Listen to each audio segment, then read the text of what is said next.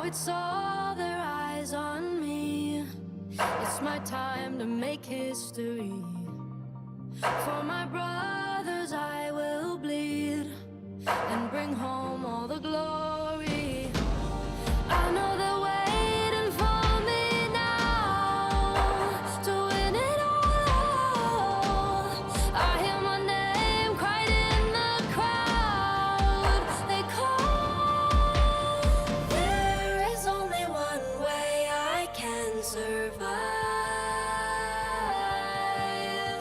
Fighting through all of the pain, the best will rise. Now my flames burn bright and my head's held high. Oh, can't knock me down. No, my fears are buried down tonight. And I dried my eyes 'cause I'm a fighter, won't ever back down. Now I'm breathing fire. I'm breathing fire. Now I'm breathing fire. Now I'm breathing fire. Now my flames burn bright and my head's held high. Oh, can't knock me down. No, my fears are buried down tonight. And I dried my eyes 'cause I'm a fighter, won't ever back down. Now I'm breathing fire. I'm breathing fire. Now I'm breathing fire. Now I'm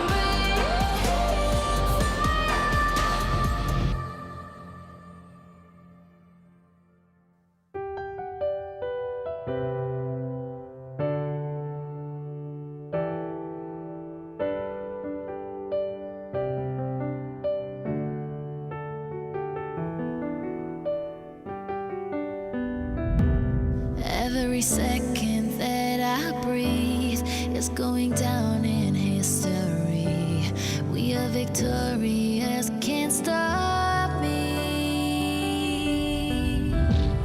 Maybe today we'll fight our battles. I'll show you the way if you can handle it. You follow me. For you, no matter the circumstance, no, I won't back down. No matter how they show up to lose. Yo, I'm back with my squad, fight for my squad, chasing that high glory, trying to make a story, never been the one to own it, now's the chance to show it, huh? PUBG Mobile, striving to be a mogul, get your hopes up, number uno, not so far from you, so move on. No matter what, I won't back down. I'm not afraid. I'm here and I ain't going nowhere till I reach the finish line. Won't give up, no, I will keep on fighting, winning right here by your side. I tell every love, don't wait it, world made frozen. And God ever know, don't send my love.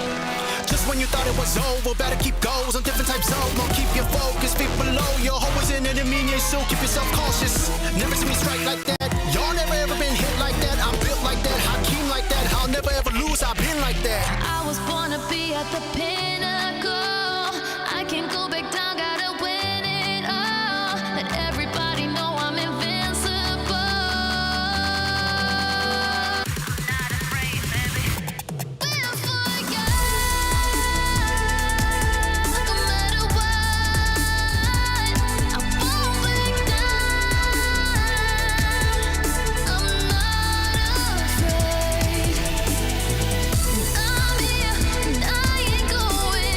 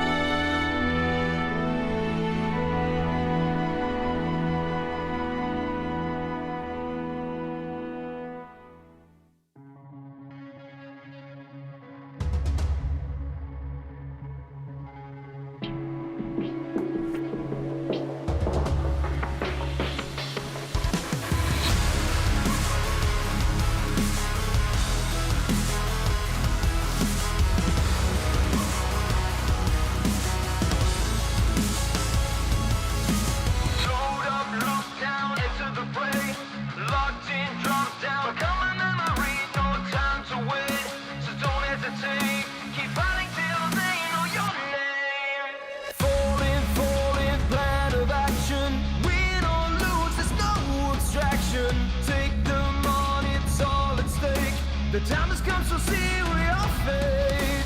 Painted scars of past mistakes.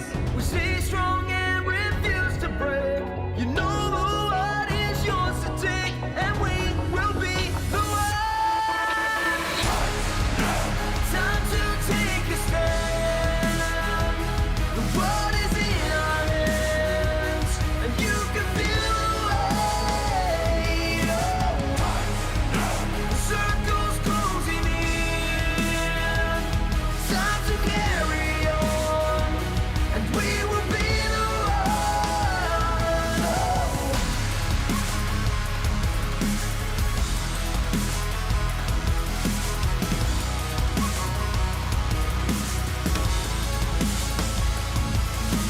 Roll the dice and hold on tight. Go all in and raise the stakes. No realizing, wait for you. Just trust yourself to make it through. Final hurdle, victory awaits. Enemies will crumble in your wake. Shake them off, it's time to move. You have everything now to prove. Painted scars and past mistakes. We stay strong and refuse to break. You know the world is yours to take, and we will be the one. Time to take a stand. The world is in our hands, and you can feel the weight. The circles closing in. Time to carry on, and we will be the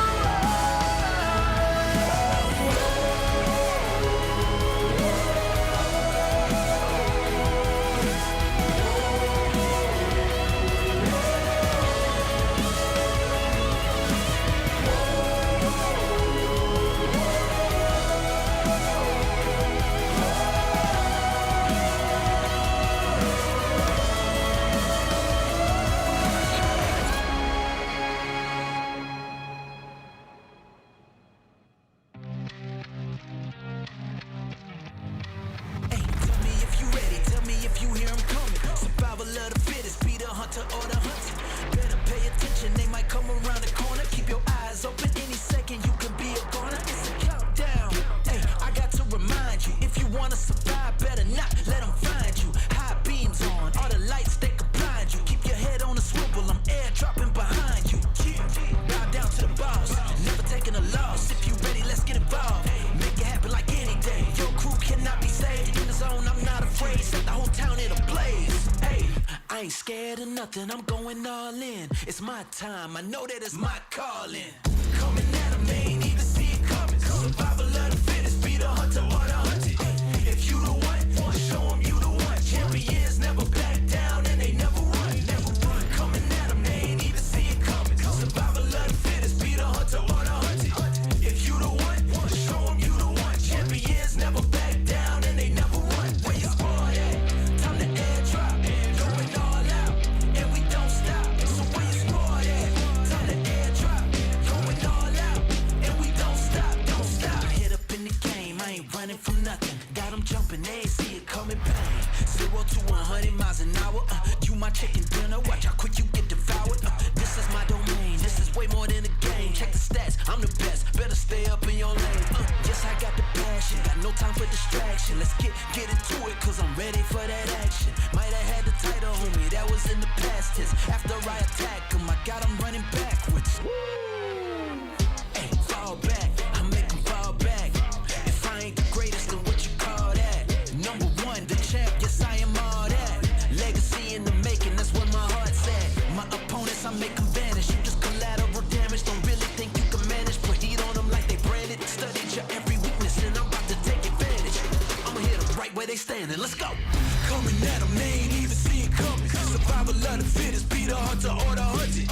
If you the one, show 'em you the one. Champions never back down and they never won.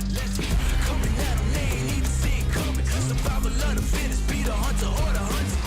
If you the one, show 'em you the one. Champions never back down and they never won. Hey, I said the hunt is on. Time to make it happen, time to get in the zone.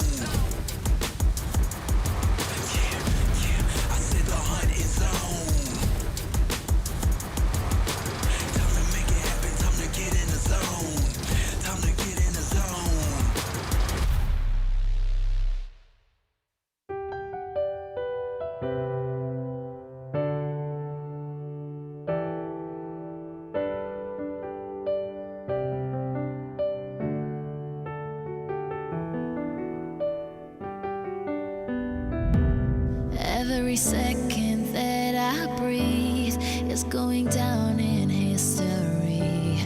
We are victorious, can't stop me. Maybe today we'll fight our battles. I'll show you the way if you can handle it. You follow me. For you, no matter the circumstance, no, I won't back down. No matter how they show up to lose.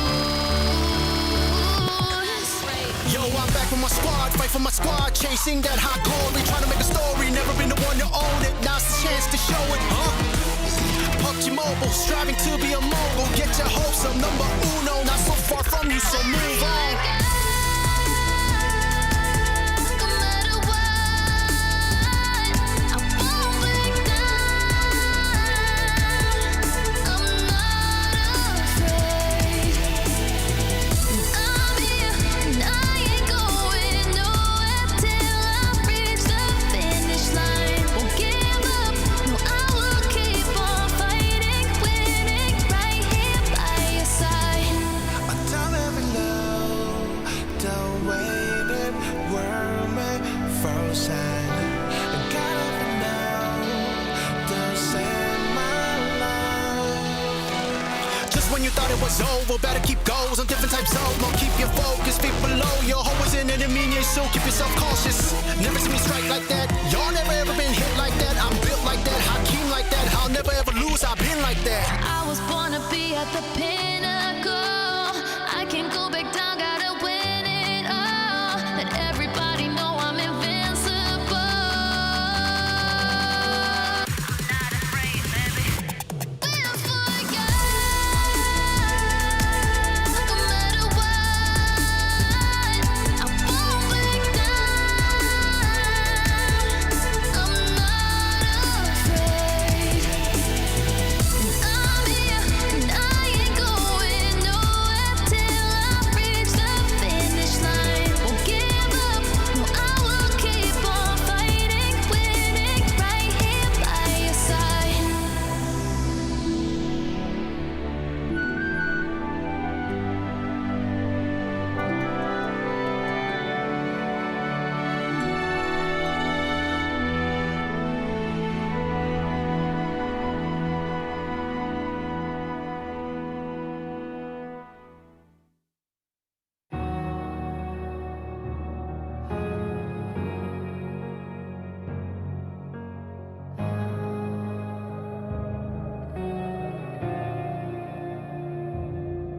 The battle won for glory.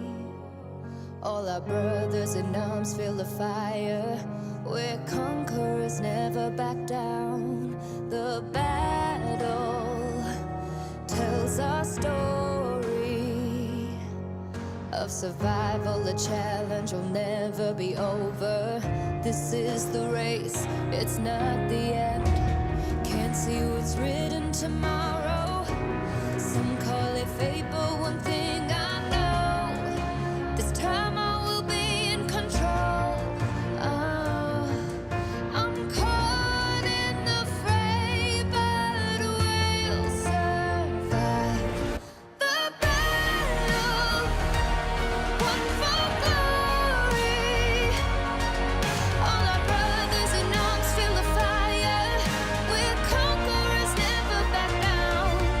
The battle tells our story of survival. The challenge will never be over. This is the race, it's not the end game. You've got to believe you can win. The world, it won't give you the time. It's now or never. We pick our arms for the battle. It's time to hunt, and one thing I know,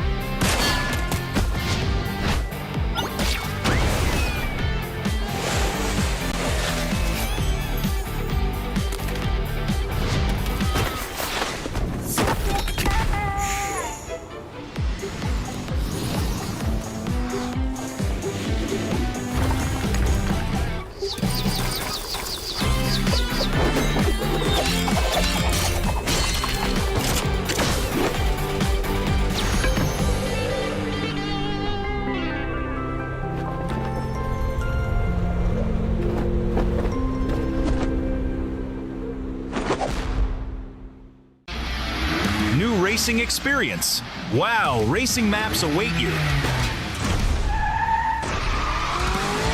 The new racing template is online. Create your racetrack gameplay.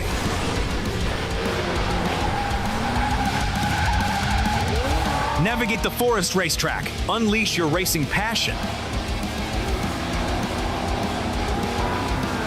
Surpass your opponents. Become the king of speed. Unlimited speed. Ignite your passion for speed. Play WoW now.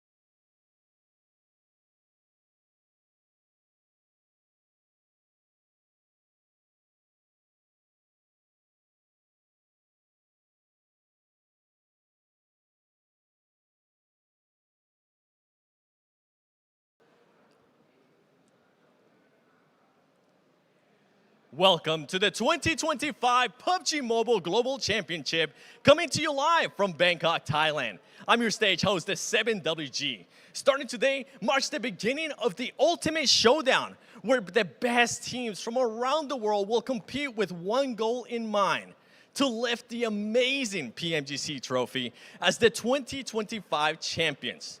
We will start off with the Gauntlet, where top-tier teams will fight to get a direct ticket to the grand finals. The pressure is high, and I can't wait to see the breathtaking gameplay.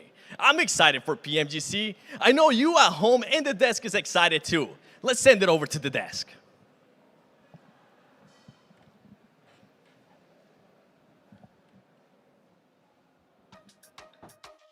This is it. The world's sharpest aims, smartest minds, and strongest teams all are here in the arena, hoping to secure one of the 7 slots that'll take them directly to the grand finals. I'm your host, Todd Jukes, and right next to me, I got 2 of the best analysts in the business, Maxman and Neptura. Max, how are you feeling today? I'm feeling fantastic, Hot Juke. So good to have you back here for PMGC once again. And yeah, the best of the best is here once more for PMGC 2025. And we'll see who's going to be taking that trophy away from D+. If not, maybe D+ will take it home once again. We'll have to wait and see.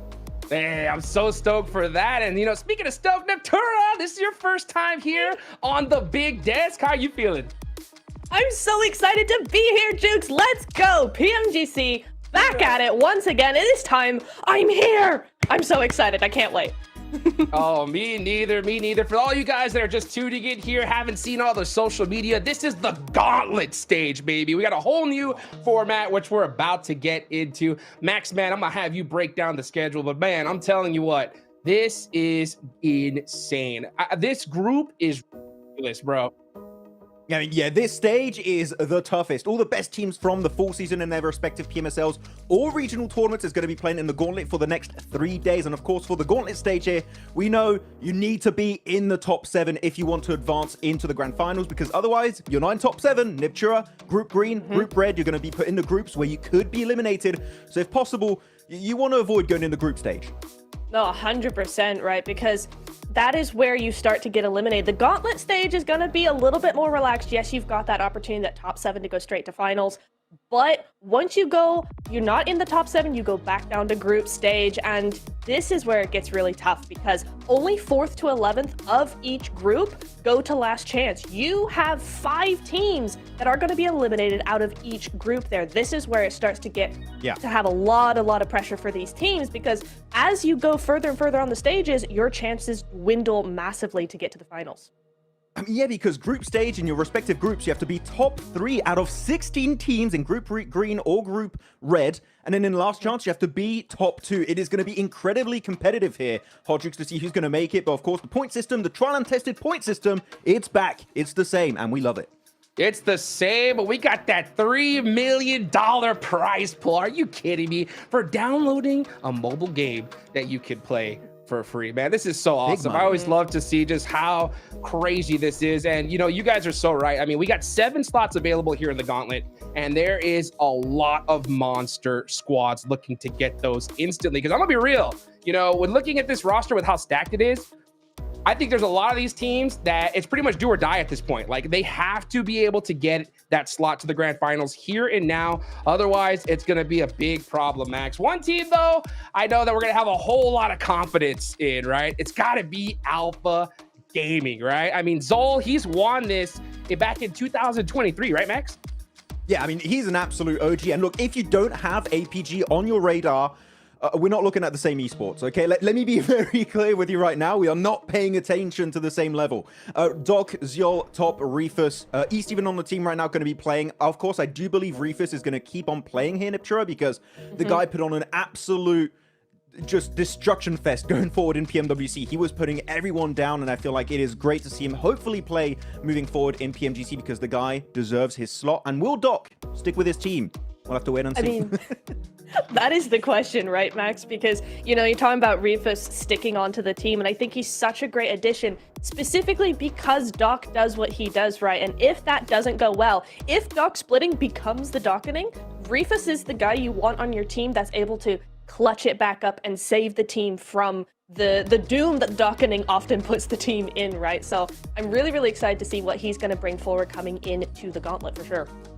Oh, yes, indeed. You can see right now, these are today's matches. We're starting off with Rondo. That's right. If you haven't heard, Rondo is now in the mix. No more Sandhawk. So a little bit of a rip in the chat for Sandhawk. But Rondo is here. And for those of you guys that don't know, right, the biggest thing about Rondo is that they have those recall towers, Neptura. And that just changes the whole dynamic of how this tournament starts, right?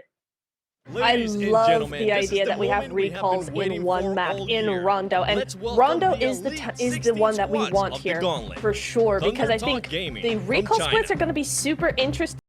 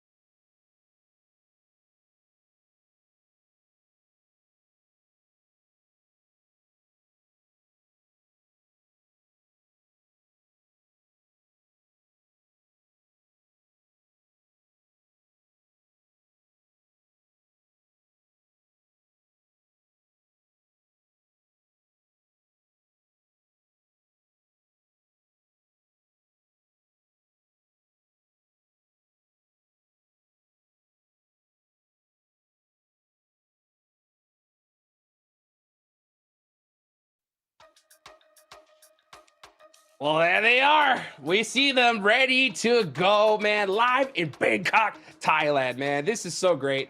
We talked a little bit about some of the squads that we got looking at right here, right? One thing in particular that I think that is so awesome here about PMGC 2025 is there's a particular region that we haven't seen in such a long time, right? And that is India, baby. They are back, right? We got Orangutan joining the field. Neptura, I know this is a team you really got your eyes on. I do. I love the way this team plays, and I think out of any of the teams to come out of India, this team has the most chance to actually do something and actually compete against these teams really, really well. Yes, they don't really have the experience that we've seen from other global teams right at the global stage. That is fair. But the way they play, they're mobile, they're opportunistic, they split, they use their vehicles to get any information, they third party as much as possible, they regroup really quickly. Like, this is a team that is very smart, and I think when you have that kind of skill level to pair with that, this is exactly what you need. This is all the elements of what you need in a team that will compete against global teams effectively. But sorry, I gotta interrupt and also correct you guys. It's not Orangutan. That's not the team name. It's Team India, baby. Okay, that's right. what they're going by here in PMGC. All right. And actually, we had a little graphic talking about Rondo. As we go into Rondo, Mian7 had a video a few days ago talking about what they could really do. I would actually really like to see a hot drop coming out from Orangutan on APG, doing the typical 3-1 splits on Rondo. That would be such a good strat and a good way for them to kick off PMGC possibly. Yes, indeed. Oh, man. If we get a hot drop right off the rip here in Rondo, that's going to be just absolutely crazy. But you know what? Let's get this started. Let's go ahead and head on over to Blank and John Allen to get this started.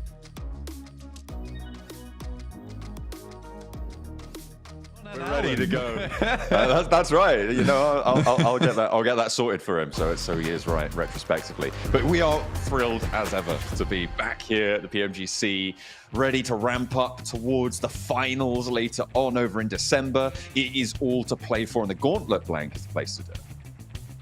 Absolutely. I mean, it's a very, very good opportunity to get whatever you want going into the finals, right? You get a lot of points here in terms of, well, not points, but if you get a lot of points here, you have a fantastic chance to get in. And even if you don't make it through Gauntlet, you get even more chances in the future to get towards those finals. So it is a perfect opportunity. We're starting things off here over on Rondo. I'm sure some of you may have seen this map previously over on some of our other PMSLs, but if this is first time tuning in, we do have a new map in. It is this one. It has the recall system that the guys on the desk were talking about, and the one gal, of course, which allows teams to get back into the match should they get knocked and flushed. It's an interesting mechanic. It does make it quite chaotic at times.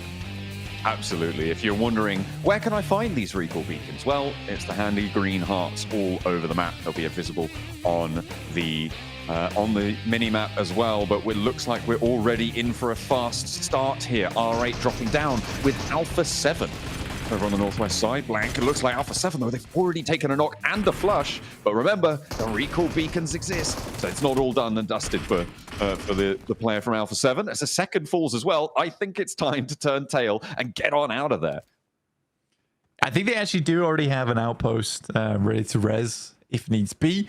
From the guys on Alpha 7, so that's fine, should be okay. I think that when you look at this over on Rondo as well, what you typically see, decent nade to start off with too, and 97 looks to move up. Ida, sorry. Memori. Dangerous though. Secure has a shotgun. Oh, he's only got 2 more rounds though. One, no, we can't find it. The AKM in the back pocket though, and the swap out is good for the turn of the spray, but the vents don't keep him safe. A couple more breathing holes than he would like there, and get slashed to bits in the end. R8 able to get a lot of points in the meantime, Blank. We've got another hot drop going on between Virtus Pro and Ulf. Is that a full squad wipe, or is that just the flushes coming through? I think it was just the flushes. It's scrappy. It always is really scrappy at the start here as well. Marfanning Revo, Alpha 7 looked to get back into the mix here, in fact, after that double knock occurred upstairs. Squeeze out underneath. JS9. Pretty decent submachine gun exclusive to Rondo. Amori's looking for the parachutes. Not seeing any just yet. Alpha 7 back up to 3 now. Again, as I was saying before, the typical strategy is to send 3 in towards a location you want to control.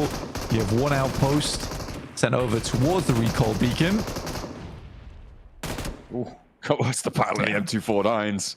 Plenty of lead being thrown either way. Not too much connecting, though, but in the end, it was Marso to win that little duel there. You can see we've already got a lot of elims on the cards, Blank, but only 2 people are currently flushed. Make that 3 now. But look at the number of elims. We're already up to 11 elims found, and only 1 player has gone down. Orangutan have lost 1. And it looks like R8 and Alpha 7 aren't done just yet either. R8's actually profiting quite a lot after this, actually. 5 points already on the game. It's fairly fantastic. Creo off in the distance, Obscures having to send away now. And R8 may just get 6 points from Alpha 7 total, which is a little bit weird considering they're a 4-man squad. But for R8, fantastic stuff. I think this is the first time I've seen a team get more than 4 points on a hot drop. Yeah, certainly in Rondo. I'm talking about the Rondo recall system, but because we've hypothesized, you know, what's the maximum number of points you can get from one team. It looks like R8 are trying to set that record right now. Goodness me. Okay, if you get 6 or 7 points from a single team, I mean, they're called Alpha 7, right? Maybe that's because they're worth 7 points. Yeah, we'll take 7 off them. That's 6 elims total. But also that indicates that Alpha 7 has lost the fight twice, which is not great for the prospects of Alpha 7 going forward. I mean, losing to R8 as well, in the past, that might have seemed as like a big upset, but I think R8's actually improved a lot over the years. Most of those players are veterans now of the game. They've been playing a very, very long time. I think they're all very good. There's some small changes here and there. But yeah, I think Marth's always been a bit of an underestimated player, and he's consistently been getting better. Ida also has just always been a strong suitor on that team. So I think for R8, you know, that is a fantastic start for them, but also not too surprising considering their uptick in their trend. So, I mean, it's a great start, right? If you want to have a big game, crack on with Rondo. Get towards the top of the gauntlet. Alpha Gaming starting to make their move from Yulin down towards that southeast side. Crashing into the rocks there. Zol not going to go any further. Maybe spotted a couple of mad balls ahead of him and decided, you know what, I'm going to wait for the rest of my team to handle this one. Man, APG's got brightness on maximum there. Like he was gazing into the sun. The screen was illuminating half the stage. Oh dear. Switch the phone up to 120% on the brightness. Hey, you know, they can handle it, those phones. They got all the bells and whistles. Thunder Talk. Oh, bring sunglasses get a point off the wall. Yeah, I don't think they put sunglasses on your face. I think they're just short of that feature. But everything else, they pretty much got it on lock. Mad Balls crashing in, and Kara, Tulika spots one of them. And also has to crawl back upstairs. Remember, the recall beacon's still active, still accessible potentially, although it's going to get harder in the middle of the circle, which is where we find ourselves right now, Blank. It is going to be a little bit more difficult to find those recall beacons. So losing a player here is a little bit more terminal than perhaps losing a player further towards the outside. It does get a little bit tougher. That's the sacrifice you have to make, right? If you want center, likely you're not getting a second chance here. Certainly possible to make happen, but by the time you start heading center, a lot of teams start to gatekeep on these recall beacons, which is something that's happening a lot more frequently. And I do think that this initial stint of eliminations, of aggression, does start to die down a little bit as teams head on over towards that early game, that mid game. I'd say that probably kicks in around about 12, 13 minutes here on Rondo. But it can kick in a lot later, as we've seen in previous PMSLs where things get really dicey the entire time. The question is whether it's really worth it or not. And I think teams haven't quite figured that part out yet. I think there's still decisions to be made whether to send 3 in, get some points here and there and just send one out towards the center of the circle. There's decisions from certain teams. I mean, Papara Supermassive did this where they actually profited quite a lot off of Rondo individually by playing a 4-man all the way through to the end game. They never really participated in those early fights, but they were still getting a lot of big points because by the time they got towards 80 minutes where they were stacked, they were looted, they were ready to roam around as 4, there was still around 50 players in the lobby. So you still have a lot of time to pick up those points. Absolutely. Right now, I'm looking on the map at Regnum blank in the middle. And they are on a 2-2 split, currently looking at 2 recall beacons, and one of them just went up massively in value. I'm expecting that they've regrouped to the east now. No real reason to stay on that western side one. Get a move on, because you know that recall is so valuable for you. Kaya want to keep that one under control. Alpha 7 still has 2, by the way, in the northwest side. And they are now near Virtus Pro. R8, they feel like, you know what, 6 points is enough. We'll crack on, lads. See you guys later. You'll stick around as 2 in the blue. I mean, for Alpha 7, that second fight was really poor. The vision was that after that double knock, they were going to try and clear up the fight from there for R8 and deal with them. Unfortunately, there was a quick response from their side, and suddenly Alpha 7's plans get massively cut to shreds. Now they're sat on the outside edge, trying to move in. Real difficult maneuver now to make. I mean, they're passing through VP as well, and they sort of have to make a straight shot towards the circle if they want to catch a recall beacon in time and still have a chance to get some loot on board before you're transitioning towards those late game fights. I think it's tough for Alpha 7. I don't think that this initial match is going to go all that well for them whatsoever. Good shot from CEO over towards Solus. Real quick put down from him. Yeah, Kara, remember they lost a player earlier, and so they are staying as 3. They didn't break out to go for that recall. That's what I was talking about. Even though they are still available, they're kind of trapped in now.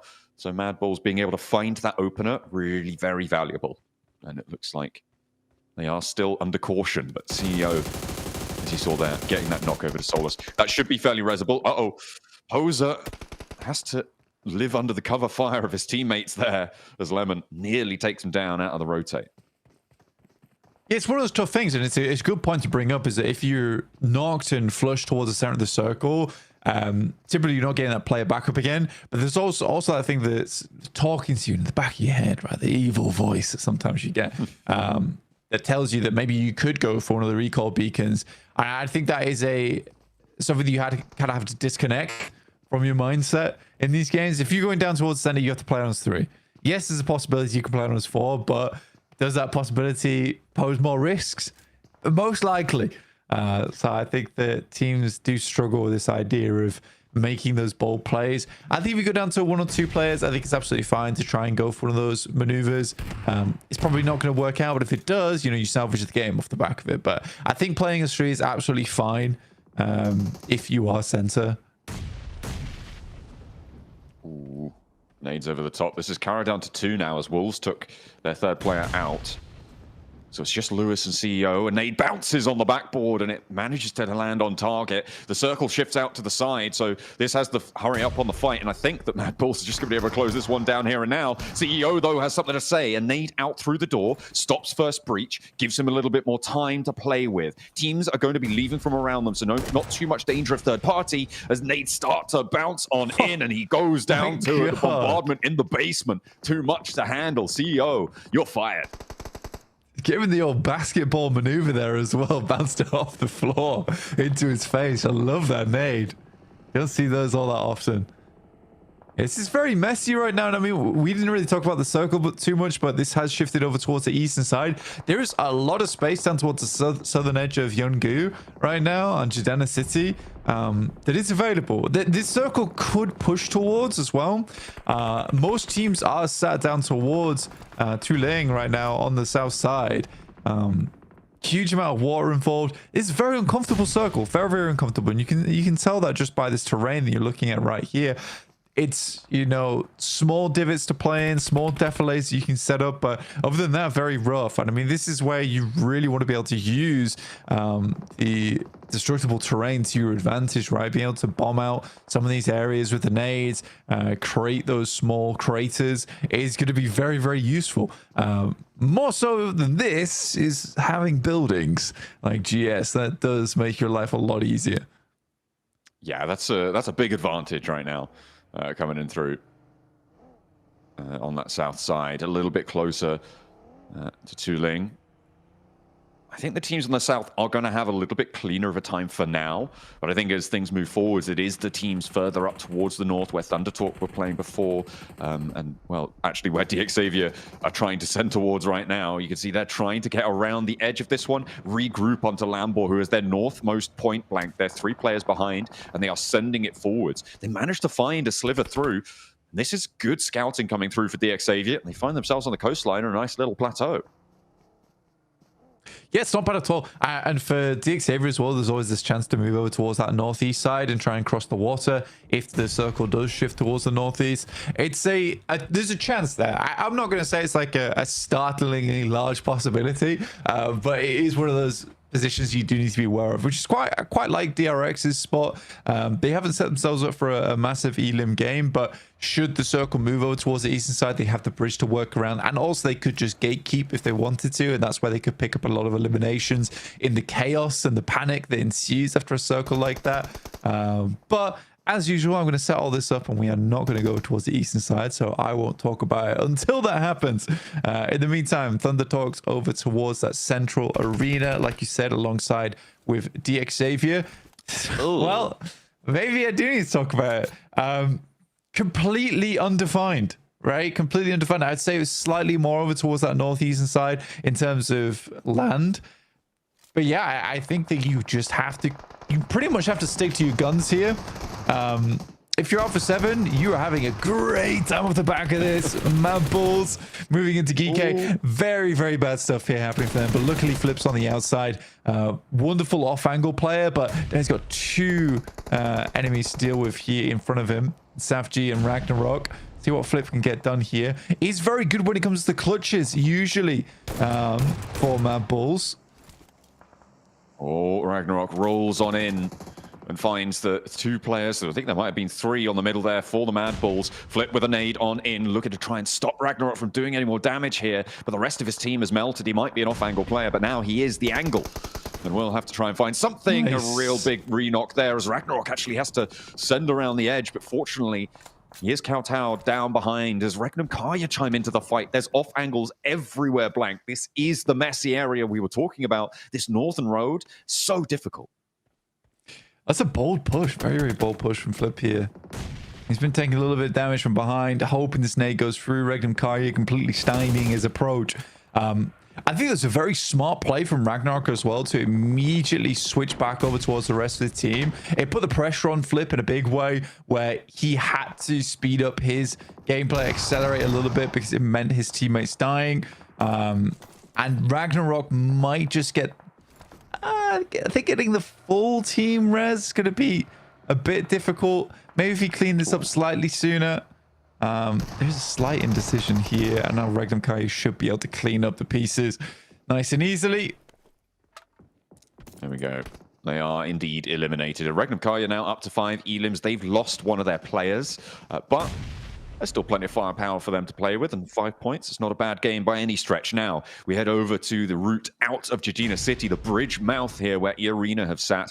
DRX were up in the buildings for a long time, and now they want to exert more control over the area and get past this E-Arena blockade on this northeast side. But R8 are pushing in from the west. They're already up to 7 elims, Blank. They've had a hot start to the game, and they want to continue taking out Hyunbin like it's nothing.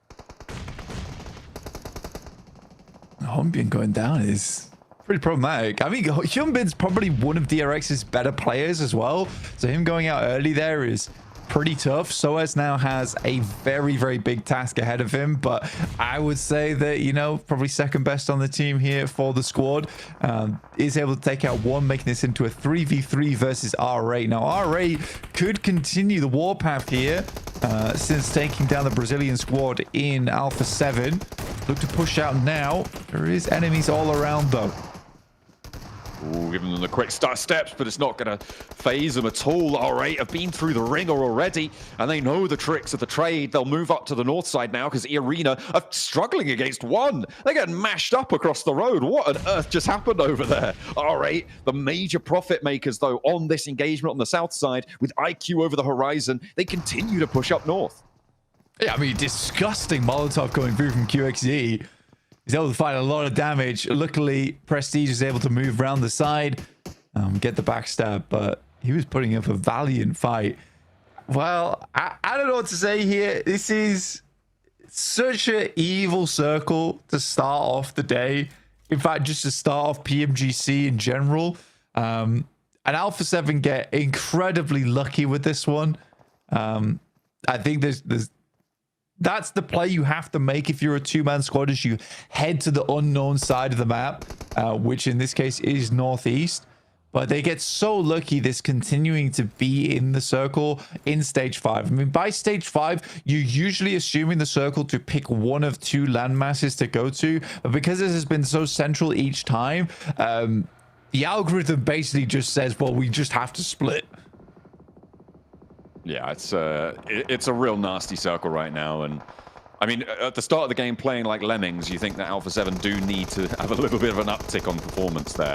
As a rotate comes through for the Wolves, they're trying to crash on in. They do not have any other option. Thunder Talk are going to be on the defense here. Plenty of teams trying to crunch their way through, as well as R8 try and move up north towards the IQ position, but they are finally falling.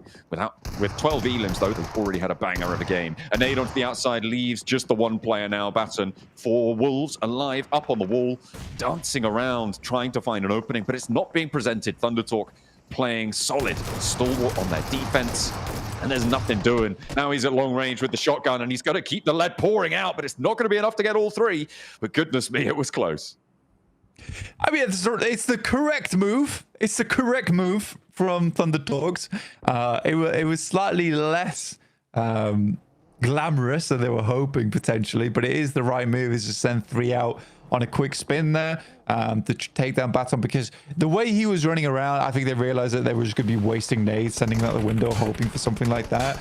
If they get this done right now, it means they can have a lot more pressure over towards the future. DXA played a blinder here on this game, moving over towards that northeastern position after seeing that circle and getting it done so effectively. APG with some good nades as per usual, but one is sent back their way in Scarface as well as Ketch, doing a huge amount of damage. Now APG down to just Doc on a sliver of HP. And we talked about them a lot earlier, Blank. DXavier making that rotate in has really paid off. I mean, the circle's helped, but they have managed to maintain that position on the north side here. They are not across the water. They are still on that southwest side, and they are rotating through. They've had oversight on so many of these fights. I mean, we saw brilliant nades just then, but none of them really mattered for the teams throwing them because of so much pressure coming through from DXavier's position. They have held a really nice 4-man split as well, which I'm sure the desk will talk about at some point, but being able to do that over towards that tree line is not easy. There's plenty of positions teams could backstab you from, but I think they were keeping tabs on the circle very, very well. And immediately, as you saw there, as soon as the team got anywhere close, that's where they started to open up. VP, who did fantastically well within their own region, now have set themselves up beautifully on this north side. They're one of the last to the circle as well. They were on a similar trajectory to Alpha 7, so both teams had similar ideas here. But in their case, VP has 4 players as opposed to Alpha 7's 2, so has a much larger chance at taking this game. I think for DXavier, it's a tall task ahead of them, right? They need to take down most of the teams on the western side. Then they need to get an initial knockover towards Virtus Pro to enable even a swim to take place. I think if you were to put money on this match, fake Monopoly money, of course, you'd probably be betting that on VP. Yeah, I think that is the smart money right now. I think you might be right on that one. IQ trying to leave, GS dropping down, trying to find one of their backstops, and they will be able to do so fairly simply. I mean, the rotate necessary coming through from IQ. They're rotating up, and Prestige, who did manage to get out of this one, does finally fall down, will fall to IQ, and they will stop at 13 elims blank. Almost 50% of their points this match have come through from Alpha 7. Pretty fantastic, if you ask me. Thunder Talk now pushing in as well from that western edge. Yeah, look to push through APG. Top and Doc were able to get back up into position. It's a cracking nade. A lot of splash damage on that bad boy. Flashed his own teammate, but he had eyes on. That was the main thing, right? He had eyes on. So the flash didn't matter. They mainly flashed Doc there. It's all shock and awe. You know, they're just rolling on in. Big bang, big boom. They know where the player is. Throw the stun grenade. If you're both flashed and only one of you knows where the other one is, that's an easy win. It's hey, a look big at this. win. Alpha Yeah. 7. They've managed to find some divots very early across the way. Talked about them before. And now here we are, with them being given a massive amount of circle luck to keep themselves in this one. Wow, what a lob from Paragium. Very, very long on the nade there. But Thunder Talks get up effectively, and DXavier have nothing to say about it. 7 elims so far for the Thunder Talks. And overall, I would say the team play is phenomenal this game. I've been very impressed with maybe not the mechanical skill, but the decision making overall has been very, very good from Thunder Talks. Xavier with 2 players now, holding off against 3, but it's Lamball to fall, leaving just Nate T left. He is closer to the water, and Thunder Talk do need to move on in, move a little bit closer here as the nades continue to roll on out. This is a bit more of a difficult push now. Virtus Pro may have oversight to some of these side angles that Thunder Talk are going to want to use to approach this situation, so it could be a little bit harder. That deployable cover as well, airdropping on in, giving them that concrete barrier, keeping them safe, but Alpha 7. They're still alive, by the way, and they've taken down DXavier. That's an annoying one for Thunder Talks. I think they were just about to get that knock as well. But Alpha 7 salvaging this game as best as possible. I think that was only doable through this. What on earth? Yeah, this is rude. It's very rude. Thunder Talks might win this game. I might be wrong. I think for Virtus Pro, I mean, all things considered, this absolutely made sense for Virtus Pro to win this game. And I think that I would be lying to myself to say that I made a mistake that I don't think I did. I think it's just a case of the circles messing with us all right now. But for Thunder Talks, I'm going to go ahead and say that I think that just off the back of this game, there's been multiple moments where I thought that the team play is very, very good, which is usually something that is quite present in Chinese teams anyway, is that their team play is very, very good, but they're backing up with very, very quick maneuvers. So I quite like this from Thunder Talks. Virtus Pro immediately know they need to move across. I don't like that Thunder Talks aren't holding the water aggressively here, and I think that they're worried to go too far forward and expose themselves to angles from Alpha 7, but that does get Malai as well as Milky Way up with the 2 backstops in Aragon as well as Voston just watching their approach. Very well done. Very, very well done.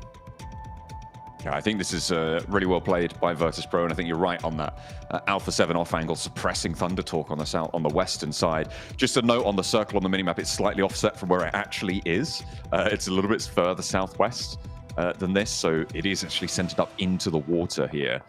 It does look like it gives more of an advantage to the southwest coastline, but that is not the case. It's really nasty. It's really nasty to everyone involved here. And I mean, Alpha 7, they might also have a chance in this one, Blank, which is crazy. Yeah, as teams There's a start to difficult get... rotate out for them, so that's definitely the outside chance. I mean, teams are bruised up and cut up, and I think that you'd be... I think you'd be okay saying that Alpha 7 has a chance in this game, because I am kind of concerned that there's a case where this game is all down to chance now. On this next circle shift, the last one of the game. We'll see where it goes. If it goes down towards the southwest, people are looking fairly happy, but I can't quite tell where that is on the mini map. I'm waiting for the map feed to update here. But that does head back over towards Voston as well as Aragon-ish. And I think Virtus Pro still do have the edge here. I mean, just about. It's really difficult, though. You can see the open beachhead that sits in front of them. And they have to get over this next ridgeline and play on nothing, really, which is difficult. Really, really tricky. The circle closes central blank, which is actually in the water. I think it's time for a swim. I think it might be time for a swim. Certainly for IQ. But India getting themselves at least top 4 to start things off with. But a cop has been discovered by a detective in King.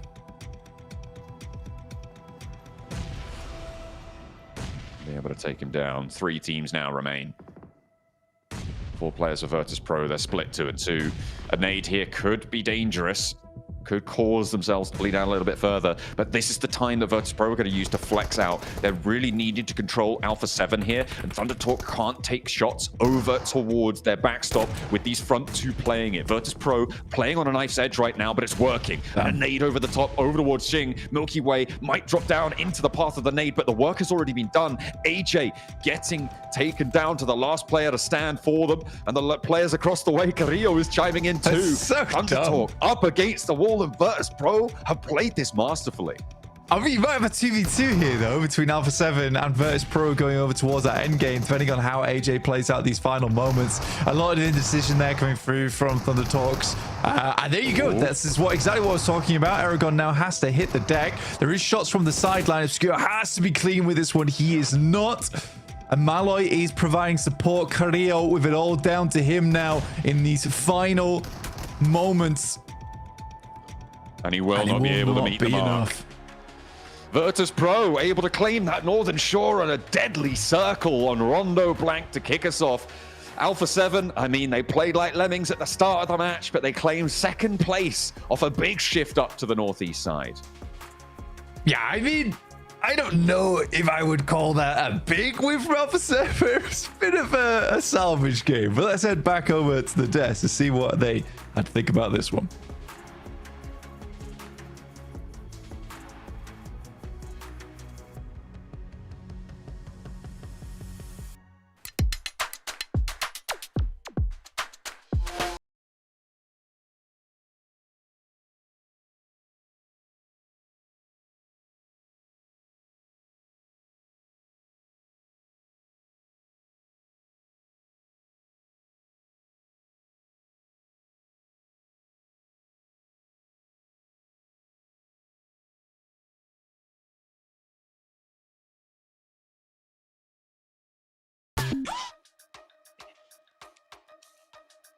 Man, what a tough game there for Virtus Pro and Alpha 7, huh? I mean, that was a very difficult rotation. It's so ridiculous. Rondo, there's only the tiniest little bit of water, and it just so happens to land on majority of water here. Hey, it's PMGC circles, Max, man. What else can we expect, right? Yeah, like Rondo, there's just a little river. There's no way it's going to come into play, right?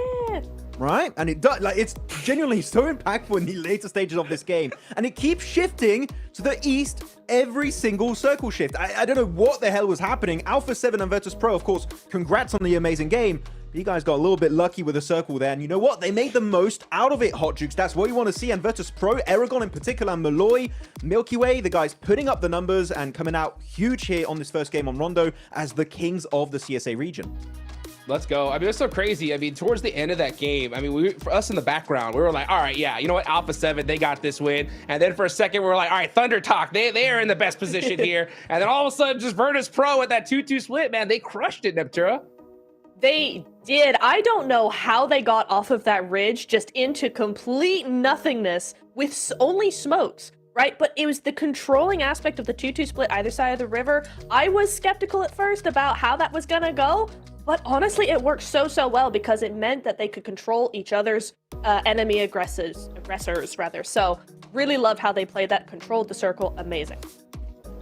Yeah, as we could take a look here at that game one more time there. Virtus Pro, man, they were able to just get it done right at the last second there. We saw Obscura try to be able to get that double knock, and I think that's really came down to that last little fight there, but he ends up getting taken down, and Virtus Pro just cleaned things up here, Max. It was down to the smokes. You can see for a split second on the other side of the river, those smokes coming out from Virtus Pro were just paramount in them securing this chicken dinner at the start of the day, at the start of the Gauntlet stage. And but Malloy, Milky Way, this duo sending it across the river, Niptura, and holding off all of Thunder Talk while keeping 2 players on the other side of the river to control the ridgeline. That was the game-winning play from Virtus Pro. And I don't know if it's too much to say, but I would say it's as close to perfect as it really was in that scenario for Virtus Pro. It was beautiful. And to make such a perfect play out of such a difficult zone as well, right? To take that sort of high pressure scenario, it was not an easy game by any means. Yes, they might have had more time to think about it because they were on the other side of the river, but yeah, it's insane that they were able to bring that out of it. Wait, Niptura, Hot Jukes, am I seeing Malloy with 870 damage, 4 limbs, and he's only taken 22 damage? What? That's what I'm talking about. Bro, he's out of the Matrix. Oh my... That's crazy stats. Okay. Dude, ridiculous. I mean, one thing I really love from them, though, was to have that heads up to cross the river, right? I think a lot of teams in that position, they're just like, you know what? We're going to hold this side and just see what happens. But no, they end up making that split, and it worked out for them big time, Max. Yeah, definitely worked out for them big time as go through some of the replays here of this match. And of course, a lot of hot drops, which you would expect Niptura, right, going into Rondo because of the recall tower system. But Alpha 7 losing to R8, definitely an unexpected run of events here in the compound northwest of Rondo. And Alpha 7 got to maybe rethink that hot drop because R8, they're coming in hot. They're swinging here for the MENA region. Yeah, it is interesting that we weren't expecting to see A7 really not come out on top on that one, but yeah, maybe they'll have a little bit of a rethink. At least now Rondo's done and dusted. They got some time to think that one through maybe a little bit more. I wouldn't be surprised though if we see them do it again tomorrow, right? Because one time does not a decision make. I think they gotta lose twice before they go, okay, yeah, maybe not. So we'll see tomorrow what they've got in store. Yeah, I think it's harder to make that decision too when you end up in second place. You know what I'm saying? Like the recall towers, I mean, it works out big time for them. But at the end of the day, yeah, them losing that fight was pretty tough. I mean, R8, got to give some big shout outs to them. 5 eliminations off the rip in here, really utilizing this whole mechanic to their advantage. Just farming eliminations in the early stages of the game. Though, we did see a few quick little replays in Niptura of a fight I think we both found very interesting. That southern fight on the gas station next to the bridge. You had DRX, you had E-Arena, R8, and Orangutan that I know that you wanted to talk about that actually, instead of going for the aggressive approach, went a little bit slower here, and that allows them to secure 9 points on this first game. 9 points, top 4 is exactly what they needed to start the day off right. Start all of PMGC off right? But I really liked what they did there because they knew R8 was right next to them, and they thought, listen, if we third-party DRX and E-Arena, then R8 are just going to third-party us. We're going to leapfrog all of this, let R8 do that third-party, and then we're just going to gatekeep them the whole time. And that got them those placement points. They were able to full send it to the middle and get top 4. A brilliant play. And this is what I'm saying. They're a smart team. They know what they're doing against these global teams.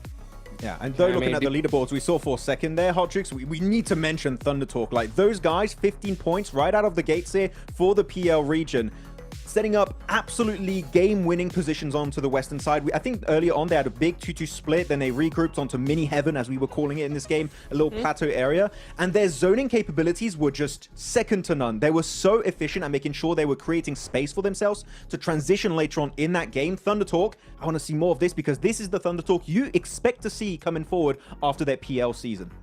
And their quick decision making, I think, really showed off right here because you saw D Xavier in a really dominant position, but Thunder Talk wasted no time, pushed on them, and took them out the game. But you know, D Xavier ended up with 8 points. Thunder Talk ended up with 15. But it's all Malloy here. I mean, look at that, 870 damage.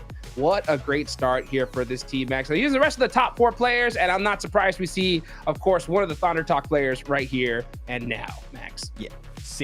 Setting up the plays at the end there. And I think Niptura, talking about actually sitting and Thunder Talk, that push we saw later on in the game onto, I believe it was D Xavier over that little valley point, keeping one play on the backside, I believe it was King. Yes. That was literally the most perfect execution of that play for Thunder Talk in particular that we could have expected in that situation. It was so well played.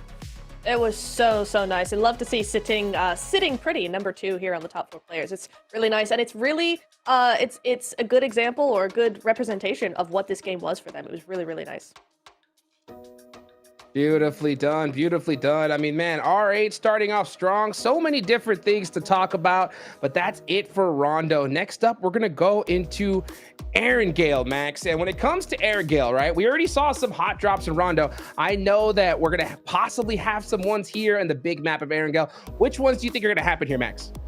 Well, I'm a bit scared about Virtus Pro and Alpha 7 because they both drop in George Pole / Lipovka. Also, they do drop in Mill to Power for Virtus Pro, so there could be a little bit of a clash there.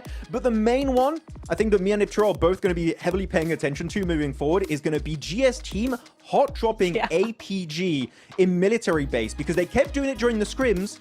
Are they going to do it today, Nep? I'm hoping no, but they might. I really hope they don't, because like we discussed yesterday, right, while we were watching that, it's like, if you want to go and hot drop another team that maybe has just switched to that position because of PMGC, then fine. But you don't hot drop APG in the location they have had for years across multiple different teams. No matter what team they're on, they drop military base. They know the ins and outs so intimately of that location that for GS to go, hey, actually, we're going to uproot you out of that. No, you're not. It's not happening. Go somewhere else. Don't hot drop. Don't do it. It's big enough to have 2 teams, okay, guys? Dude, it's way more than enough but buildings in APG's like, military nah. base. Yeah, it like genuinely, Military. Hot Jukes, if we see the fight happen again between GS Team and APG in military, it's 100% intentional, and I think GS are kind of throwing. They have a chance to be top 7. Because even when we were watching it during the scrims, it's not like any of these teams were, either the two squads were walking away unscathed, right? Like they were all walking away with 2 players gone or 1 player out of there. And I mean, when we're playing 3 Erangels, this is the map in particular you don't want to waste any time on, right? So yeah, it's crazy to see. I mean, a hot drop of this scale. But I mean, we talk about, I mean, these teams here, and APG in particular, they don't move for nobody, Max. They're never gonna, like, I think that we're gonna be 10 years in the future in PUBG Mobile Esport, and APG will still drop on Sovnovka Island in military base, okay? This is their position for the longest time, and it will stay that way moving into the future. Though, looking at the hot drops that used to happen, we used to have Orangutan, right? Neptura hot dropping versus Regnum Karia in Rozhok. They changed their drop location now dropping around Shelter area. They can also go to Severny if they want. I think this is a great change for the better, and I'm really happy with Orangutan making that switch. Yeah, I am too, because it really plays into their edge style, their edge play style, right? They like to wrap around the edge and control as the game gets later and later. And so to go center when all the other teams also, a lot of teams also play center in this lobby. So to land center and then try to play edge is going to be too much of a hassle, and you're probably going to get caught out early. So it's really nice to see them move to a more of an edge position on the map. And so then they can actually play how they want to play a lot easier. Yeah, you can see these players locked, loaded, ready to go here into Erangel. Are we going to see those hot drops? Military base is going to get crazy. And it's, I mean, it still just freaks me out every single time, because I'm like, why are we dealing with this? There's so much room. You could easily have a team go Novo, loot half the place, and be fine with it, but they're going to crack away at it no matter what, you know? Now, we got some other teams, other players here that I definitely want to talk about, right? We didn't get to really talk about at the top of the show about GK, right, Max? And I know Nerzed joining them has been a really, really big improvement for them. What do you think about that? I really like the way Nerzed has been playing with the team during PMSL MENA. He was so impactful, but also not just solo carrying. Very clearly, it's the entire team putting up some really good results. Berlin, Kevin, Nerzed, Ragnarok, everyone's doing fantastic in their games. Safety also, of course. And I do think it's still a slow process, because adding a player as experienced as Nerzed in this team, it's still taking time for them to adapt, because they have a completely different meta, right, from when he was in CSA, now joining the MENA region. But they've had time now since PMSL MENA, and now going into this tournament. So I feel like that synergy is going to be even stronger. And if that's the case, maybe we could see a MENA team make it to the finals. I feel like that's the region a lot of people are looking at. That might not have any teams to represent them in the finals, but if any of them is going to make it, I think GK is definitely one of those squads that I'm going to be paying very close attention to. Yeah, and I also think that maybe in PMGC, in a global lobby, they're actually going to be a little bit more comfortable because now Nerzet is able to bring that global experience that he has to the team and forge the team as it needs to be, you know, tweaked or whatever, right? Whereas going into the regionals, they were still playing as a regional team a little bit. So it's going to be interesting to see if that experience, if that influence is going to actually make them have a better time at PMGC. Yeah, I mean, it's always good to see. There's so many different roster changes, so much things happening right now, but it all comes down to this, guys. There's only 7 slots to be able to head towards the grand finals, and if you do not get there, oh man, it's going to be a tough battle in the group stage. We got 10 seconds left to go. These guys are getting locked and loaded. We are headed into Erangel for the first time.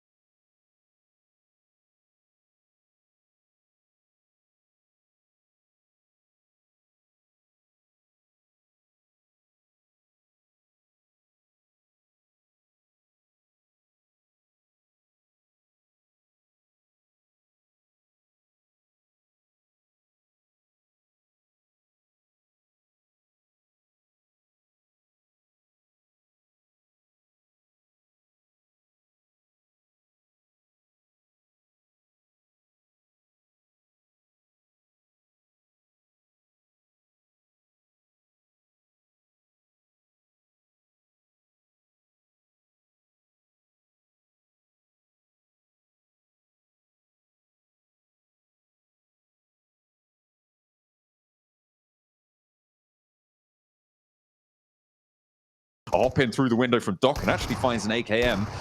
DBS, though, in the hands of D3S. That's going to be nasty. Fortunately, Doc's down as well. And Alpha Gaming actually definitely on the back foot of this as Reefus takes a lick down the hall. Yes. For GS, not a bad start for them. APG were fighting over this in the test matches as well. It's interesting to see this one come back again. So this was a little engagement that was taking place multiple times during scrims. Looks like it wasn't one to conclude too quickly. Both teams kind of were going back and forth on this. APG were winning a couple of times. GS were winning a couple of times themselves. So it really was undecided who would be able to take this one. You also got Geek over towards Nova Repnoya as well. So it's certainly a difficult scenario now for APG as well as GS. Who's going to be winning off the back of this one? I mean, APG down to 3 players, GS still at 4. So the ball is in their court realistically. No recall beacons for Doc this time around. Zjol biding his time. Reefus ticking up slowly on the stims. Icon puts the pin back in the nade. Missteps a lot more costly here on Erangel, obviously. Taking that recall beacon away. Alpha 7 far flung from the thick of it right now over towards Lipovka, heading up towards the north. And given the circle, I think that's probably the right choice. The circle did pop all the way up to shooting range. Long road for these two teams. They need to conclude pretty soon if they want to get in with a chance of actually having a decent shot to the circle.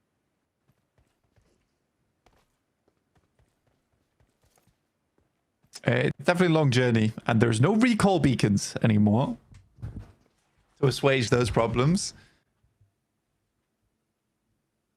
APG is kind of stuck here now too, because you can't really make the backstep over towards the hillside behind them, very exposed. Once you move out that way, GS, all they have to do is head over towards the roof and start taking shots. So APG sort of locked into this fight.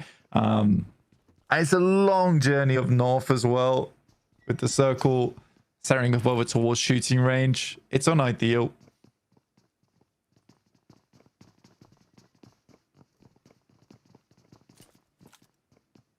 Zjol. He's been hiding behind this wall for a while now. Don't know if they know about it, but if they get up to that high ground, they will. Can't really move up to the roof. It's just so exposed, and you don't really know fully where Reefus is.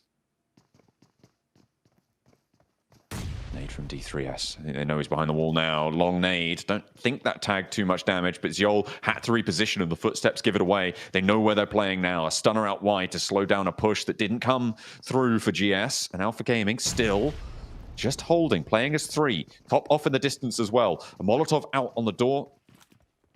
It just keeps just at bay time and time again. It feels like every single time GS is stepping forwards, but they're just getting rebuffed.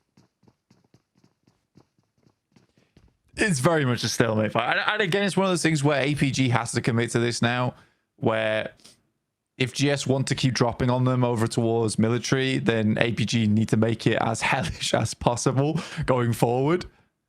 If you want to keep dropping here, we won't leave. Even if you take down one of us, we will remain, and we're going to make your lives very tough. Which is a bit of a stubborn approach, but I think APG and stubbornness go hand in hand anyway. Yeah, I think that's... But it's the start of the tournament. So they've got plenty of time to convince other teams not to come here. Yeah, well, I mean, if they want to get up towards the top 7 in Gauntlet, which really is the ultimate goal of these teams here, they do need to try and get that one shifted a little bit further down the pipeline as fast as possible in the next 3 days.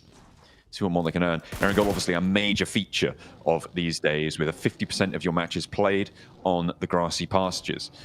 Taking a look at the points right now, I mean, R8 with 13, which is crazy on that first match, despite going down fairly early on in the overall standings. I think it was 6th or 7th or something on the placements. But Virtus Pro and Thunder Talk just a little bit ahead of that. And the fact that Alpha 7 got 9 in the end boggles the mind. Kara moving parallel now to the so-called hometown heroes right now. Certainly the only representative from the hometown in the Gauntlet stage. We'll be seeing Vampires in the finals as well.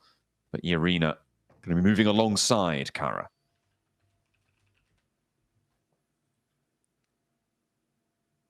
Joker just watching this unfold. They pass on by, which isn't great, to be honest with you, for E-Arena. I think I would have rather have gotten moving a little bit early with Kara, taking a proactive approach there. It does set up a bit of a landmark that's going to block off E-Arena when they start to come through. VP also will be making a bit of a rotation over towards the north side. Round Stalba likely. APG regress over towards GS.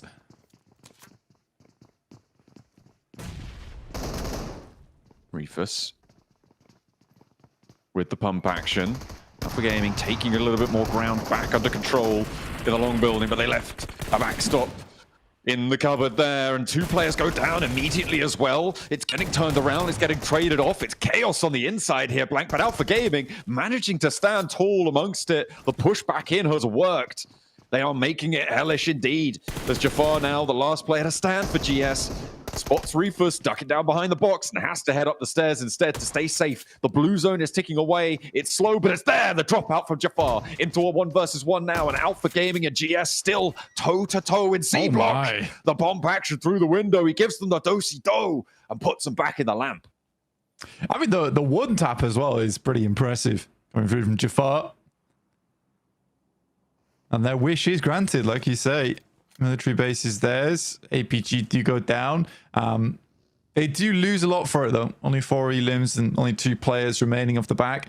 Thunder Talk over towards the north side compound, just the west of Severny. I actually don't mind this position at all. Quite like it on our screens right now. A lot of capability for maneuvers later on, which is good stuff. And it shifts down towards the southwest side, where DRX is currently playing on the dead trees. Zaki for Alpha 7's an interesting one. They started at the that they have been cowed. Well, fine. You know what? I mean, they sent there early, right? And they're going to have to play from that northwest side. Geeke moving on in on the east edge with Ulf. Just to their south up in the hills, you can see the ridge lines, the trees, the terrain play here will inevitably be incredibly crucial As DRX look to regroup, Alpha 7 poking their noses in too, but Carrillo, he's turned away. Spots too much danger for his liking. Waits for the rest of his team.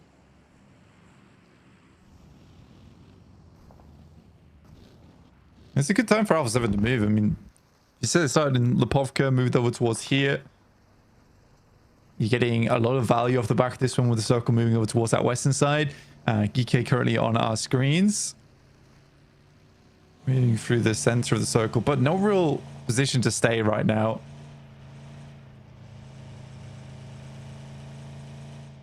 The arena finally made that move from the western coast. They are on the south side. Kara is still posing a bit of a threat to them, being a little bit annoying, but Marcel having to swim here does give free reign now for E Arena to push over towards that eastern side, potentially even past the Xavier. Kind of like their split, 2 and 2 across the roadside, tucked in over towards the hillside on the east. I'm confused about what Marceau's doing right now. Because Kara have got control of the bridge fully. He just fancied a swim. He wanted to go back to the last game. He's like, oh, we went in the final circle. I want to be in there. Nah, just get on to North George. Come on. Kick up the pace. Regnum Kaya, they are slap bang center, but they're in a bit of a divot here with a lot of oversight from on the surrounds. It's going to be difficult to move away from this, but it's very central, which is the big positive of that spot. They'll be able to play on from there. The DXavier 2-2 split to their south flank as well is a big threat to them, but could be a bit difficult for DXavier to hold. We'll see if they have more success than they did against Thundertalk from the last match. Honestly, I loved Thundertalk gameplay from that last match. And I think that it is definitely difficult to deal with a team that is very coordinated like that. I want to see more from them. I mean, 15 points already is a really, really good start. And for Thundertalks to get into that top 7 will be a big boon for their region. Alpha 7 starting to cross from that field on the western side, but still really difficult to determine where you want to play on this circle. It's not amazing spots all around. I think even moving down this way, you're very, very tough to find decent spots to play now. I think a lot of teams are going to shift over towards that western side, try and play the east edge of Georgia Pole. Virtus Pro up against Thundertalks once again. Like you said, sighting does go down, but for their troubles, they're at least able to find one. They're able to get... Oh, Virtus Pro able to claim a point there. Thundertalk not so lucky, and IQ are tagging onto the back as well. King going down, should be flushed out. Going to be real tricky to make that one work. Rectum Kaya holding their central spot as well, defending as they move. Sorry, they're not holding. They sent all the way down to the south coast. Goodness me. Okay, a big rotate coming through in the midst of it. They give up the position a bit further up the hill and instead take control of the roadsides blank, which slither through the middle of this next circle. A lot of control for Regnum Kaya still. Yeah, we didn't get to talk too much about Regnum Kaya other than that initial push from the last game. But definitely a team that we are expecting big things from in the future, and already a very, very good position on this map to play around with across the roadside. It is going to require a little bit of gusto from them to hold on to this spot, but I think that Regnum Kaya can make it happen. R8 currently playing box, which is not a bad position at all. I think for E Arena, it looks better than it actually is. Over on this south side, it's going to be kind of tough to move across that open ground, even past all 4 DXavier or Wolves even holding on that north side. So I think for E Arena, they may struggle slightly.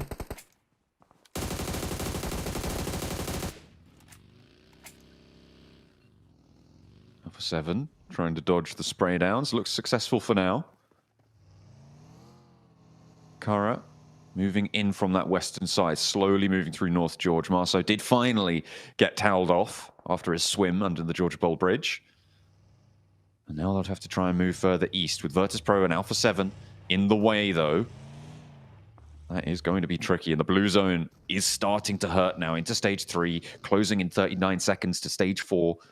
That's where it starts to become impossible to play inside that blue, and they're kind of caught in the crux of it, Blank. I think Kara not long for this one. I mean, they didn't have a bad spot to play around with. They even got ahead of the issue with Irina. Like, the initial rotates from Kara were good.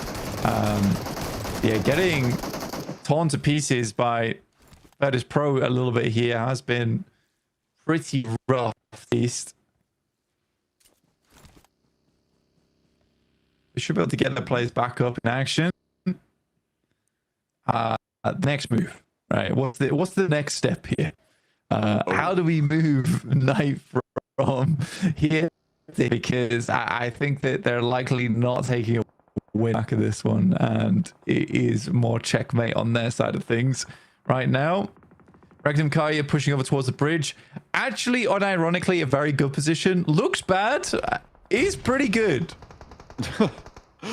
I mean, yeah, right now it is brilliant cover, brilliant hard cover. The downside is that R8 are sort of just around the corner. Could be difficult if nades start to pour on through. In the meantime, this northwest side is getting treacherous. DRX moving on through, and Alpha 7 clashing with them.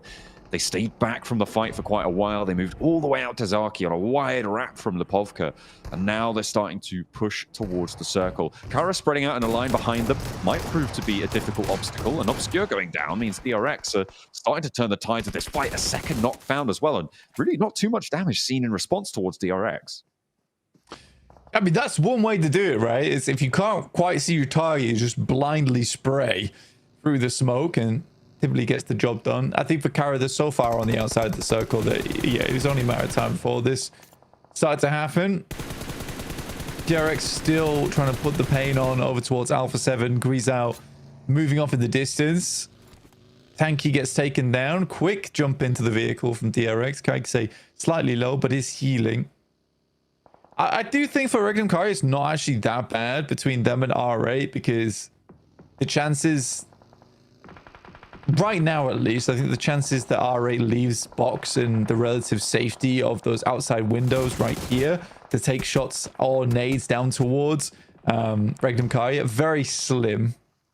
I think for Regnum Kaya actually working pretty well in tandem with R8. Ooh, Ragnarok. Doing a lot of work for Geeke there as well on that northeast side. IQ cut down. Still going with a little bit more gas in the tank, but you don't imagine that they've got too much more for Orangutan. It is going to be a difficult move now with one player left. Marso's in as well, but he's taking fire from across the way. I think that's Thunder Talk. I think that may be Regnum Kaya if they step up on that south side that they've managed to move out for an outpost with. Loxy, I mean, he spotted this cross. This is, oh, a nice little pick up there. A little bit too bold from Loxy, in fact, there as R8 spot him on an off angle. I don't really know why he pushed out so far.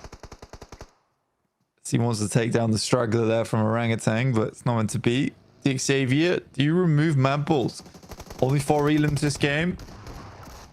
Will be taken down. Virtus Pro currently playing on the bridge alongside on that western edge, but Ulf has something to say about Aaron here. This team's actually really quite strong. I think that we haven't seen all that much out of Ulf recently, but Aaron does get clipped by the circle. And like you say, in stage 4 here, will start to hurt quite a bit more than a zap, more like a proper taser on that side of things. Yeah, he gets flushed out as well. Couldn't quite make it. Couldn't quite make the run. Ulf now a player down. Not ideal, but they are on the Kobe. They can go way towards their advantage. It's going back up to that northern side blank. That gives the position for DX on the buildings a bit of potential here, and they were able to a lot of that area and play that ridgeline potentially further towards the south. This could be a pretty solid spot moving forwards for DX. His lead that is going to be difficult. No one really tested on the north, so maybe that's going to give them an opening.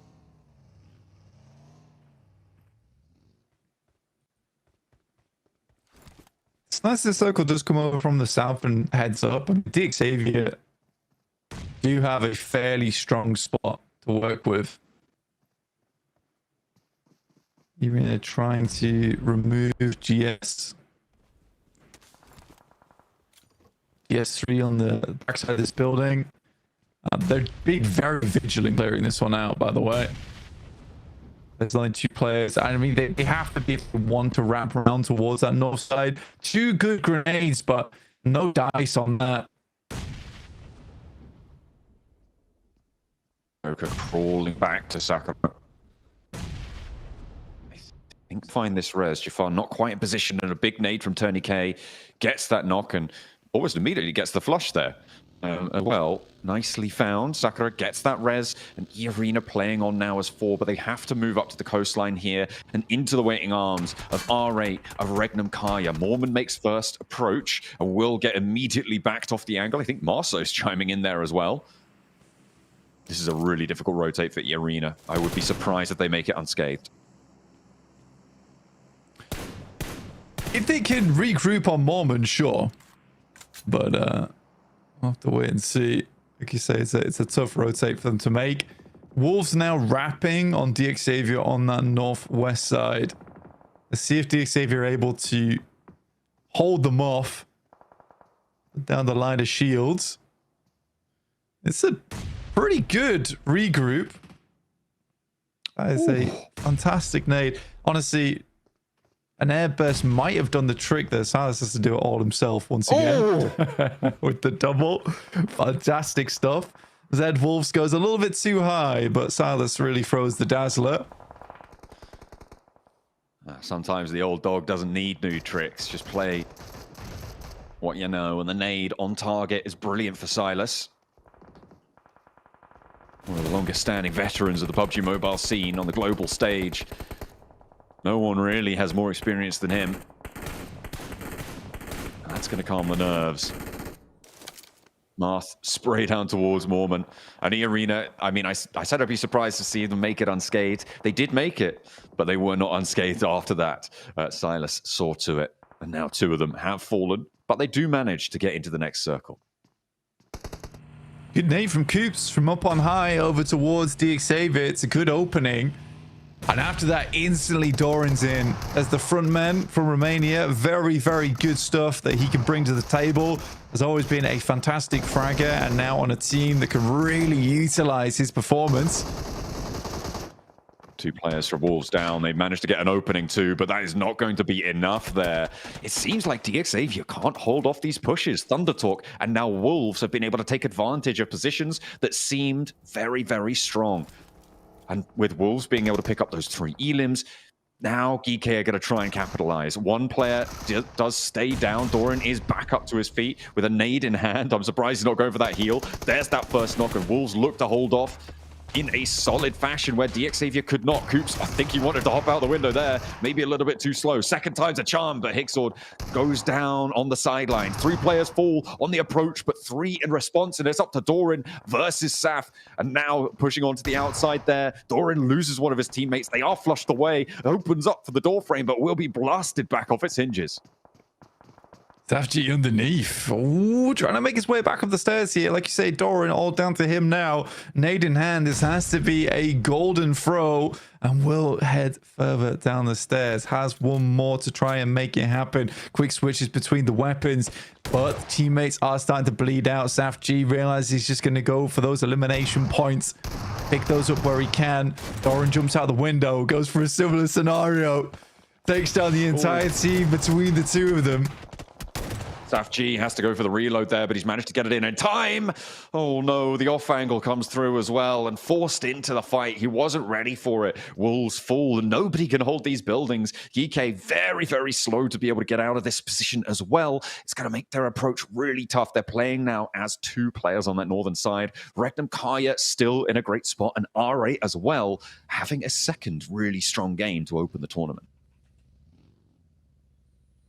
I mean, for R8, I've been... Well, again, I said it was unsurprising. I think they're a team that's improved a lot over the years. And they have remained steadfast between one another. So I do think they deserve all the prestige that they're acquiring throughout this gauntlet. Good shot from Marth over towards Saf as he attempts to leave that position. Will explode on the vehicle there. Leaving Geek high and dry with just the 1 player in Kevin. Tries to make a move out. Marth's got his eyes that way too. Doesn't quite have his number though. Not quite on the bead fully, unfortunately. Kevin gets a little bit further forwards. R8 regroup back down to the compound that they've held for a while now. And continue their solid hold on the riverbank. Circle definitely north-leaning, but Regnum Kai have been holding this 2-2 split for a while. They like these river splits. They've played quite significantly on them in these sorts of situations. And they played them pretty well in the past. And they're looking to do just the same here. Mormon still alive for E-Arena.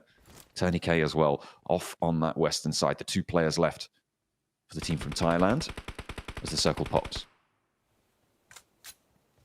Towards the west. Still has a lot of water in this one as well, so getting flashbacks over towards Rondo now.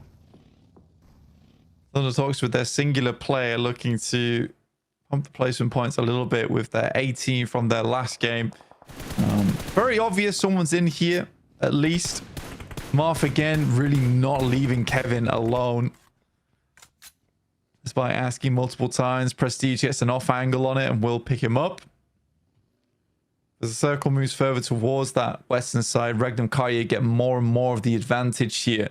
But I think that both Silas as well as Zedwolf know they need to have a very, very strong hold towards the south side, because this is the position that's going to allow them to take on R8 when they do eventually try and move in. But with E-Arena still around this area, that's what Silas as well as Zedwolf are definitely most worried about. Orangutan, last player in the drink. Been hiding out for a while. Almost cost Loxy his life to try and pick that point up. See how much longer they can survive. R8 making that western push, the real big maneuver that has to happen here. The question is when. The question is what do they need to get in place to feel confident enough to go for this push. Ida pushed off that rooftop now. They have to keep marching forwards, regroup onto the tower and go from there. Regnum Kaya yet to really fully chime in with force. AJ being a bit of a thorn in the side here. You see, I think as soon as AJ goes down, if Zedwolf can find those shots with the Mini 14, I think that's when Regnum Kai can really start to leverage this.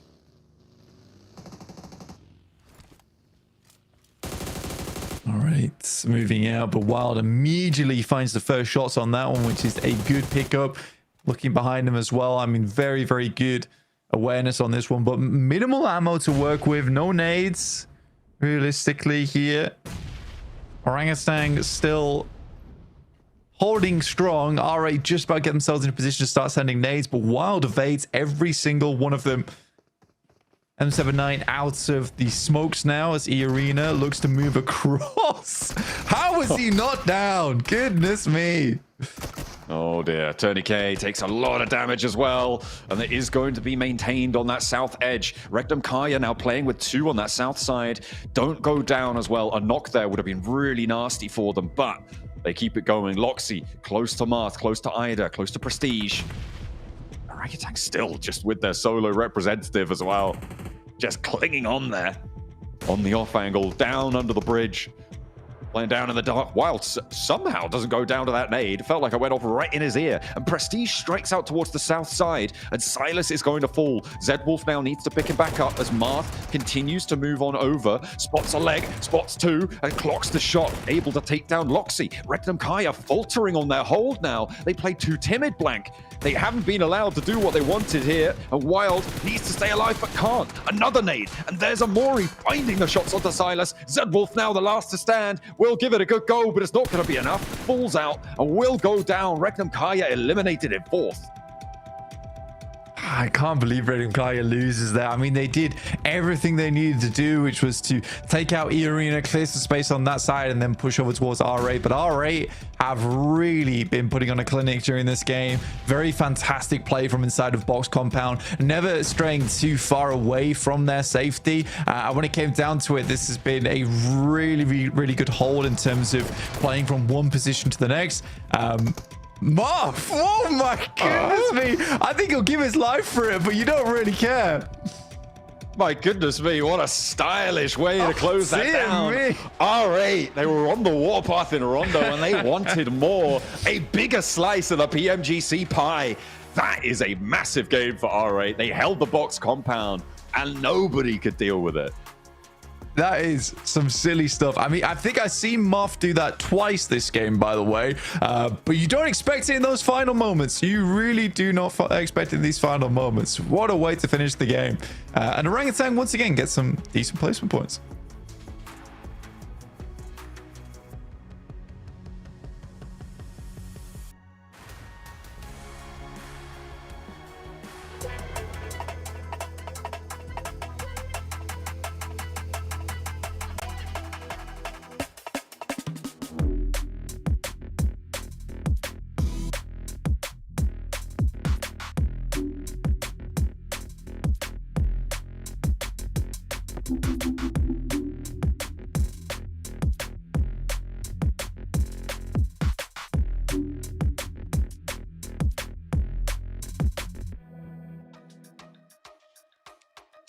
R8 putting Mina on the map right there. That is what I'm talking about. That finish, by the way. Oh my gosh. Marth onto AJ. That was one of the most disgusting ways to end a match. These guys are not messing around here, Max. I can just hear Marth on that push just like, YOLO! Just like, let's send it. Try and get that. And it actually worked out. They get rid of AJ. They're like, wait, there's still someone alive. And it was Aru from Orangutan. But R8, given a free tick into the late game by playing box compound, they were able to hold on to their resources. But the flex out at the late game, Niptura, that we were super hype about of Amori to get the off angle onto Rengnam Karya. R8 coming out swinging here in PMGC in the first 2 games alone. I'm nice. Genuinely so impressed. Yeah, I'm so impressed with them as well. I love that Rengnam played that really well. 2-2 split either side of the river. They were going against 2 different teams at the same time to minimize both of those teams' control. But Amori was like, not on my watch, bro. Going around to the north side, getting that angle and just demolishing Rengnam after that really set the tone for the game. And they were just able to just bulldoze through that after all. Dude, R8, I mean, starting off strong in Rondo. They had 5 elims to start things off and then just would continue to put up points. They win the second game. They are off to the best start they could possibly ask for, right? Now, speaking of starts, Max Man, you know, this match started exactly as we thought it was, right? What a ridiculous fight once again, right? We just see APG, right? Just going at it with GS right off the rip in military. What do you think about that, Max? You're trying to make me angry right now, Hodrux, because it's working. Just to tell you, it is definitely working. It's crazy. Yeah, GS versus APG, it's an ego fight we're seeing between these 2 teams. It's completely unnecessary. We talked about it. Military Island, it's big enough for 2 teams. And look, in comparison, you can look at GK, right? They don't fight in Novo. Yep. They're instantly in the circle, going for great third party onto Wolves and Dig Xavier on the northern position. And then you have GS team and APG constantly fighting, clutch after clutch. Really good fight from Jafar at the end, by the way, but completely unnecessary. But you know what? I'm going to talk about something that makes me happy. And it's this R8 win. You know that? I can talk about positively because Amori, the off angle, sure, maybe it doesn't show itself through his elims. He only got 1, but the angles were so impactful for them to wrap up this chicken dinner. Yeah, it's the damage that really makes this and the knockouts as well. And also look at Marth. It's very similar to what we saw in the last game as well, right? 67 damage taken for 894 damage is insane. So I wouldn't doubt that we're going to see him MVP. Oh, yeah. I mean, that'd be good to see here. But, yep, look, this is what we love to see right here. Oh, my gosh. At first, we thought that Top was clutching it up with that double shotgun, right? Woo. And then Jafar just cleaning it up right there. And you can just see the frustration and talk amongst all these players here, Max. Okay, genuine question for you guys. Are they going to stop the hot drop? What are we thinking? No. I agree. Unfortunately, I agree. They're going to keep doing it, right? It just seems like something APG would do, and GS team are like, why not? That's their reasoning, I'm sure. Why? Who cares about the grand finals? You know what I'm saying? Who cares, dude? You know, we still got group stage. It's not like we're out of the tournament, right? Right? Niptura, what do you think? Yeah, I think that's what they're going for, or that's the vibe right now, but that's definitely not the way to play it. Come on, guys. I mean, we've talked about it before, Max especially, right? We've been saying, hey, if they don't make it, if the teams that don't make it to Gauntlet, they're going to have an extra hard time making it to finals through the group stage. You've got to be in that top 7 for the best chance, and it seems like both these teams are kind of throwing that already. Yeah, looking at these replays, though, big highlight on Marth, not only for that final send on to AJ with the card that was just like an absolutely crazy clutch at the end, but also how he was able to just peek over the rocks to make sure there wasn't just a solo straggler around there, and they do find that one solo of Regnum and just eliminate him. That could have been a big issue as you go back over the entirety of this game. I love this graphic, by the way. I got to say, production. So Love this. much. I want to see more of this kind of graphics. I'm looking at, in particular, R8, the winning team of this match, holding on to George Pole, moving into crates, actively scouting the entirety of the early stage, and they see this circle instantly. Where do you want to go? In a position next to the river, and they send it instantly in that spot, which not only facilitates transition in case of a bad circle shift, but it also allows you to just zone teams away from you, which allows them to instantly have an easy access into the late game with cars to move up and just clean up the entirety of the lobby. Beautifully done. I mean, that's such a great position too, because for some reason the zone just hard shifts back to the south. You were right there, right? You control the bridge, you could gatekeep and get points, or just head back to a position. So I mean, R8 not hesitating there. I think it paid off dividends for them here in Neptura.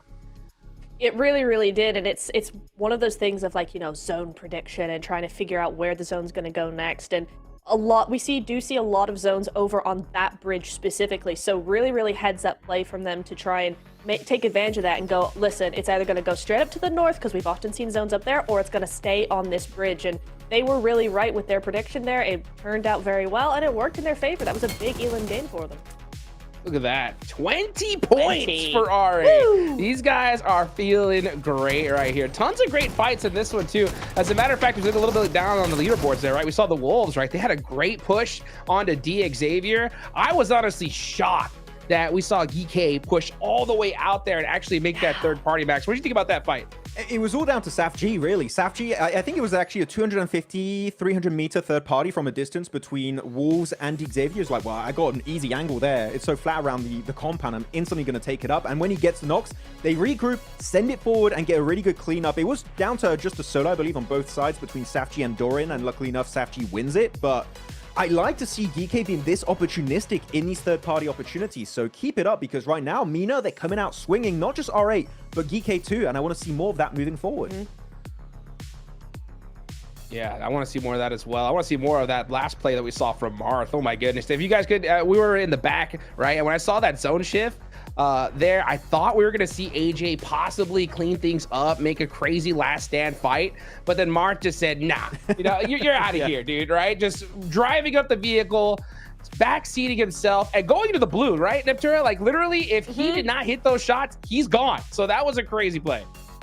Yeah, it was insane. I mean, it's one of those things where it's like do or die, really. You gotta try and go for the risky play to make sure you get the rewards that you're wanting, and they did. I mean, look at the overall rankings. That match puts them top of that leaderboard, 33 points.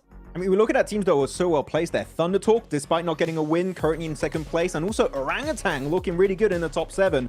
They are looking really comfy despite not getting a chicken dinner. They both have 10 placement points, which means you're still reaching the late game. I would like to see Orangutan survive as more than just a solo in the later stage. I think it was AKOP on Rondo, and this last game it was just Aru in the water. But you know what? They know when they lose the early game fight, we'll just try and survive as a solo, get some placement points, and so far it is successful for those teams. And the consistency was all about, right? Especially when you don't get that opportunity to have a big game, right? You got to put something on the board, and Orangutan are doing just that here in Neptura. Yeah, they really are, and it's all about that momentum, right? If you try and go too aggressive and play exactly how you want to play, even though the zone is against you, you're actually going to end up demoralizing your team in a lot of ways. So it's really nice that they're like, listen, we're going to scrap what we've done. We're just going to go solo again. It's fine. Get a top 4, get a top 3. We've got those podium finishes under our belts now, so that when a zone actually comes that we want to play and we can play the way we want to, we have that at our back to go, yeah, we got this. We can do this. I love it. I love it, man. What a crazy couple games so far. You know, one team in particular, right, that we're seeing all the way down the leaderboards that I didn't really think we were going to see too much, right? It's got to be APG Max, right? So I know that we're probably going to continue to see these hot drops because they're just that stubborn. Yeah. But like at this point, like with them so far down the leaderboards, do you think there's a possibility of them changing things up?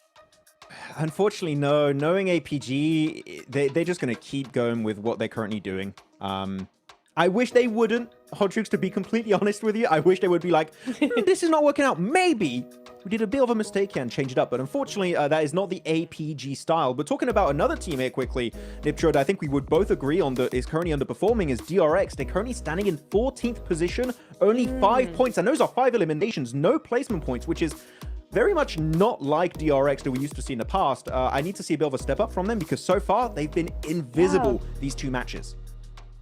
Yeah, it has been odd, I think, but I think that's kind of the way they will want to play this. It's been slow, but maybe just, we've had 2 really tough zones. Maybe that's really what's coming into play here. They tend to rotate quite slowly. They tend to, play center, but then they've got large splits, and maybe with these big hard shifts that we're seeing, both the slow timing and those big splits, they're just not working in their favor. Yeah. The good thing is here, though, with the Gauntlet is that it's top 7, right? So top 7 move to the finals. And at the end of the day, we're going to see a whole bunch of teams go on over to the group stage that don't make it, right? So it gives teams, I think, a little bit of more room for error, right? To be able to have a couple, games to kind of adjust and kind of get things to happen. But at the same time, I mean, we're seeing squads move at a pace so fast here, Deptur, right? I think that if you let one of these squads, even a team like R8, get a lead, I think it's going to be tough for them to lose it. Yeah, this is where you've got to be so adaptable, right? You got to tweak things in the game. You don't have time in between the matches to do anything. It's got to be from zone to zone. You've got to be adapting. And that's where teams that are opportunistic are going to have that advantage. So really need to see the other teams try and curb that gap because it is going to just get run away with. Yeah, I mean, looking at Kara here in 12th position in the rankings, need to do a little bit more in their games. And you've got 1 placement point, 6 eliminations. A team that, have some great players on their roster, especially looking at old Melis esports players from Turkey. There was just a rising star squad back in the day. And I think they're going to try and redeem themselves a bit more in this PMGC. As of right now, definitely a slower start alongside also Ulf that I think a lot of us here, Niptra and Hodrix, we were looking at Ulf like old Fireflux squad with Eren in particular, rising star of Turkey, that they were going to do well. But unfortunately right now, playing way more passive than I expected moving forward. Yeah, it's weird. It is weird, right?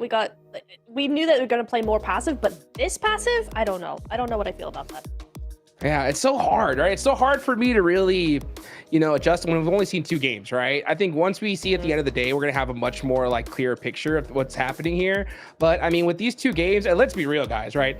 These zones have been going ridiculous, right? They've been yoinking all over the place. That's been making things really tough. Even in this match, right? We had a hard shift on over to the southwest side. So I think that's making things a little bit uncomfortable. But at the end of the day, I mean, these squads, you got to be used to these hardships, right? You got to be able to put something on the board. But I will say, it's hard when you're hot dropping, right, Max? It's a little talking tough. about it. It's making me I'm not angry, gonna stop, right? Because it's like we got 3 today. But it is what it is, right? Hopefully we can start seeing some adjustments. That's what I want to see because at the end of the day, we talk about consistency, right, and how important that is, Max. But adaptability, I think, is going to be clutch, especially when you have just so many monster squads here. Yeah, I mean, I feel like some people would. I see a lot, especially in chats and just comment sections in Instagram, when people give up a hot drop position. They're like, oh, they're scared and stuff. No, they are playing to win. It's a battle royale. You want to survive as long as possible in the game. Okay, the idea is to get a chicken dinner. It's the whole point of how the game works. So giving up a drop location or going slightly off to your drop location to have a similar rotation path, but just to dodge the early skirmish is a smart play. It is how you play this esports. And unfortunately, as of right now, we've not seen those big changes. Of course, it's just 2 games in. It's still day 1, okay? But we do need to see those adaptations being made because otherwise, for me, if you keep hot dropping an entire tournament, you're just not first place caliber just yet. Yeah, absolutely. Yeah. It comes down to this. Do you want to control the beginning of the game or do you want to control the end of the game? And a lot of times you can't do both. So you got to pick because I think the end of the game is going to give you a lot more of what you want versus controlling the beginning of the game. So you got to make that choice and make it fast, man, because yes, we still have that opportunity in the league stage or the group stage or whatever to get where you want to be. But it's the Gauntlet. There's only 3 days. You only have so many matches. If you want to make that top 7, make the changes, control the end game. Yeah, and I think at this stage here, we try to be as open-minded, I think, about certain decisions that these players make. And at the same time, though, I mean, we have to be critical, right? Because I mean, this is where everything's on the line, right? I think there's a lot of squads here. They're all confident in their ability, right? But you don't want to deal with the group stage, Max, because we got some monster squads coming along the way, right? So if you could just head and just straight to the grand finals here and now, you got to do it. So if you feel like we're being a little too harsh on some of these squads, I mean, we got to be right now, right? This is what they worked the entire year for, you know, being a little bit more, you know, passive and kind of like hypothetical. I mean, for me, that's for PMSL, some of the earlier stages, Max, right? This is the PMGC. There's no room for error. Especially in this Gauntlet stage. I'm sorry to say, but for some of these squads that I'm looking at, their highest opportunity to make it to the finals is going to be through the Gauntlet by being in top 7. Making it down to relegation into the group stage or into last chance, where you have to be top 3 or top 2, it's even more competitive. It's even harder to be at the very tippy top of those rankings.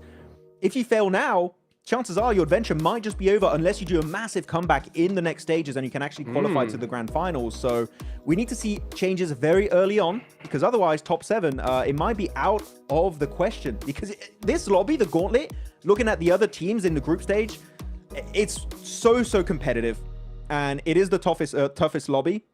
But still, this is your best opportunity to reach the finals, so you've got to bring your A game here. Yeah.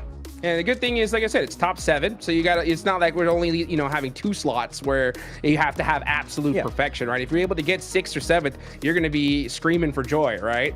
But I like that point that you made, Max. And, you know, we got a little bit of time to talk here. So how about this? Okay. Neptura, I'm going to ask you a question. Yes, sir. Max was talking about how there's some squads that need to perform here, because if they don't make it in the top 7 now, they're probably gonna not make it to the grand finals, right? So which teams in particular do you think are really in the hot seat, right? Which squads do you want to see make it in the top 7 and are possibly not going to make it in the grand finals if they don't make it to that top 7 here now? Okay, I've got a really hot take, and I'm slightly scared. I think A7. Oh, wow. A7. Okay. Yeah. I mean, they didn't make it. They didn't make it to in the World Cup, right? They didn't make it past the survival stage. Exactly. I think the longer they have to fight against more and more teams, the more pressure they put on themselves, I think the worse they're going to do. They need to come out super strong with no pressure, top 7, easy peasy, knock it out of the park, go to finals. I think if they go the other direction, it's not going to look good. What do you think about that, Max? Alpha 7's a pick and a half, but I could see it happening. Alpha 7 are the team that, or you get the best team in the world that can win PMWC, or you get a team that unfortunately can't even reach the PMWC finals. So it's a bit random what you get sometimes. I feel like you spin a wheel at the start of the tournament for Alpha 7, and that's the team you're going to get in the entirety of the event. But if I had to go for one team, I think is going to be a big upset here moving forward. Oh, it's a tough one, man. This lobby's really stacked. It's so stacked. I do think Alpha Gaming would be the one to just fail in the Gauntlet and then just dominate in the harder stages where you need to be top 3 or top 2 in groups or last chance. So APG strike me as the one that's not going to make it. Ooh, you know, that's I wouldn't say that's a bad take, only because considering that they're hot dropping so hard, right? In military. I mean, that's the part that just kind of like, it's a big asterisk for me, right? Because I mean, we know what this team's capable of. Their roster is absolutely stacked to the teeth, right?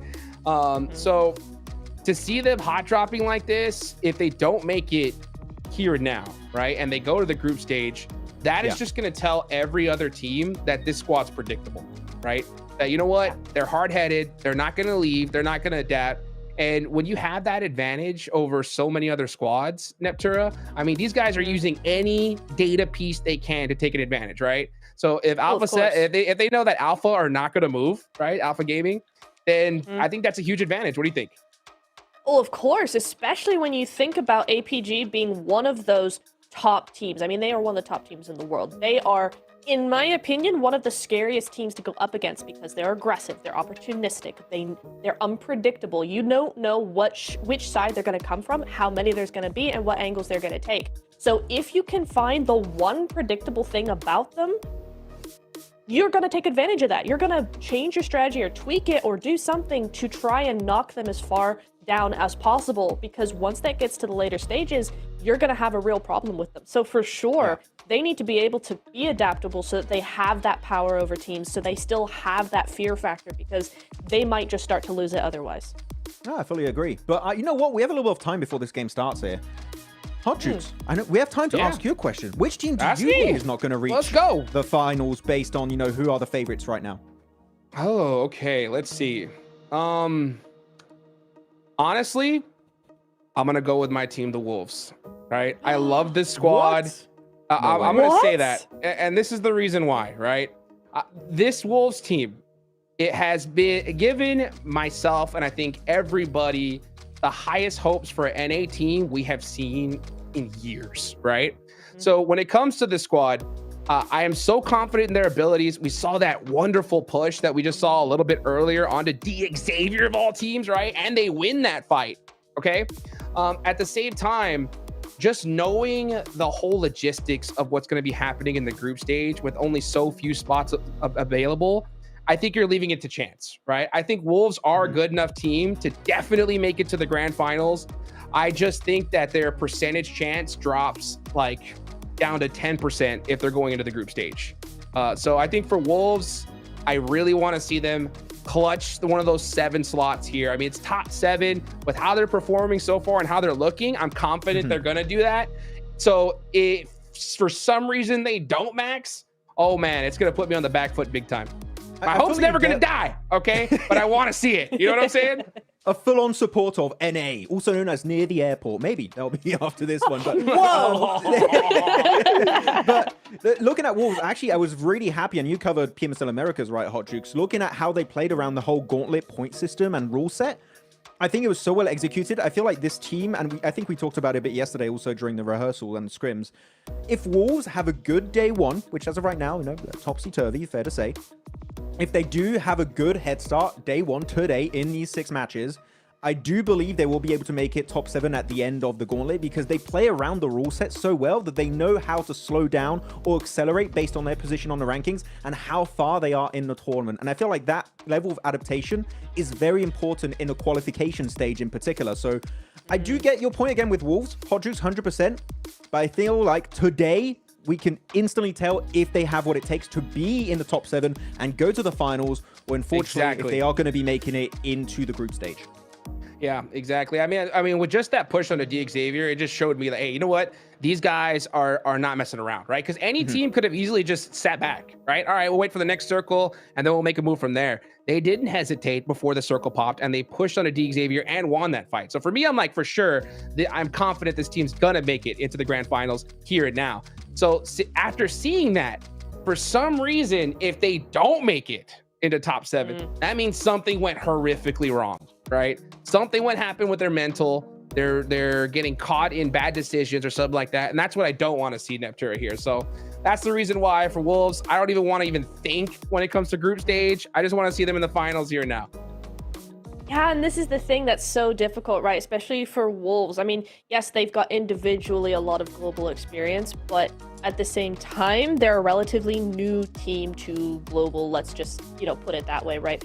And I think that is the problem, or that's the concern we might have, is like, strategy-wise, really good team. They're holding their own, they've got those smart plays, like you said, they're doing their thing.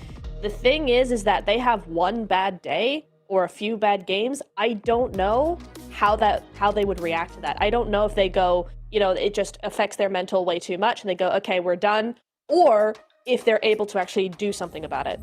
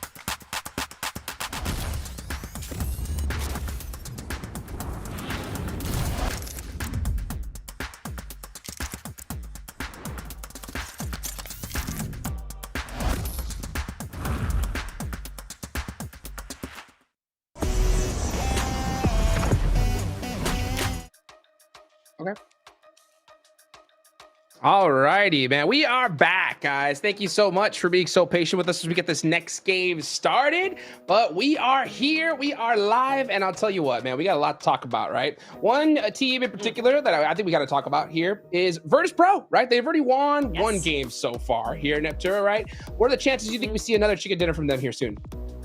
100%. 100%. 100%. Yeah, there we go. There you go. Right? 100%. Guaranteed. Yes. Guaranteed. Yeah. All right. No, because I like think the way these teams are playing, you gotta be adaptable. And VP are one of the most opportunistic teams in this lobby. They will do anything. Long rotations, short rotations, compact split. They will rotate through the blue, so you can't even be 100% confident there's no one behind you, because VP, they're coming up over the hill to get you, to third party, to play exactly how they need to play for a circle. That's my favorite kind of team, is how they play, is they play game to game, not based on a team strategy that they're super stubborn on. I love that for them. They're just very adaptable, really. They can all play super passive, edge, or play very aggressive, zoning teams away in the center of the circle. That range in their gameplay style is what allows them to be so damn consistent and always reaching the later stages of these matches. Virtus Pro here, Hot Jukes, 100% a contender not only for the top 7, but maybe for the first place in the Gauntlet. This team is a menace in this lobby. Yeah, they are not messing around here. And that's what I love when you have such a stacked lobby here. If a team gets the zone, they're going to get a whole bunch of eliminations and chicken dinner all day long. But you know what? The next game is about to start. Let's head on over to John and Blank and take us away.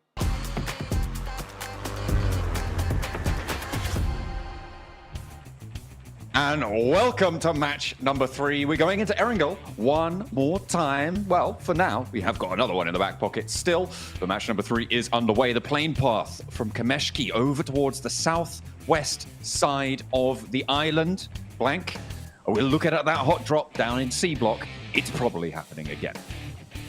I mean, GS as well as APG really going at it that last game. That's been going on for quite a few times in the test matches as well. So we'll see how that one ends up. Last time, it was pretty poor for both teams. We'll see if they can improve that on one side or the other, because only one team can come out on top there. Thundertalk starting over towards Kameshki to begin this game off. R8 doing fairly well so far. Some good games from them. Fortuitous start over on Rondo into a well-controlled finish over on our previous Erangel. We'll see where the circle heads over towards in this game. Hopefully less atrocious than our Rondo match. One would hope. For now, teams dropping out. I am looking down at that south side. I'm noticing maybe a lack of team over on the area against Alpha Gaming.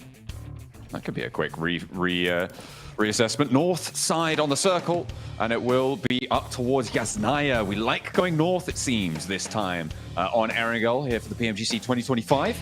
We'll see if that continues to play out, but for now, it is going to be that rotate up north. We'll see if that's going to benefit the teams who are already up there, like Thundertalk. I mean, GS dropped out nice and early over towards Severny side, so a complete opposite end of the map here for them.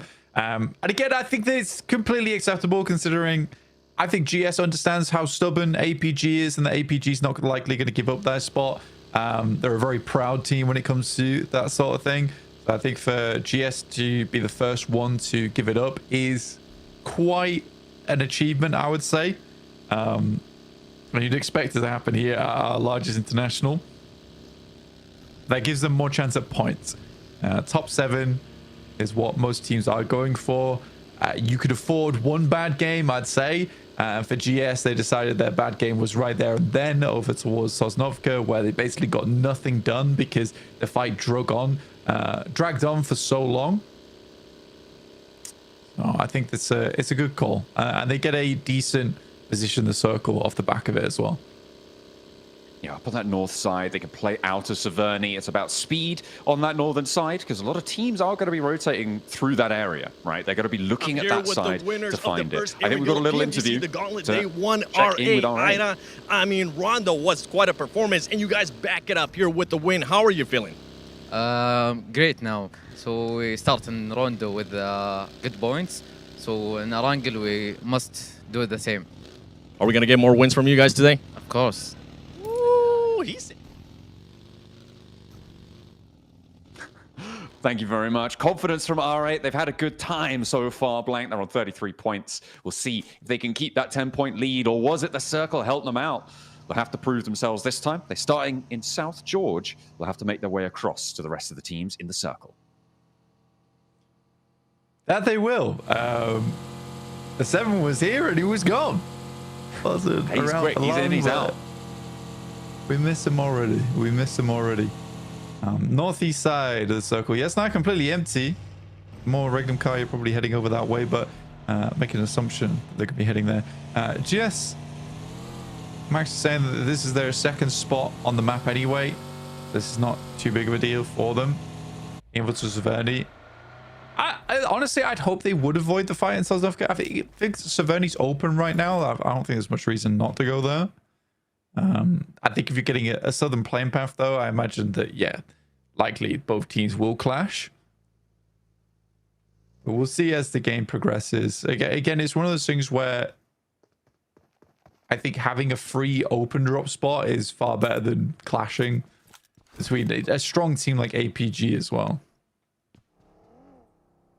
Yeah, definitely. I mean, they, despite being able to win it that last time around, right? It's not guaranteed, and you do have huge chunks taken out you, almost guaranteed. Oh, the lone survivor from Orangutan from the last game. He's riding strong into this one. Let's see if they can make their way up. Currently, Orangutan making their way up from around Shelter, around the lumber yard, the top of the hill on the southeast side, and they're moving up to the east side of Yasnaya right now. They have got 2 players a lot further back, so I don't think they're going to be looking to take on Alpha 7 anytime soon. You can see them just over the hill, but they have stopped off in a pretty solid compound here. We'll give them a couple of opportunities, a couple of decisions to make, and options to rotate into the next stages of this game. A nice little foothold for them to be playing forwards. Hopefully they can do the same as last time and get into those later stages, but maybe with a few more players. Possibly a few more points as well, because for Alpha 7, who is a prestigious team overall, with a lot of background of being one of the most aggressive in the lobby, it is a little bit unfortunate seeing them play the way they have, but it's given them 9 points at least. But RA is quite clearly leading at 33. I think generally our average right now is probably about 18 points, right, across the board. So any team that's in around that 10-point region, it's not a massive jump you need to make to get over towards the top side, to get towards the top 7 position right now, but it's a case of holding on to that spot at the end of the day.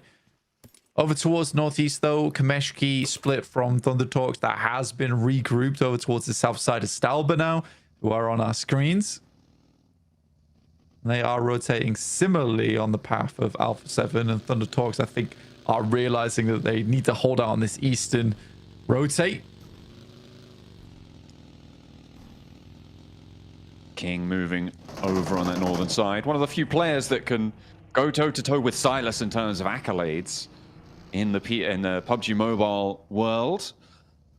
He has got a storied history, although it has been a while since he sat atop the pack. Certainly Silas with a more recent dominant performance showing. We'll see if that clash continues to bear out this time around. So far, both Regnum Kaya and Thunder Talk doing well on the game so far. The first 2 matches have gone well for both of them. It's 23 points for Thunder Talk. Regnum Kaya with 16, and still plenty more to prove themselves further. So we'll see what more they can do. DRX, again, another global championship title team. They're moving in over that North Yasnaya Lake. So a lot of our teams with that global legacy currently packed in on the north side of Yas Lake. Pretty atrocious gear, though. Got the Scar, level 1 helmet, vest, and a long journey from DRX to get towards a position. And honestly, from this spot, not massively guaranteed a lot of looting capability, unless they're able to shift on down on the south side of the lake there and pick up the buildings. Mad Bulls finding shots over towards Silas, immediately removing him from the equation. That was an outpost, and that was instantaneous. So Regnum Kaya loses a critical component of the team nice and early in this game. Well, you say nice and early. Not nice for the fans from the Turkish region or for Regnum Kaya fans, but brilliant for everyone else around them. We'll see what they can do with 3, though. See if they continue to find some fights. Hang on a minute. Are they split? Is that Loxy all the way down on the south? I think it is. Oh, dear. That is... I thought they were all up on the north side, and that might have been a lot better for them because the circle's just popped up there as well. DX Xavier with a large swath of that land to the southeast side of Severny. Great for GS on that pop as well. The question is, can DX hold? Because they have faltered in their hold so far in both of the matches we've seen. I mean, both times has been a little bit difficult getting backstabbed as well on the third party, but for DX Xavier, they are pretty damn good team, honestly. I'd hope to see them do a little bit more. I mean, they haven't been having a horrid time so far in this tournament at 12 points. It's not the worst thing that could happen to them. Realistically, they just need one good game on the day, and if they can keep going on this trajectory, they'll be fine. This was the rollout over towards Silas. He was attempting to get towards our Wizard Tower, some kind of position to hold strong in, but nice pop out on the vehicle. And again, you get into that stage of the tournaments now in the year where those plays are common place. So yeah, you can't really just be rotating wildly out in the open. No, you will get spotted. You will get taken down. Weighed and measured, found wanting this time around for Regnankaya. Taking shots out towards Orangutan as they move over the hills. Actually doing so fairly successfully. Forward position working out, and they'll stay as 3 for now. They did lose a player earlier, but this is a solid shot straight on through. The difficulty is, though, there's a lot of teams on that north side already packed in, not least of which Thunder Talk. They are here on this north side, playing near those cable car approaches to the Stalber Hill. Playing near one of those stations. They're taking shots over towards Ulf as they try and rotate through. Teams are getting neighborly, but it is not a solid place to be moving into right now. It is very, very dangerous. I talked a lot about VP, and I think for fair reason as well, as that they were a menace in their region and continue to be a menace here. PMGC, they're rotating in from that northeast side though, so they are late to the party.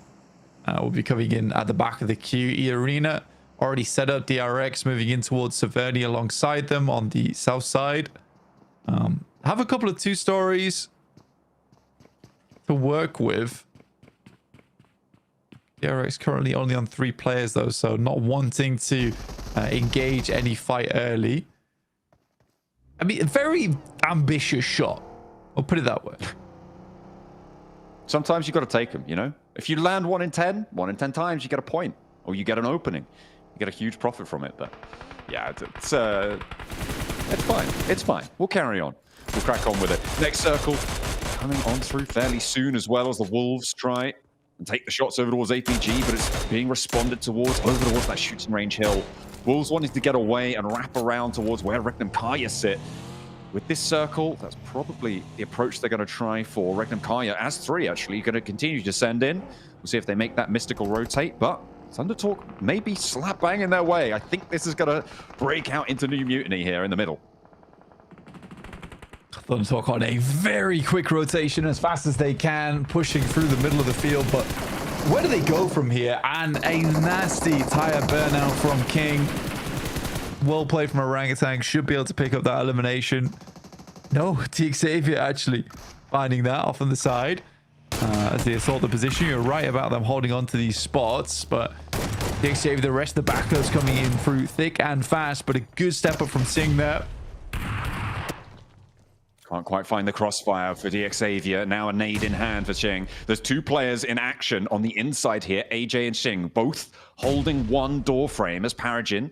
Nades as well. DX Xavier, they are cut down to 2, and R8 are here to play. Current lobby leaders, they want another piece of the pie. And in they go. 4 players alive on side. They push on up, and 3 players now in action on the inside. They get the res for Thunder Talk, and they get the heal off as well. This is going to be crucial, and DX Xavier may have a shot. R8, though, storm the gates. They are not going to allow Thunder Talk out the back here with a Molotov, forcing them to stay around, and a second knock, a third. R8, a tidal wave of force rolling on into the compound.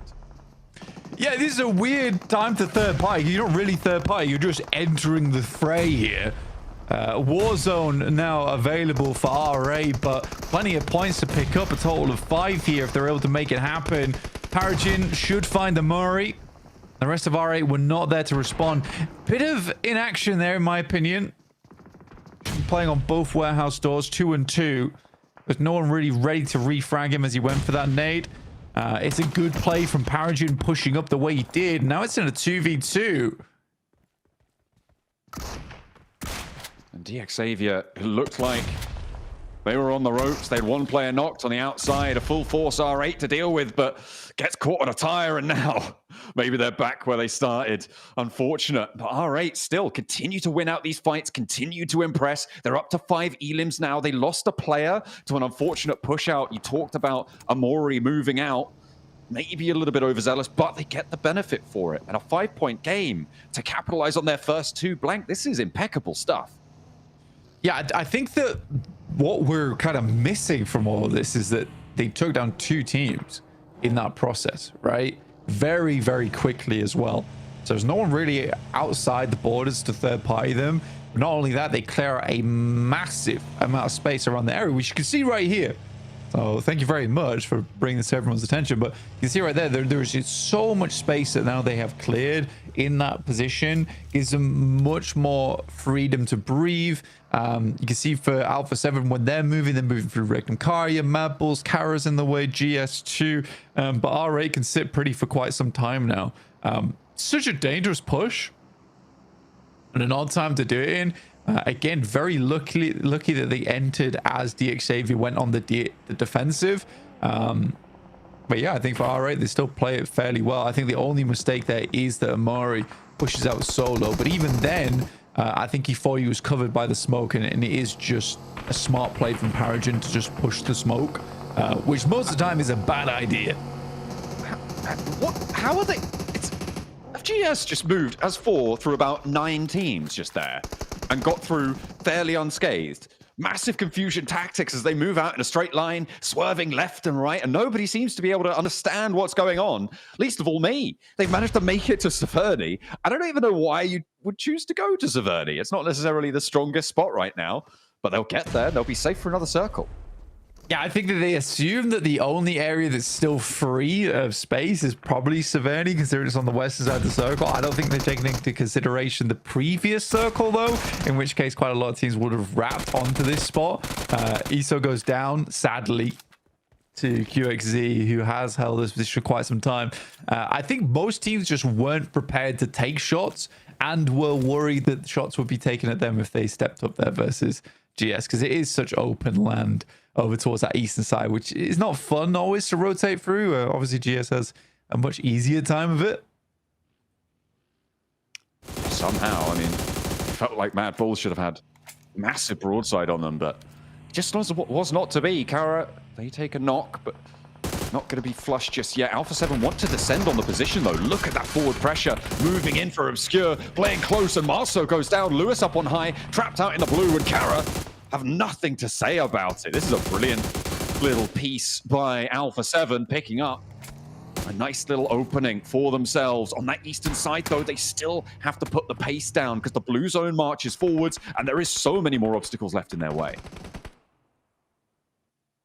Kara attempts to move up, but Orangutan immediately put that to an end as Poser goes down. I think Mad Bulls might have actually even found that knock and flush there. Wolves on the south side. A clear crossing over towards the north and see if they can pull a GS and just push on through. They have a lot of vehicles to work with. Question is where are they going? There is their destination. Will it be a little brown box on the ground?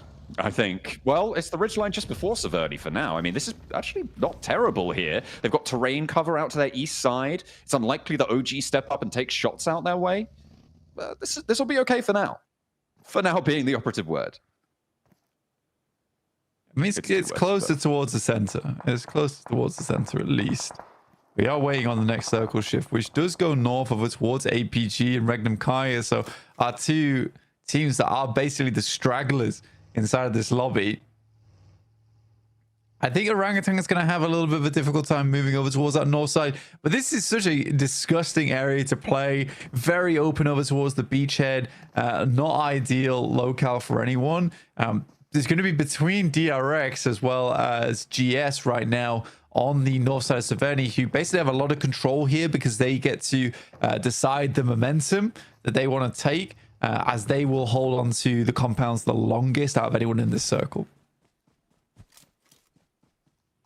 Mad Bulls playing this 2-2 position. They've had it for a while. They couldn't really control too much on the rotate. Certainly not from GS, and now Alpha 7 going to try and move around it. Tulika sprays towards them, but again, just not connecting, not even taking shots anymore. But Pusher, the same story. They're waiting for the back two, but they're not even taking shots there.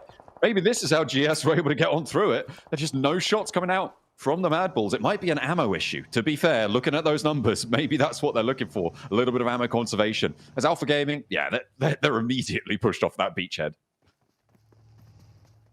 It's tough. It's very, very tough. And I mean, as just two players, it's pretty easy for Alpha 7 just to wrap around on that side.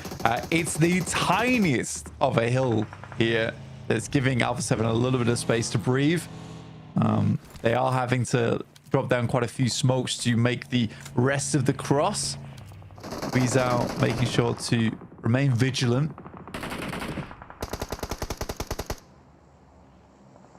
Wolves still holding their little ridge line.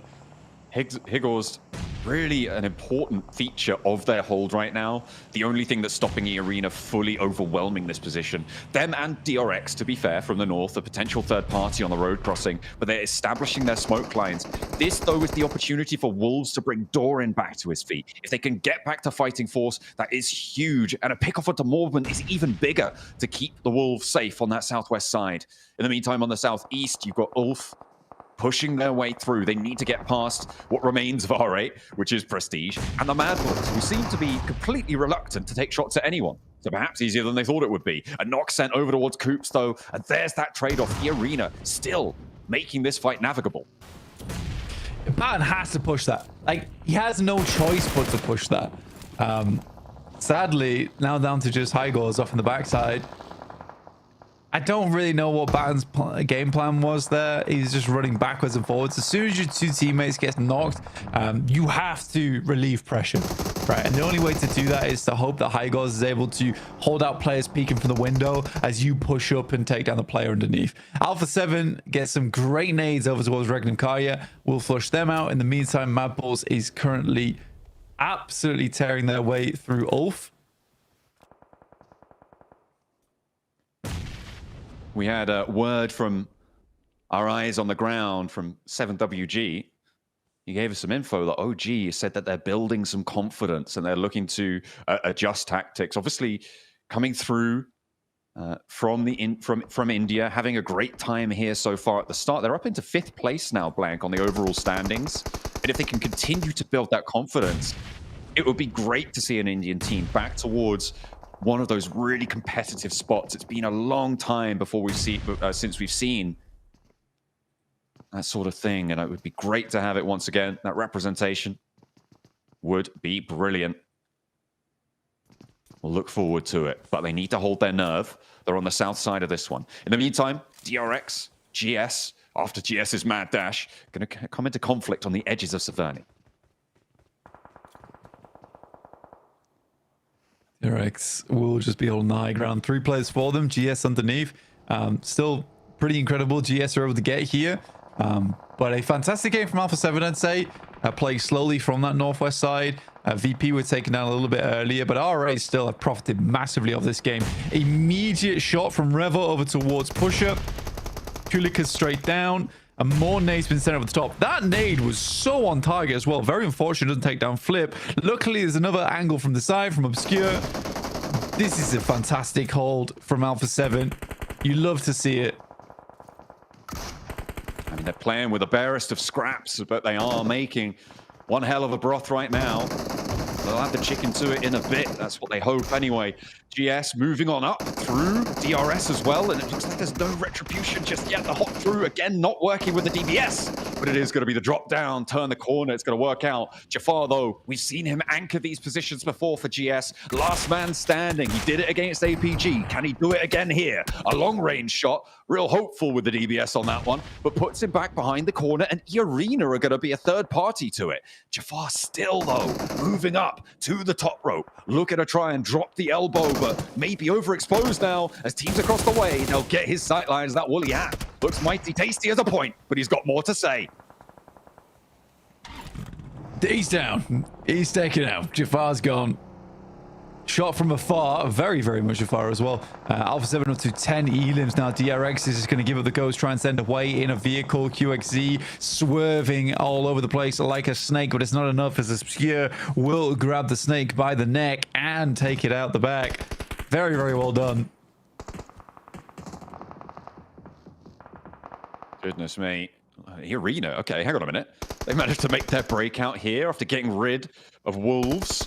They have got that little ridgeline to move up towards. They're going to work it out. Prestige, last stand for R8. Takes a lot of damage, and you've got to imagine that this is going to be done and dusted, but he finds a nade. Will fall, though, to Mormon's answer. And R8 down, but in fourth place with 6 elims. Blank, it's again a good game for our table toppers. Let's see what everyone else can do, though, as Alpha 7 continue to extend their line of influence. Orangutan, they're up into third. I think the thing is about Orangutan is that they're consistently getting towards end games, but it hasn't looked pretty. It has looked pretty bad, honestly. Last game, hiding in the water. Previous game, hiding in the water. This game, hiding on the south side. There's been some points here and there, but like I said, it's not saying it seemed too phenomenal. You got to respect that they're making it far into a lot of these games, but again, it's hard to say. I mean, this playstyle does technically work. If they're able to pull this off at an international level, there's nowhere where I can say that, you know, hiding will only get you so far for so long. It's like they're already doing it at an international level, so you gotta give them praise for that. But it's definitely not going to get you a first place. No, not first, but maybe a 7th. Right, and that's maybe what they're looking for. I did have a little correction from 7WG, who I gave some info that he sent over towards them earlier. He said that OG are actually looking to adjust to be more focused towards elims as time goes on. And once they build that confidence, that's what they want to end up as, a high elim focused team. Well, maybe not a high elim focused team, just maybe more focused than they are now. So perhaps that's what we're going to see from them here, potentially. They're up to 3 elims on the match. They started on 16 points blank at the start of the game. They're guaranteed to be on 19 from the elims they found already, and then you add on the placement points as well. But this is their big test, moving against the Arena. They lied. They straight lied, dude. They have not adjusted tactics for elims at all. Again, it's been another slow game. Some okay nades, though. I'll give him that.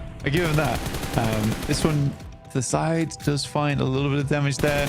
Good shot from Kriov in the distance towards WizGod. Again, you're exposing yourself towards the beachhead on that jump up. I think this is exactly why Arena's playing down this position. This should be a textbook Alpha 7 win, though. And one that couldn't have come sooner.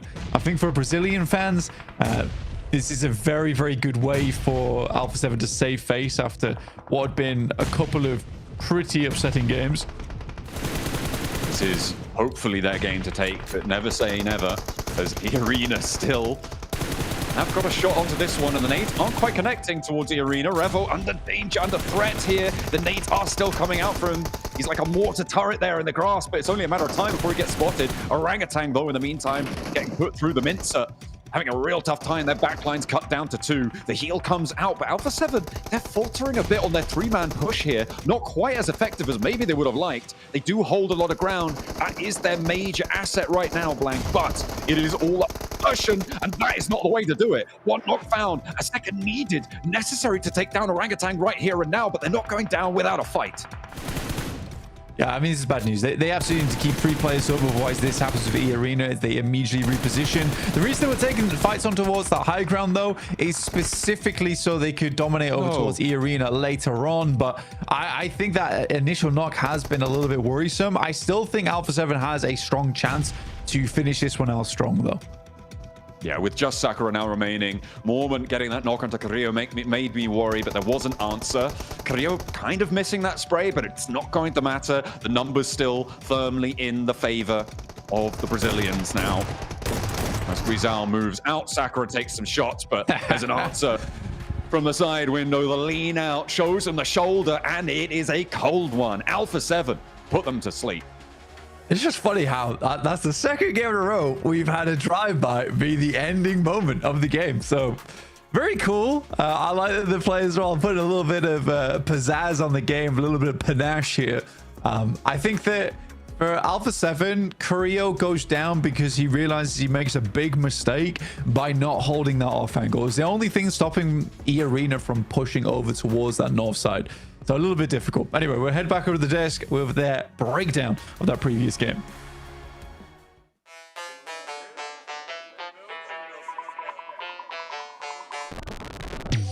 Back up, cause it's lit.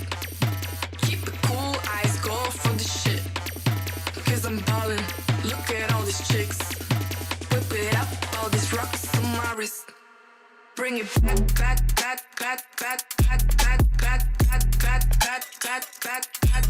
Bring it. Keep it back. Look at all this ring it. Woo!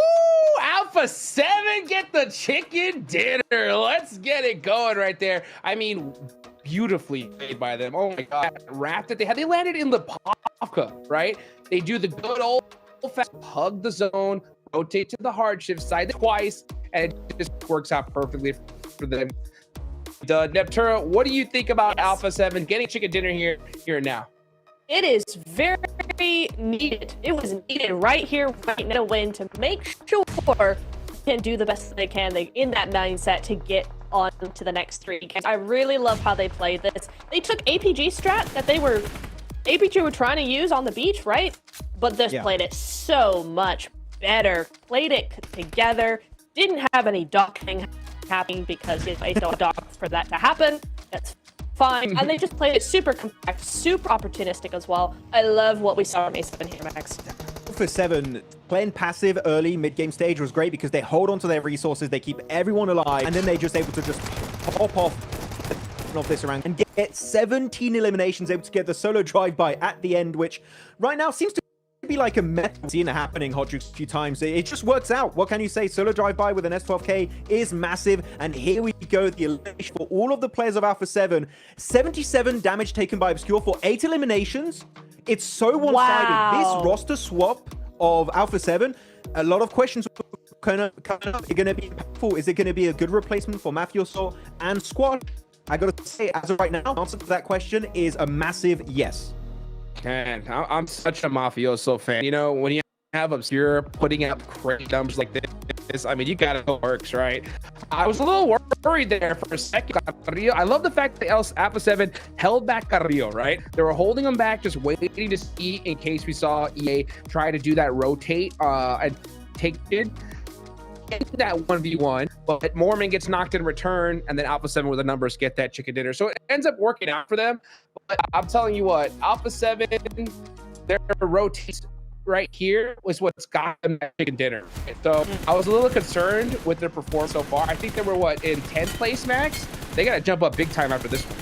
They're going to be in top 7 100% this time around. They have to be up in the position to qualify for the grand finals. Alpha 7, they bring in the heat. Bring in the slow passive rotate as he highlighted here.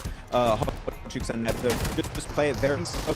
Wrap around from Morgan Stolber, get into the beat area, take it away easily from Alpha 7. Like, it's just APG, not Alpha 7. Alpha 7 take it away from APG. And able to just position for themselves. Really good stuff as you go through replays of this game. But Pro, you know what? Maybe having a little bit of a tough fight there, but still looking positive that there's still going to be another game coming forward. At replays net, that fight between Xavier, also happening, and then the E-Arena and R8 was so messy. And I think that we need to see a change here from Xavier because that was all over the place. I didn't like it it was all over the place. I mean, the problem is, right, we've had clashes between Xavier and R8 here. Well, actually, Thunder Talk and then right here. Also, Wolves in the game. Actually, the common denominator is just unable to hold a good defense against teams at compound. So it's definitely something they need to step up in that regard if they want to survive. They've got the survivability, they've got the position, they've got the idea. It's backing that up with that close range strategy is going to be a problem. And that was crazy there. House. I mean, you saw, and let's take a look at this though before we get into that. I love this. We get the rotations for this. Look at opposite, right? They let Blanca. We see a crazy rotation to the north of that circle, and they do this twice, and it just works out perfectly for them, Max. Yeah, it was just such a good early rotate. Look, everyone still moving in on planet already up north of Stolber, moving forward. During that time, looking at Orangutan dropping shelter, they did have a bit of a wider split teams, but they're able later on in the game hold a really good position center to around.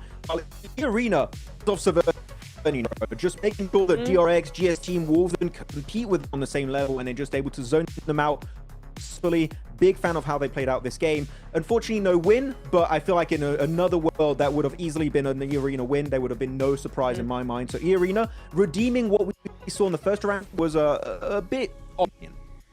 Yeah, I mean, that's actually a little bit separate from the rest of the town, right? So you're able to have some really nice angles for teams both in the town and when they start to egg as well. EA were just able to have a full range of when it comes to those angles and trying to keep teams coming out of the city.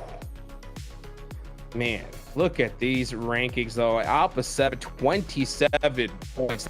That's a game for them. EA, you know, they get a, so they'll take that. R at 10 as well. R8, Max. I'm gonna talk about this team in particular, right? Because we saw them third party DXA and Thunder Talk, right? At that warehouse. Their timing together, their synergy looks so rock solid, right? They do the push perfectly, and then all of a sudden we see Amori walk out of the warehouse, one and get taken out. How much do you think that is the team's results here? It was terrible. I'm saying that worst fight we've seen so far. You talk about Mori, that was the prime example. They are in a very good spot. They pushed timing of the fight was absolutely on their way. Congrats to Score MVP of the game. Always surprised. Not really. Let's move on to that fight already. And they do it twice in a row. They almost give it a clock over to X, and those little mistakes in a PMGC have no place to be. You cannot do this at this level, unfortunately. It's such a that if we keep seeing this issue time and time again, they could miss out on the top 7. So we need to see that fixed ASAP. But you know what? For now, it is functional because on the leaderboard, they are only standing in first position. Wow. I'm going to come up here, Hot Jukes. It's currently working out. Yeah, I mean, it's working out great. Putting up tons of points right here. They're going to take, but you know what, guys? We're going to be right back after this break.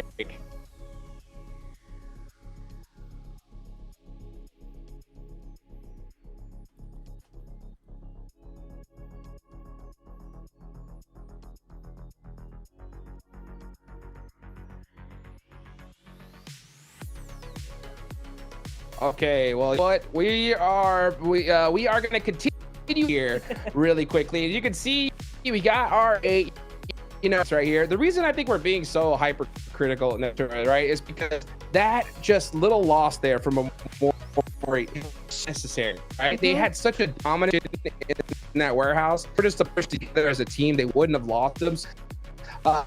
Being, I think, a little nitpicky, even though they're in first place right now, right?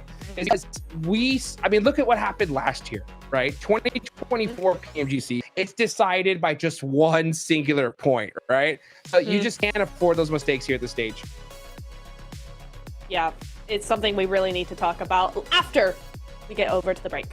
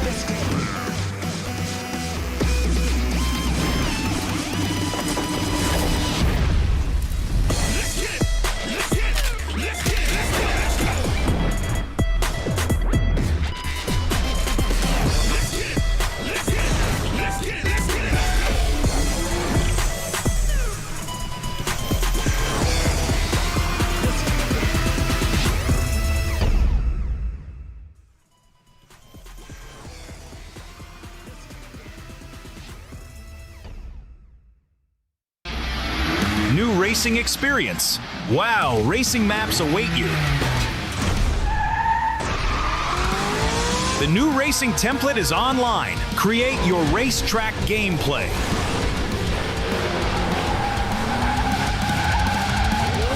Navigate the forest racetrack. Unleash your racing passion.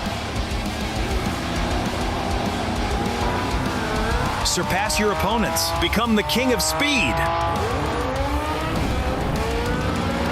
Unlimited speed. Ignite your passion for speed. Play WoW now.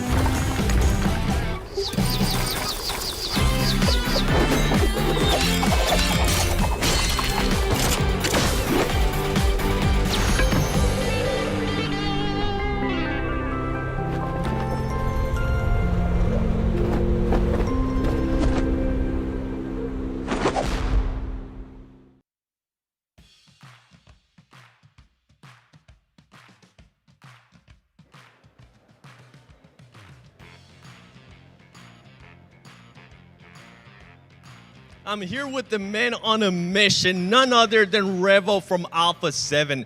A convincing win in match 3. But if we rewind a little bit on the first 2 matches, it wasn't up to the performance that we expected of Alpha 7. What was going on? Vocês tiveram uma vitória bem convincente, né, agora no terceiro jogo, mas nos 2 primeiros jogos teve uma performance ali mais na média, um pouco mais abaixo. O que você tinha a dizer sobre esse terceiro jogo agora? O que mudou para vocês? Bom, eu acho que a gente começou um pouco devagar, entendendo como que estava funcionando o jogo, mas acho que isso é normal, depende, vai de time para time, e a gente entendeu agora como é que funciona o jogo e, claro, buscar mais vitórias e, se Deus quiser, ir para a final.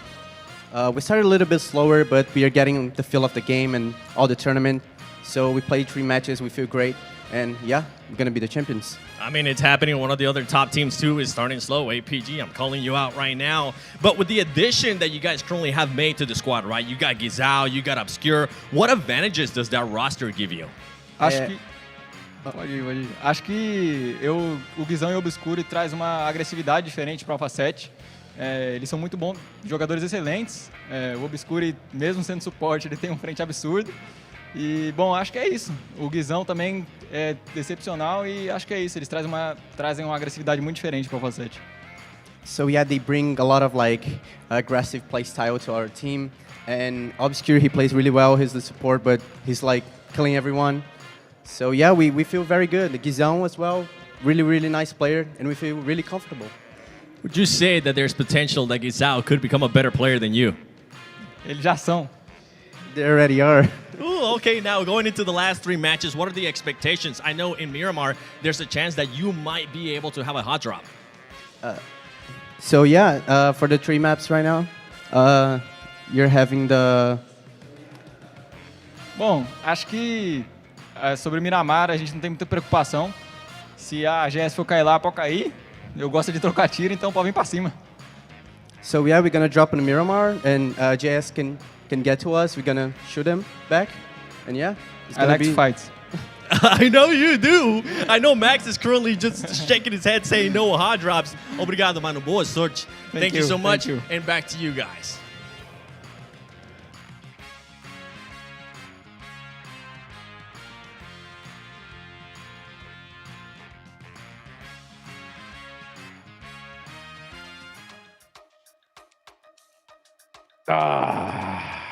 Hot drops. No, please, no. You just want the game, right? I mean, but hey, you know what? Didn't sound like they were going to avoid it at all here, Max, man. What do you think about that? Look, my analysts are terrible. It's so bad. My viewers. I'm like, oh. I'm like, oh, Do it. You know what It is entertaining for sure, but you know, GS showed potential changing it up. Going to Severny, I think it'll be Plane Path. They didn't drop this time around.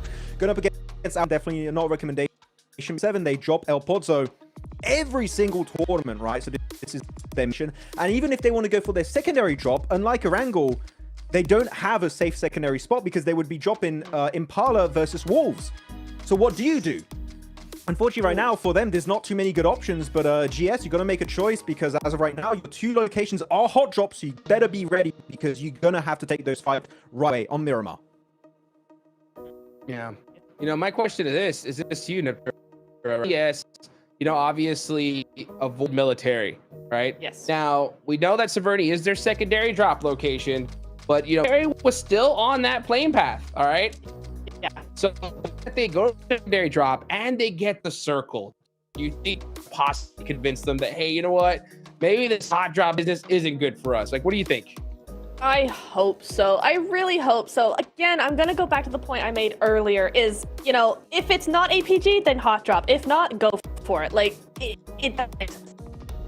Yeah. By the way, of course, we got to give a big shout out to the Infinix GT30 official gaming phone of PMGC 2025, engineered for precision, performance, and victory, empowering every gamer to be the one and outplay the rest on the global stage. So big shout out to them. That's how we get it done, guys. So, man, I'm telling you, we still got one more Erangel match here, right? I hope we just see good old-fashioned good play from GS and Alpha 7, but let's go ahead and see what happens in just a few minutes.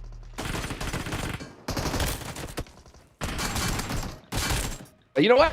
The recap. We are here, right? Let's go ahead and take a look here at this one here. R8, I'll tell you what, from the get-go, this squad has just been straight aggressive, Max. Yeah, I mean, R8 really liking what they're bringing to the table here for PMGC so far. Actually, you know what? For a quick second during these replays, I like one thing. So many people play games from Erangel. Of course, are they always making it a full squad? No, it was KO people by Ara in the first Erangel. This last game in particular, Erangel can survive as a 3-man very, very late into the game, actually. Compete. I think these were a little bit, unfortunately, off their game, not really super precise on top of Arena, but you know what? Orangutan definitely performing way better than I initially expected entering on this first day of PMGC. Yeah, I really love the way that they're playing this. They're building their confidence with some really good top 3 finishes. They're gonna and get those Elans later on, but for a team that has no global experience, you know, speak of, it is exactly the kind of play you want to see from them. Were those nades slightly off? Yes. Was the slightly off? Yes. But you know what I love about that, Max? The timing wasn't off because they didn't hit it. The timing because it was a bad decision in the first place. It was not, oh, we got a little hesitant, and oh, we're not so sure. No, they were just didn't get it right. Yeah, unfortunately, that's going to be happening every once in a while, but you know what? There's always time for redemption here, as we see Ken getting eliminated a little bit earlier on in that game, followed up by the... again, I love of these guys. They're like, we went out as like, hey, guys, well, Black Strong in the next one. They're pretty comfortable in 3rd position in the leaderboard. Harsh on themselves. And then later on in that game, still feel like are too passive. They should have went a little bit more aggro on some of these fights to third party, though. Especially their fragging tool on this roster. You've got Soulless, you've got Etch, you've got Aaron. They are using their full potential here on these fights, and I feel like that's really hurting them so far in the rankings because they are, as of right now, in 16th position. You don't want to be there. That's not good. No, not especially with how all these teams are playing. I mean, right, wow. They started off as a little bit. Yeah, that's crazy. Mad Bulls mixed with 7. And that was actually a team I wanted to ask you about here, Max, because we saw them actually have a push onto Alpha. It was kind of like they were trying to commit, but they did that. By the way, I just want to say I sent wow because it was like 7. That's what. Whoa, was that But no, that particular, I'm really happy Hot Juice because this is an issue of commitment. Mad Bulls, you play passive edge and you stay out of nade range of Alpha, or you fully breach Alpha 7. No in between. Here they just send it slightly south of the road. I think they were maybe things away from Alpha 7, which is, as you know, range for just pinpoint accurate grenades from Alpha 7, and they get instantly wiped out of the lobby. That is a big mistake coming out from Mad Bulls. want to see them adapt and just play. Even if it's a bad play, I don't care much. Just because otherwise, indecision, as we know, Niptura, is always the biggest enemy in a PC lobby like this. Oh, absolutely. You've either got to go 0%, 100%, but 60%, 50% is always going to get you back in lobby. It's time and time again we've seen this. So, yeah, I think Mebbles just need to make it and stick to it, and they'll do a lot better. We have seen a few really nice things from Mebbles, but they just haven't been able to get that consistency throughout the match. I feel like they've just been like a little bit too aggressive, a little bit too incisive, and it's like, but Mebbles are a really good team, and we know how they can really do. So I just want to see that confidence come from them a little bit more. Yeah, I do too. I mean, Mad Bulls are currently sitting in 7th place, right? So that's at that cutoff. So they're not really in that hot seat so far, but they definitely need to start picking up things here, especially when you see a team like Alpha 7. So many. It's going to happen here, I think, consistently. Neptura, when we see a team get a good position like this, at this stage, we know they're going to get double-digit eliminations and the chicken, right? Yeah. Now that we got one more Erangel left to go, okay?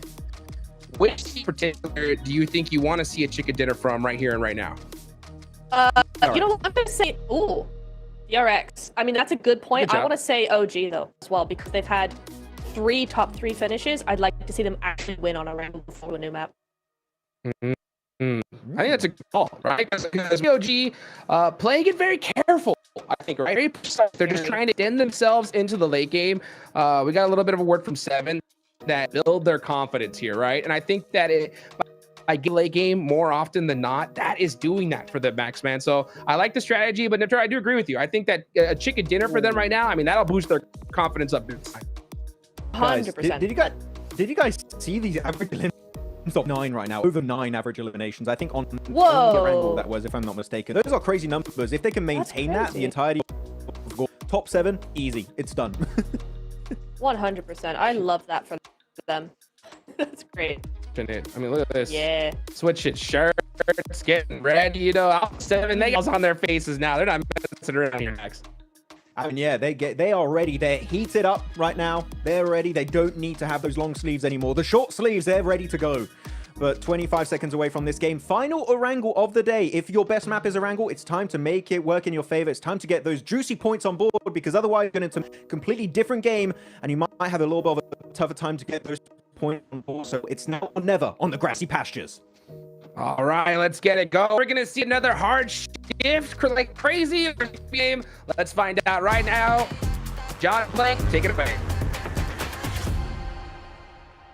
Thank you very much, Hot Jukes. Of course, we'll love to get stuck into yet another Erangel. We've got the 3rd and final of today. We'll see it again tomorrow, but for now, the last time around the green as we head on over in the skies from North George over towards Lipovka this time, a little bit further north on the plain. Expect GS to be dropping out towards Severny, and again, no hot drop unless Alpha Gaming try and re-engage it. That would be quite a sight to see. That it would. But we're getting straight into it now. Hopefully, we can see some of our teams start to step things up a little bit more. I think Alpha 7 had a very, very strong ending there from themselves. I mean, starting over towards Zaki, I don't like it, but it's working. So I can't complain too much.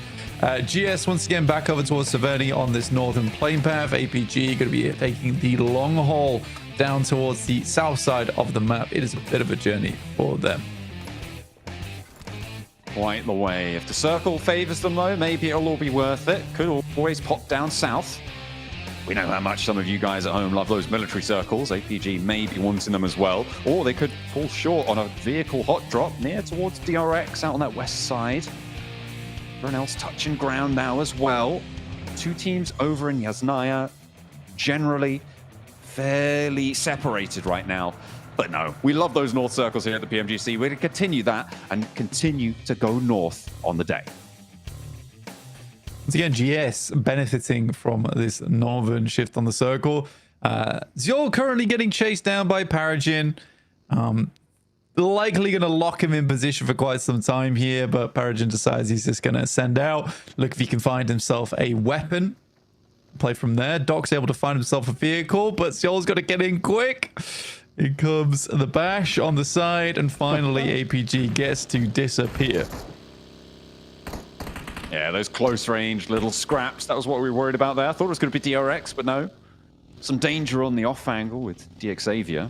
Both start with D and have an X in them, so, you know, fair enough that they got confused there. But either way, they will be able to regroup. They're going to be scrabble around Gatka for some goodies. Yeah, these really can't go too north on this, so they're going to bide their time. There for a little bit longer. Yes, Naya is a little bit more packed than I expected it to be, with both GK and E-Arena playing this area of the map. There's been a few games now where Yasnaya has been absolutely empty. I think people are quite quick on the uptake here. R8 playing South George, still currently leading with 43 points, looking fantastic so far. Alpha 7 able to massively make up for the slow start on the day with 36 points now in second place. And then we saw a little sub card as NC2 is in for Joker out on E-Arena.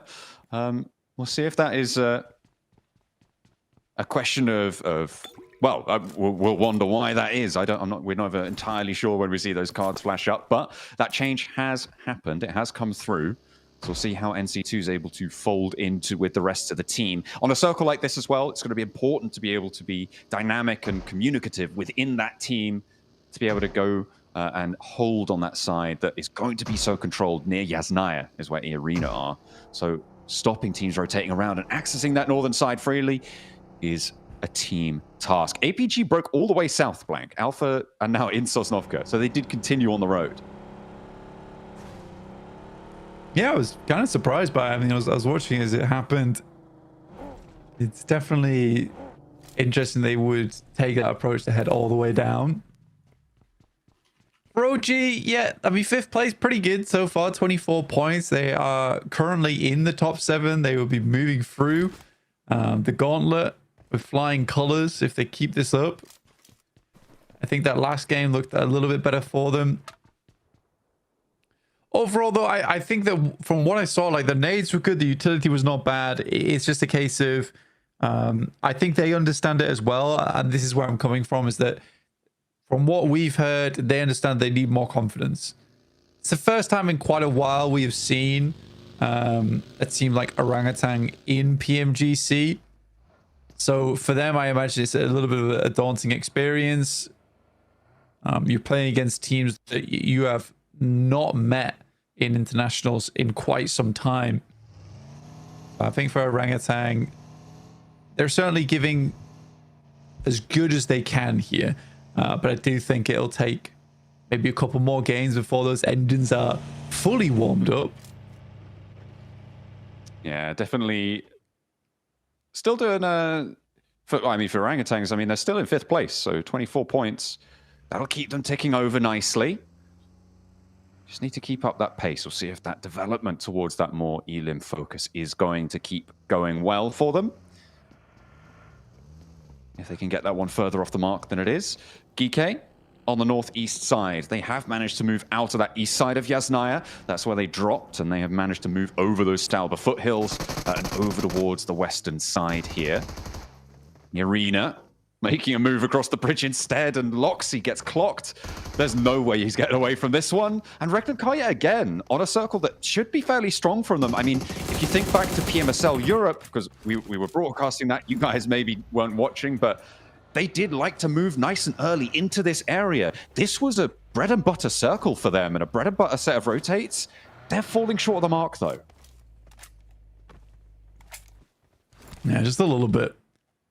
It is unfortunate to watch as it unfolds. For Regnum Karya, though, there has been quite a few times in previous tournaments where they start a little bit cold on these games. And then slowly ramp things up as time goes on. I think they're a team of very, very good at adaptation. I think day 2 is likely where we'll see Regnum Karya shine a little bit more brightly.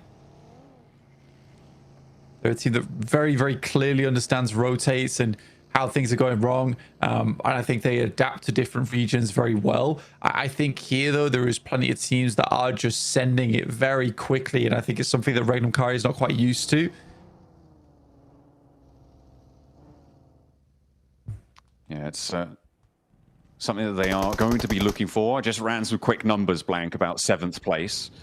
And a bit of napkin math tells me that if you're over about 110 points, it's going to be looking a lot better for you in terms of getting into that 7th place. So it's still quite a way to go for the teams, even towards the top. And there's a lot that can change, but doing a lot of work of the 3 days in that first day is always going to be good news. So for the top 3, top 4, maybe even top 5 here, it is a very good start to have in 3 matches already put a very significant dent into that metric, not least of which is, of course, R8, who are on board with a little bit of an underestimated team coming into this one, it seems, certainly with their performance in the first 3.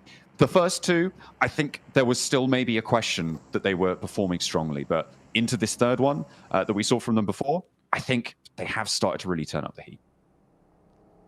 Yeah, I think for R8, it's certainly one of the cases where, you know, at 43 points right now, they're more than a third of the way there to securing a spot towards the Gauntlet. Again, you've got to compensate for those bad games that you inevitably will have, going down in 16 for 0 points, which happens more often than you'd like to admit for particular teams. Even some of our best squads, it happens as well. So I think for R8, if they can end the day around about 60 points, and they've still got 3 more matches to do that in, they'll be very, very happy. And I think that so far they've shown that a lot of their expertise is here on Erangel, but we've yet to see the performance on Miramar, so it could be that they get some great games there too.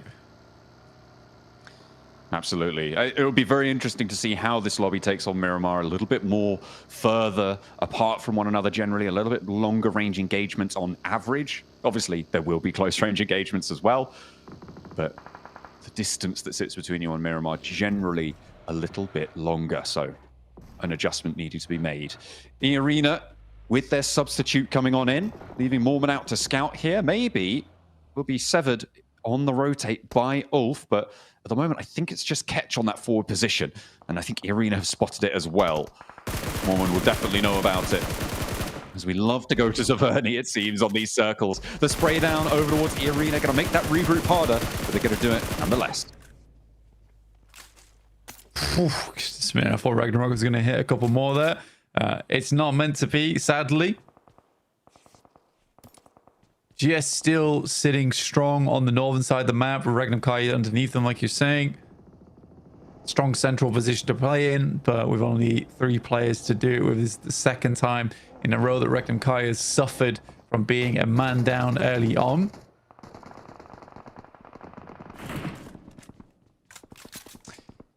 Yeah, that's more players been lost at the back of that vehicle there, John. DXAV down to 2. They're getting torn apart on the approach. It is very unfortunate. And DXAV not really having the impact that we expected of them. Coming into this tournament, I mean, these are a tournament favorite team, right? DXAV, I personally had them in one of my top 3, I think, coming into this one. I don't think that's an official thing that I've put anywhere.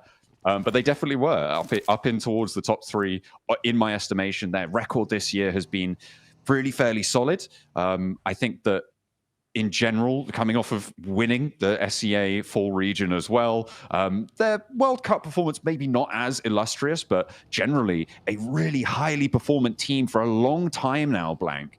It is a bit disappointing that they haven't managed to find their feet so far, but as I've said before, there is still time to make this day work for them, right? Even on the 2 players here, it's going to be up to Miramar most likely.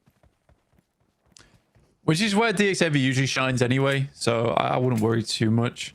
I think for DXAV, they're a team that does very, very well in the central position where they can control area. Like, area denial is like one of their specialities. Right now, though, and I think a lot of teams are feeling this, is that it's very hard to push through these teams. Sightlines are everywhere. Teams are very vigilant. They are on a swivel at the moment too. So if you're trying to push for a central position, it's likely going to get shot at. Like, you can't just recklessly rotate through the circle anymore, like we just saw DXAV try to go. And because Mad Bulls or a team close by will just take shots and likely hit those shots as well. So yeah, I think for DXAV, there needs to be a more patient approach to these Erangels tomorrow. And maybe that will develop. I think there's a lot of opportunity for all of these teams to be making it through towards the finals, sure. Top 7, of course, will be the easiest way to do it. But there is a little bit of leeway for them, right? They still have those group stages, those last chance stages potentially, if they're able to get through there. So not getting top 7 here isn't the end of the road. And maybe that's allowing teams to be slightly more flexible with it. Maybe not the best idea, but certainly is definitely possible there. That's a lot of affirmatives in one sentence. Kara on the north side having trouble with Alpha 7, who, again, with their backs to the coast, finding a good fight. I think it's the second time that Kara has really struggled versus Alpha 7 trying to make their way in. Again, this is kind of the opposite that we're seeing from DX Xavier, is that Alpha 7's rotates are quite staccato-like, where they'll rotate a little bit forward, they'll stop, they'll see if they can see any presence within the circle, take shots, hit those shots.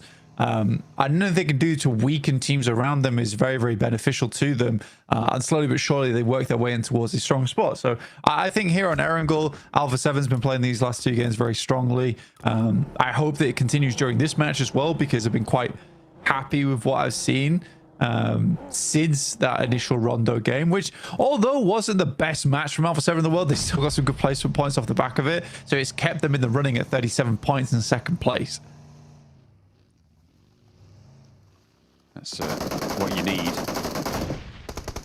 in the running at this stage to get towards those grand finals over in Bangkok, in the main city itself. Be lovely to see them there. I mean, for Alpha 7 as well, after coming off the back of PMWC, right? For Alpha 7, not even qualifying for finals, this is a real necessary redemption for them, right? It is necessary for them to step back up to that level of some of the best teams in the world, because we know that they've got it in them. And we know that there are some real firecracker players in there. Some slight changes to the roster coming on through, obviously.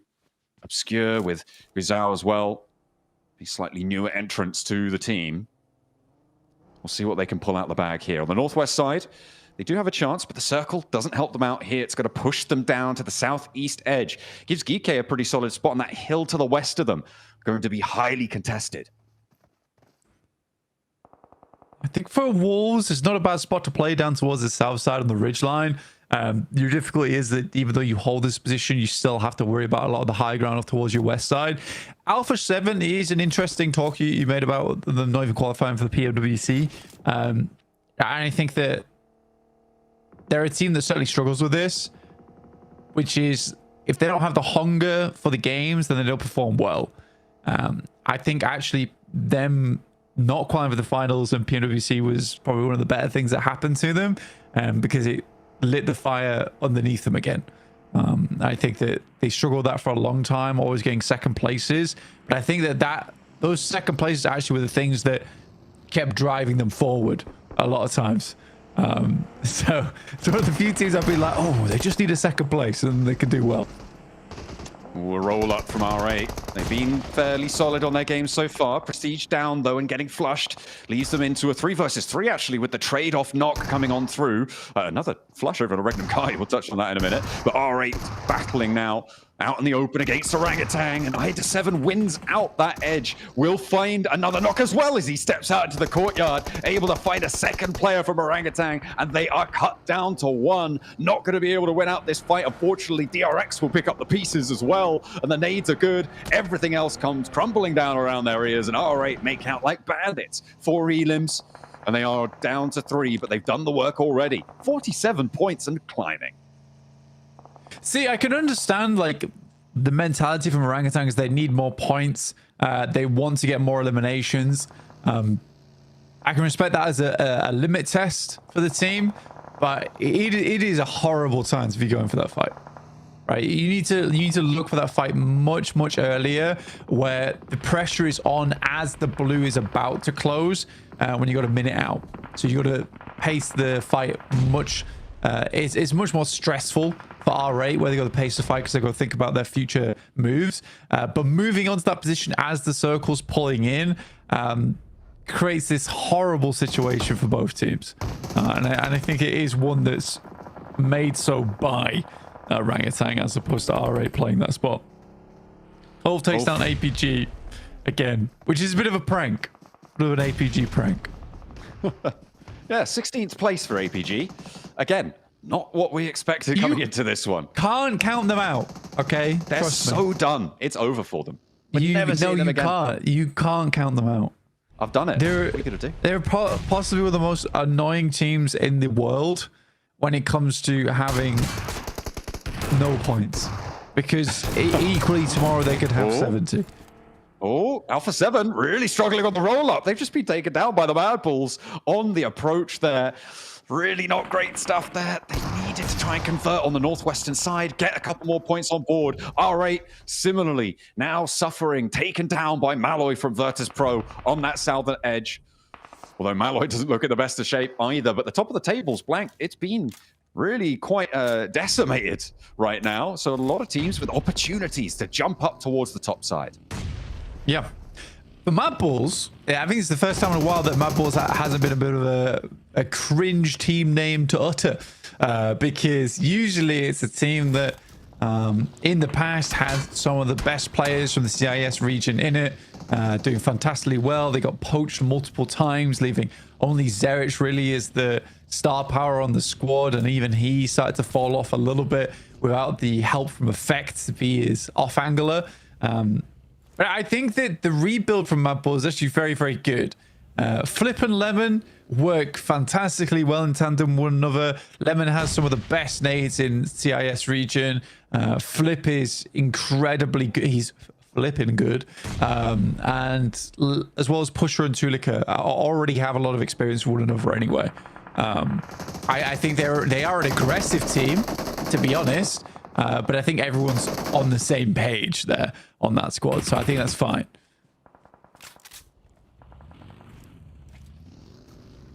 You need to hold it out on the western side. DRX need to move forwards against Ulf and Mad Bulls towards their northern side. Malloy still that thorn in the paw of the DRX Lion.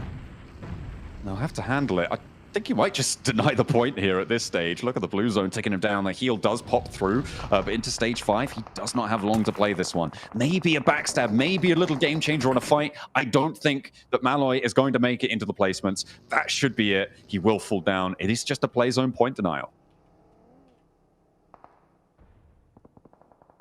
All right, Wolves going to try and make their way through. Thunder Talks as well as Geek playing on either side of the road there.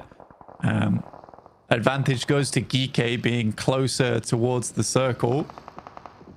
So Thunder Talks will have to push through them eventually or wrap. Even then, you need to take your shots there.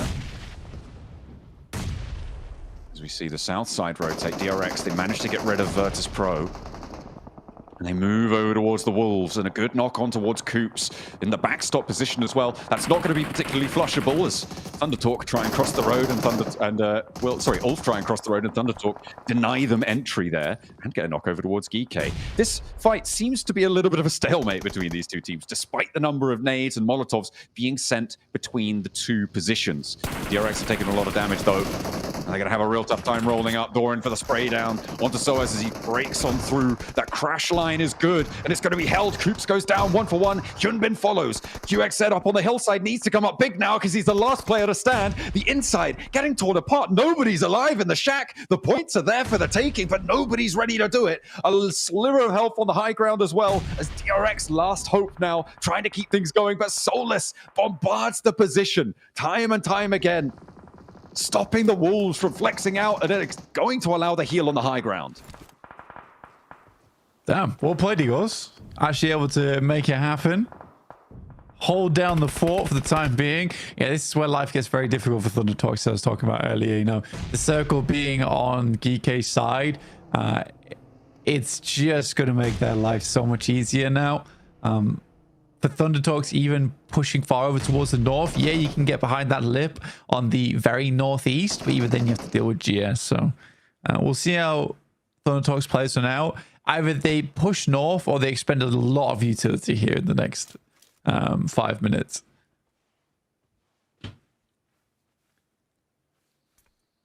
Maybe not even that long to live, though. 5 minutes is a long time in PUBG Mobile. And it might even see us towards the end of the match here. GS on this northern side.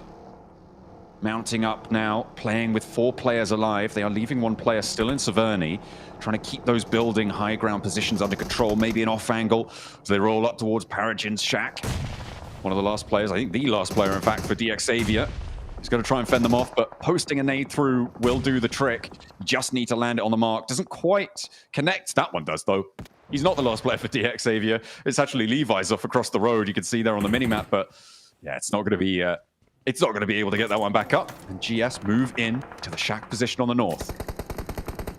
I think if you're Wolves right now, yeah, they're doing it at this very moment. They're going to try and push over towards Mad Bulls as well as EA. This fight has been raging on for quite a while. Unfortunately for them, Mad Bulls are able to pick their player up, as are E Arena. But I would say that E Arena is now in one of the worst positions in the world. Sandwiched between both Mad Bulls and Wolves. Egos goes down, so despite his valiant defense down on the southeast side, he will not regroup with the rest of the team. Going to find it difficult. Mormon finding it difficult to stay on his feet as well as the nades pour in from the high ground for Mad Bulls. They keep the pressure on the southwest side. And they march ever forward, seemingly inexorably, but there's teams that will try and stop him here. NC2, no substitution play for him. Unfortunate as they meet their demise. Wolves trying to move up on the lip of the bunker, but he's backed off from the off angle as the spray down is good. Mad Bulls making their way closer and closer. The last player from DX Xavier, Levi's not getting stuck into that one. Doesn't want to give the game away just yet. Let Thunder Talk go for the crossing first and try and ladder up on the placements because Geeky have to hold.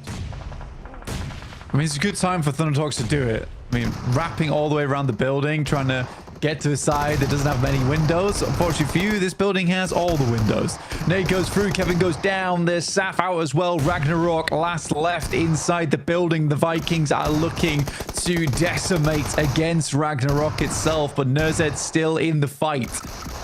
Oh, he's able to stand up though. Ragnarok still with a little dying hope here for Geeky. Able to find a knock. Thunder Talk suffering on this crossing, sitting. Needs to get rezzed here. The player on the back as well needs to try and stay alive, stay safe. And Ragnarok can't quite weather the storm. Unfortunately, the Thunder was just too strong. As AJ crawls across, he gets clipped. And it's Thunder Talk down to 3. I mean, very, very difficult push for Thunder Talks. I mean, that is not an easy crash to go for at all. I think they played it quite well. Good smokes. The wrap around the building and the vehicle as well is extremely confusing to play up against for Geeky. So I genuinely really did like the play they're coming through. Ooh, a 3 MG3 with a sniper suppressor in there as well, which seems kind of cruel. You know, put it on a DMR maybe, if you're lucky. But yeah, the MG3. Still a pretty big boon if you're able to pick it up. We know Maxman loves it. His favorite weapon, I think. Pretty sure. Haven't checked in a while. I have to double check that one. But either way, a huge amount of firepower and the level 3 refresh on the armor and the helmet, which is maybe even more important in that difficult position.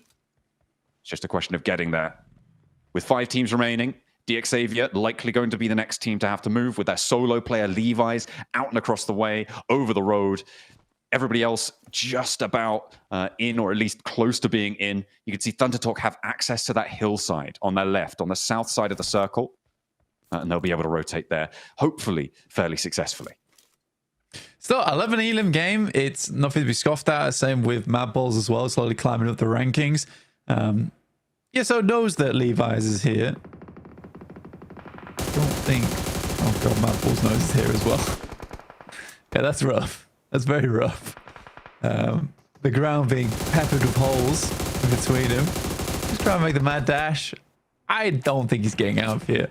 There's a lot of ammo being expended onto him, though. So, yeah, big commitment on the ammo front, you're right. From Esso, might need a resupply from the rest of GS. And Levi's, I mean, he's still got a gun. He's still dangerous. He's still got damage to put out, I'm sure. And the fact that he's across, that is big for him. For survival, Mad Bulls can't push down towards this side because they're so entrenched against the team underneath them, against the Wolves hiding out in the shelter.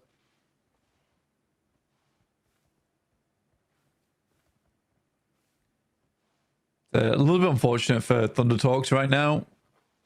They had to use that high ground in the building to pick up a knock to try and push over towards. And as a 3, you sort of need to get an opening knock onto a 4-man squad.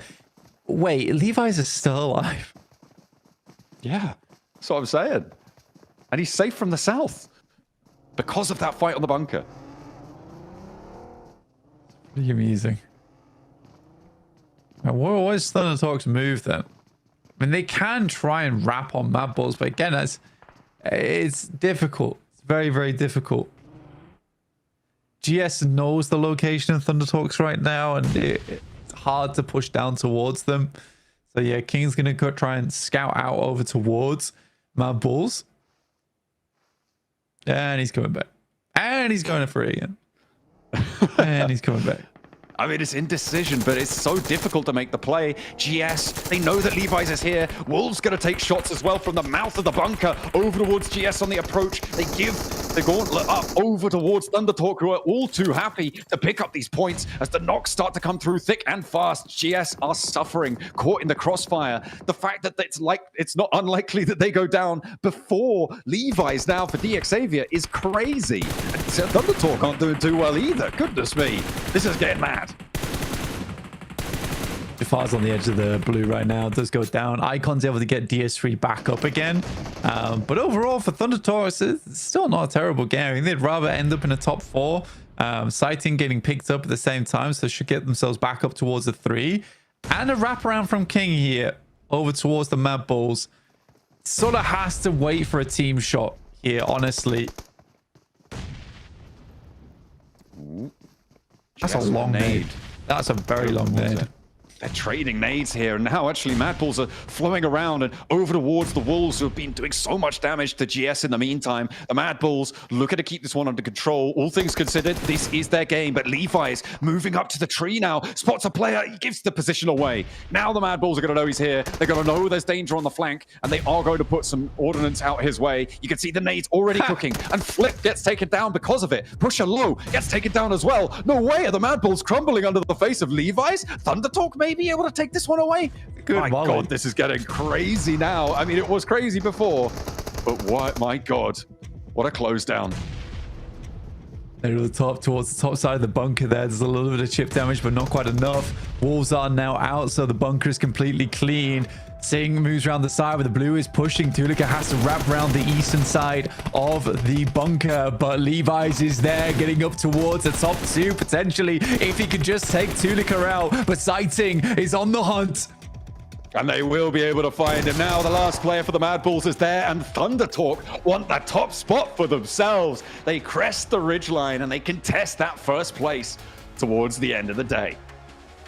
I think that's as dominant as we've seen China in quite a long time, honestly. I think for Thunder Talks, they have looked really good today. I'm extremely proud of this team. I think the combination play has been fantastic. The teamwork has been fantastic.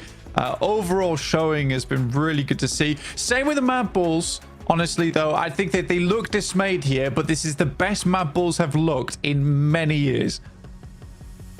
It is great to see a lot of teams coming back off of an off season, off of an off period of time. It is great to see this resurgence across the board.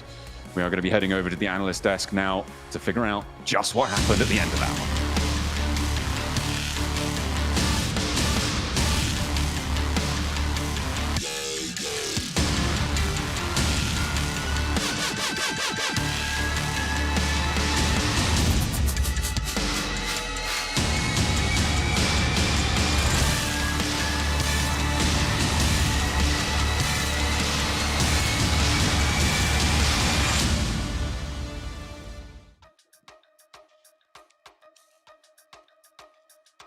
Thunder Talk, huge right here on eliminations.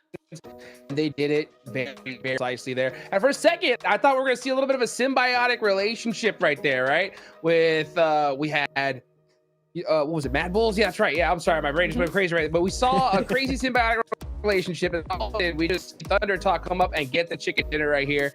They landed in a great rotation. What do you think about Thunder Talk? Thundertalk are timing to perfection in this game. Am I right? I mean, I think it was really nicely done in the terms of like had a few teams remaining. We had levels over in that shelter area, but what to me is the difference in their that Mad Bulls pushed a little bit too early. Wolves ended up pushing a little too early onto Mad Bulls, so they were fighting, and then Thundertalk come in. Perfect timing, just move in, sweep it, actually get a 2-1 going to get rid of Xavier as well, just control the zone. You can look at this replay here for the final blow of this final wrangle of day 1 for PMGC Gauntlet, and yeah, as you said here, the timing they've shown perfect. It was beautiful to see how it was played.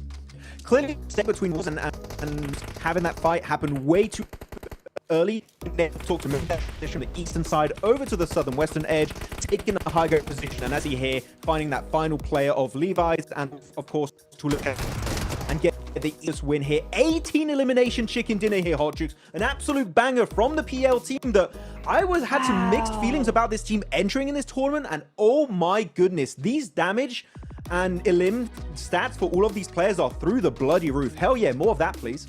Absolutely insane. Yeah, you know what's so crazy? I was a little surprised we saw start throwing those nades down that walkway right there onto Baton, because all they had to do was just stay on top of the hill, let the Wolves be down there for a little bit of while in shelter, and then once everybody was gone, fight each other for first and second. Red Bulls, they were getting towards that end circle, like, you know what, let's take Talk and the rest of everything. We're just like, nah, let's just shut them down right now, and that's exactly what they did, Neptura. Absolutely. I love what we saw coming to them. It was just such a nice come back of that.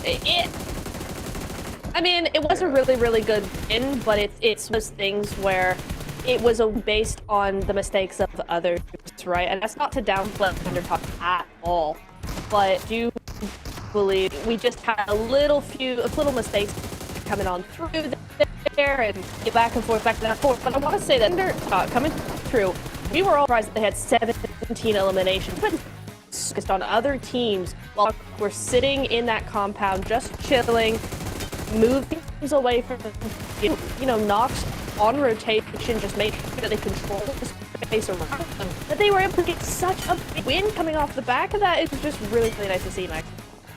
Yeah, I'm really happy about it. And I think a lot of people, myself included, looking at the PL teams, Weibo were going to be the banner men of that entire region right now. But no, Thundertalk, that I kept calling is PMW as a very passive team, just unwilling to commit to big fight, try and wrap up games with a ton of eliminations. Finally, this is the change-up we needed to see from Thundertalk, and you know what? It is perfect to do it here first day of the quality, because again, the performance like this, Hot Chicks, the elimination chicken dinner, chances are you're going to be looking for keyboards. Oh, they're going to jump up big time. You know what? Speaking of changes, right? A little change of pace. I want to talk about OG, right? We've seen OG play things very calmly and collected for the first few matches. This one, right? They started to do a crazy push onto R8. Unfortunately, they were taken out. But what about that push here, Neptura?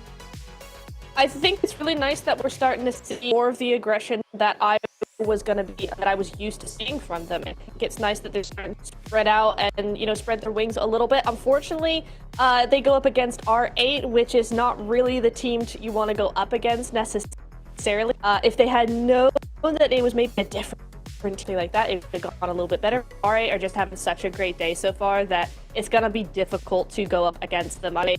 More along the lines of a Kara or an Ulf even might have had more success, especially Kara, because what we're seeing is completely different to how we're used to seeing them play, because they play edge, and so far today we've seen them play just edge, no center whatsoever, and I feel like it might just be throwing too much. I'd like to see them actually go back to center and see what happens. It's a good change of pace for sure. I think it's good to have a little bit more variety in your play style going into a gauntlet like this. But looking at the replay on the map feed, Thundertalk just again sweeping onto the eastern side every single time.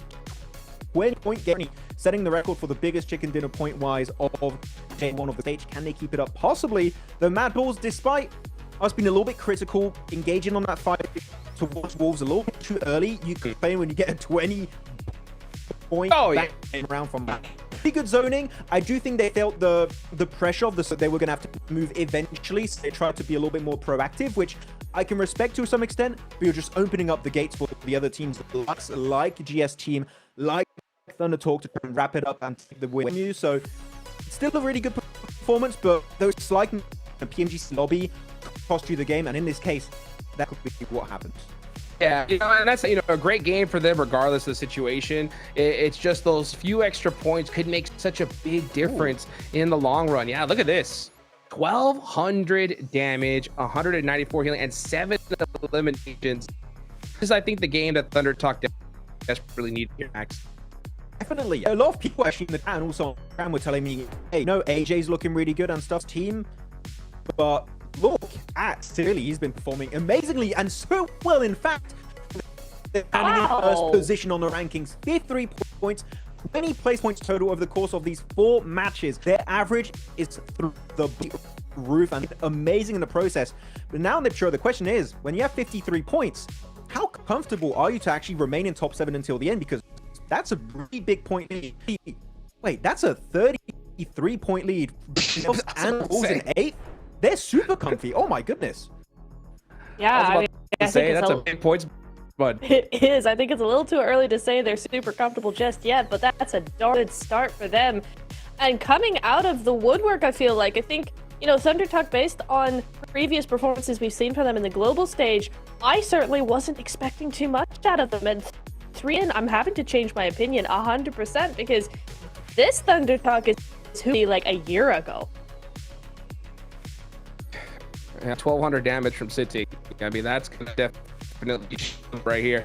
That's all it takes. One good chicken dinner and rocket launchers, up these leaderboards. So hopefully we see a little bit more of this. Is now going to start going into Miramar. That's going to shake things up quite a bit. But one thing that we are starting to see is a little bit of that point gap, right? At least from first all the way down to 8th place. So these teams that are on that second half of the leaderboards, I think come Miramar, you read something up here now.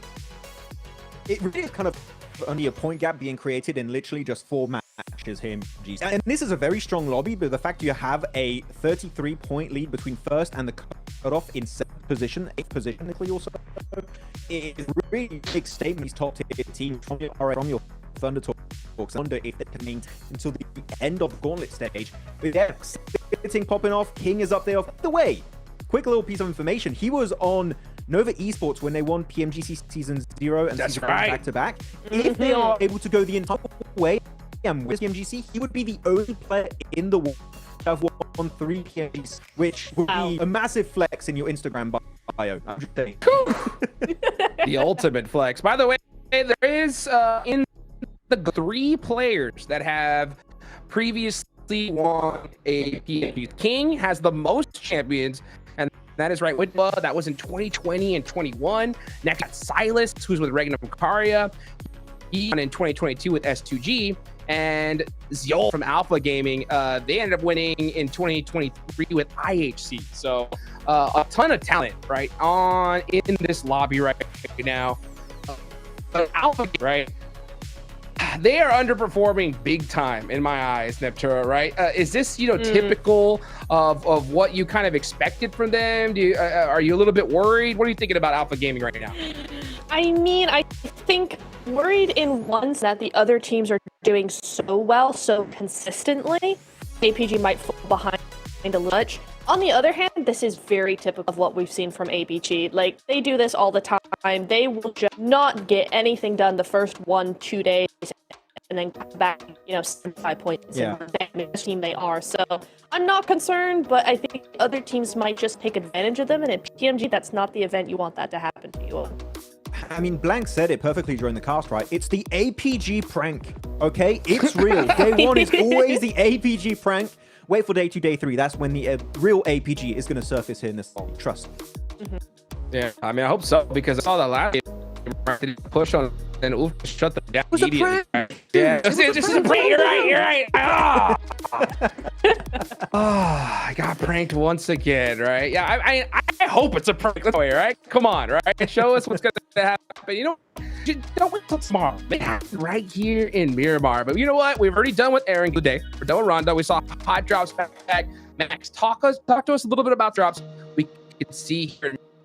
So we have a few hot drops that could be happening. I'm just going to list them out real quick, okay, so everyone knows what to expect. Northern side, La Coperia, D Xavier versus Mad Balls could be happening. El Pozzo, it's Alpha 7 versus GS Team, or if GS Team go into Impala over to the eastern side, it would be GS Team versus Wolves. Teams in GK, D Xavier, and DRX. San Martinez RA versus E-Arena. And now the big question mark I have about interesting hot drops that might or might not happen is going to be Orangutan actually dropping around Chumacera versus Alpha Gaming. Got to be a little bit careful because Alpha Gaming is unwilling to share on the stage. But they do have a new drop location in La Bandita, and I think this is a very positive change for Orangutan. I wonder if they're going to commit to that secondary drop, or if they're going to go hard from Serra and try and contest it away from Alpha Game. Yeah, I agree. The other thing I would love to see is there's no one up in Ruins right now. So I would love to see Orangutan if they decide that, hey, Chumacera is not that great. Maybe they don't want to go to La Bandita. Ruins would be another great option for them because part of both of the hot drops nearby as well. Welcome if they back really to a quick wanted report to. with the So 7WG. that'll be another I'm here option. with the man that has been able to get 2 MVPs in PMGO and PMWC.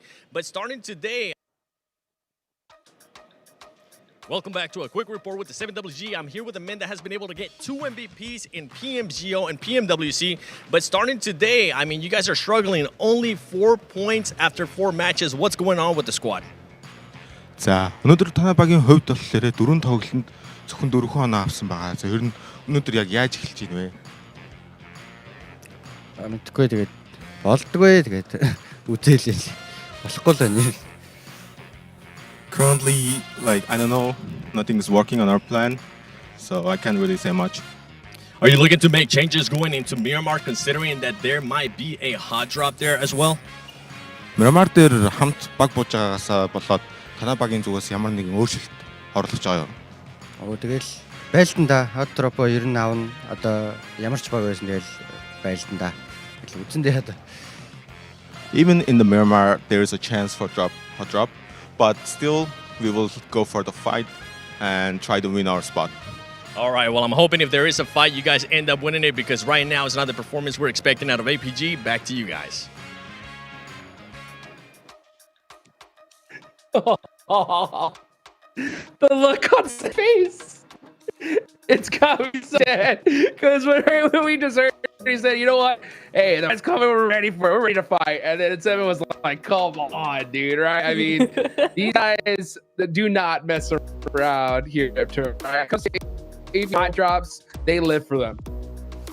Yeah, I have never seen a stubborn team in all my days. This team were like, hey, lose 1-2 games, but y'all best be prepared for that third time because it's not happening. You are going down. Kind of spirit we would love to see in any team, but when you're not doing so, maybe like, I don't know, do something else. But listen, first Miramar, first hot drop. Let's see how it goes. You know, they're going, hey, we got this drop to military auto wrangle. Like, we're not going to stop now. Come on, let's see drop action. We heard it from Revel earlier. He said, you know what, GS, come on down. We're going to fight this. We just heard it from APG. You know, they're ready to fight for a hot drop. How many hot drops are we going to see? John, you tell us right now. 1, 2, 3. I want to know. I think 3 total. I think that's my answer. 0. Ooh, okay. Well, technically, every team that's dropping in is going to be real hot because it's Miramar. We're in the desert. We're heading over to the dunes once again to see how these teams take on this map. Miramar on the menu. La Cabrera over towards Impala on the plane path flank. If you guys want to keep track of the map throughout the whole of this season's PMGC, you can, of course. There are public map feeds available. You can head on over and keep track of where every team is at all times, which is a very valuable piece of knowledge. You can do a little bit of analysis if you want. We'll be doing so. We're using our map feeds as well. At the moment, nobody getting too stuck into it though with each other. I'm going to address the allegations right now. Okay. Okay. Because there's a lot of talk on Insta about orangutan. Okay. And Max Man's getting a lot of hate right now. Okay. The thing is, right? The thing is, if I'm talking about orangutan at 22 minutes into a game, this is already a good thing, okay? Because there are some teams I haven't been able to talk about at all because they're dead most of these games in the first 6 minutes. So the fact that I get to talk about orangutan 20 minutes in, that's already kind of based for an Indian team. Okay, let's all chill out. Let's all just have a little chill out. So just to clarify what Blank said, he said orangutan are so bad and he hates them as people. I don't think I said that. Well, let's head over to the stage with Seven to calm things down. What have you got for us, Seven?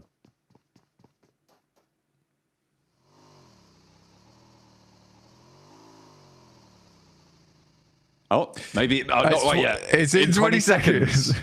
Okay. 15 now. It's going, we'll cover right now. But yeah, of course, orangutan doing some pretty solid stuff. Let's head over to the stage for realsies this time. I promise it's not an Alpha Gaming prank.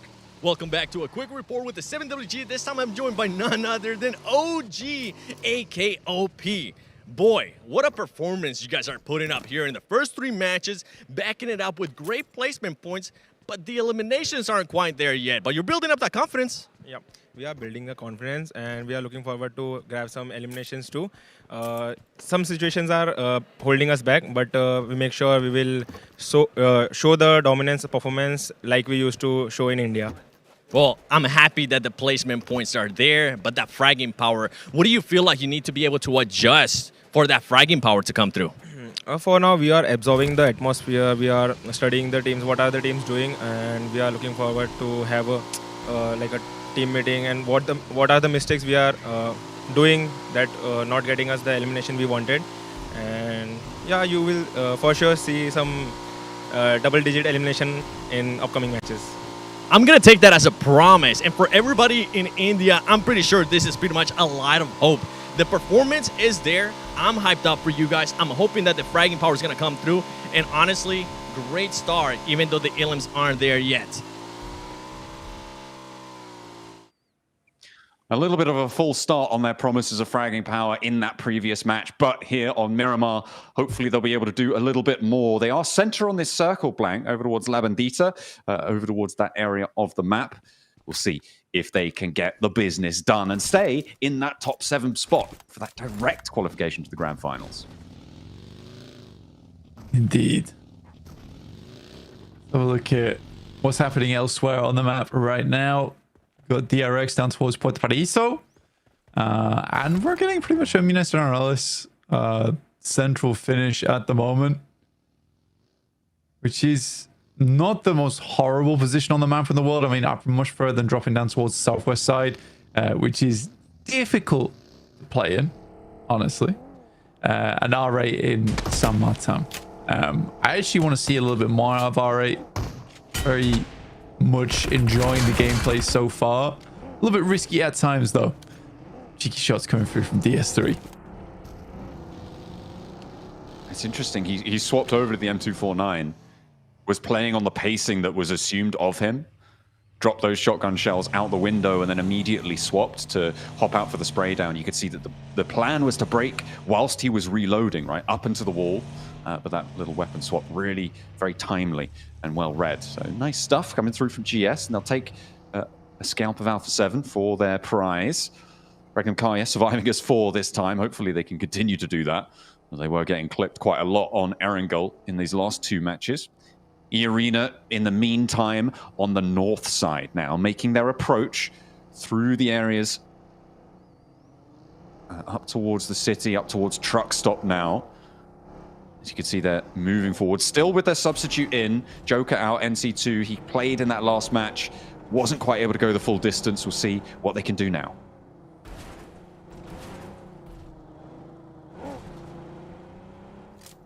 Kind of just taking a look at where some of these rotational paths are going to come from, because I think at the moment Mad Bulls has a okay path inwards, but a lot of the central spaces are already taken up right now, John, which is difficult.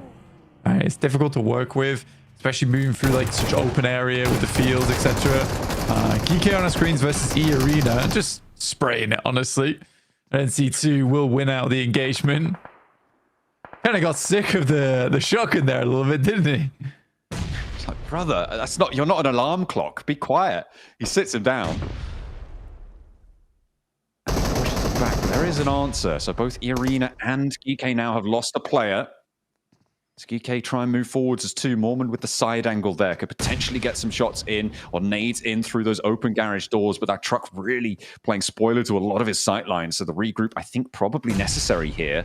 The third player from GK off in the distance, about 200, 300 meters away. So kind of a non-factor unless they look to regroup. Yeah, I think for right now, this is a bit of a weird fight where E-Arena is going to struggle to remove themselves from this engagement. Inside this building, you got Nerzed hovering off in the distance as well. Definitely a frustrating one for E-Arena, but over towards Truck Stop anyway. It's likely that both teams are going to be leaving here for quite some time.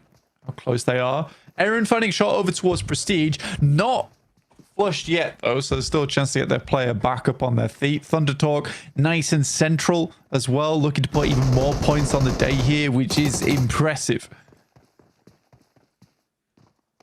Always a good idea to put more points on the cards. Nerzed moving up. Playing closer. The fight being shunted around the truck stop. Unlikely for teams to impact this fight as well. It's a little bit too far flung. Maybe the Mad Bulls could be here in a minute or two, but it's more likely that they're going to make their approach elsewhere. Very isolated fight. Not out of the question to fully disengage from this, from actually either of these two rosters. They are fully split linearly, but Nerzed really the sticking point of this fight, up on the hill with oversight on this one. Yeah, it's the main issue. Again, it's only two players underneath, so Kevin as well as Saf G can't get really too aggressive, but you are in a bit of a deadlock right now between both these teams. Mad Bull's coming through from water treatment. Most teams are just in position. Again, we're waiting for stage 2 here on Miramar. Biggest shift available. Send down towards. See where these next circles will end up. And it's between San Mats and Picado as well as Minas. So again, this is a lot of fielded area, a lot of open area. It will mean that this fight needs to end soonish, though. Does have a little bit of a ticking clock on it. I mean, for Nerzed, does he regroup? Do they push through as 3? I'm not sure. I think it's probably a better idea just to... I mean, you could potentially just try and hold that fight out and try and play the longer game. Regnum Kaya, though, on the middle, having a bit of a clash, actually, with Ulf as Silas keeps Loxy safe. They don't want to be losing players early, not again, especially on Miramar here. The 2-2 split for Regnum Kaya. The high ground position for Zedwolf, controlling Thunder Talk a little bit, making their run out just that bit harder. Scarface, he's trying to move in, but no, they're not going to find anything. Silas gets the res. Again, for Regnum Kaya, it's definitely a case of they really don't want to start another game on 3 players. That would be tremendously bad for them. Just having one game go their way would be fantastic, especially from the position they're currently in. They're just the west of Thunder Talk.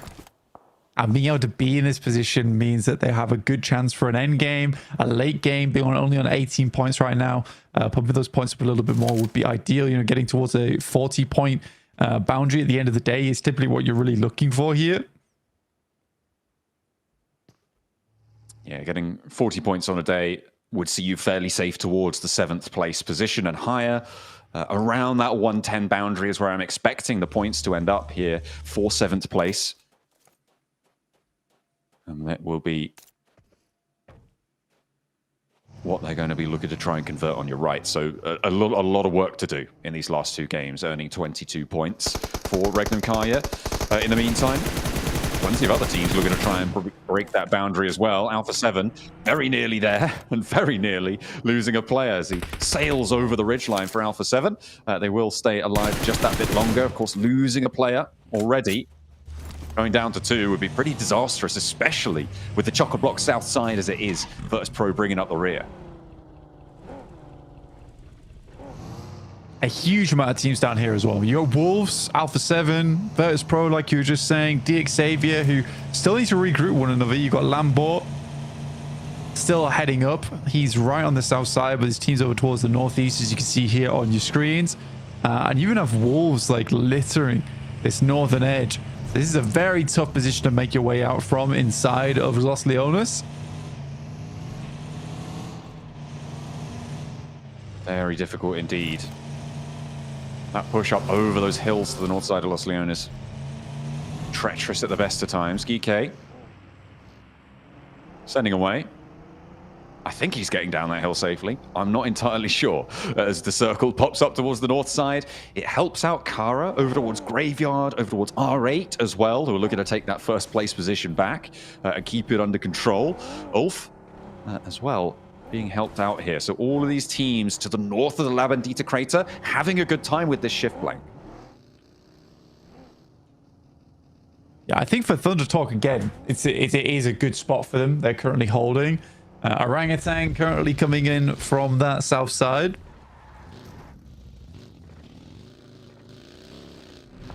Getting stuck in with Regnum Kaya as well, as it's a three-way fight between them, Ulf, and Orangutan.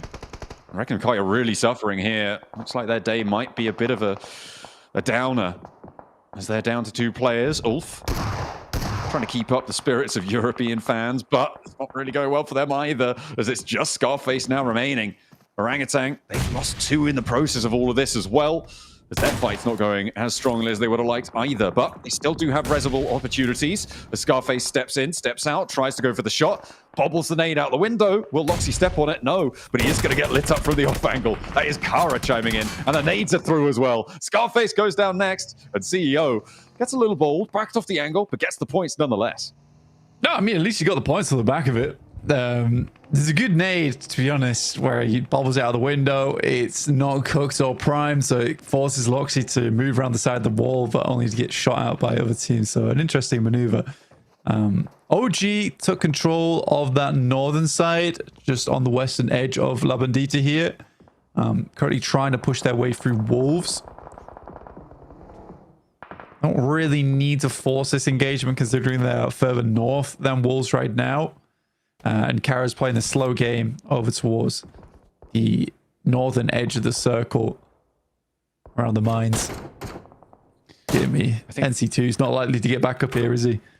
No, he's pretty donezo right now. Yarina are in the 4 corners of the map at the moment. Very, very spread. Looks like a survival play. I mean, it looks like 10K can regroup to Mormon, and maybe they'll play on us too and have not terrible time over towards Minas Generalis, but yeah, that's going to be rough. I was looking at the Wolves' position there.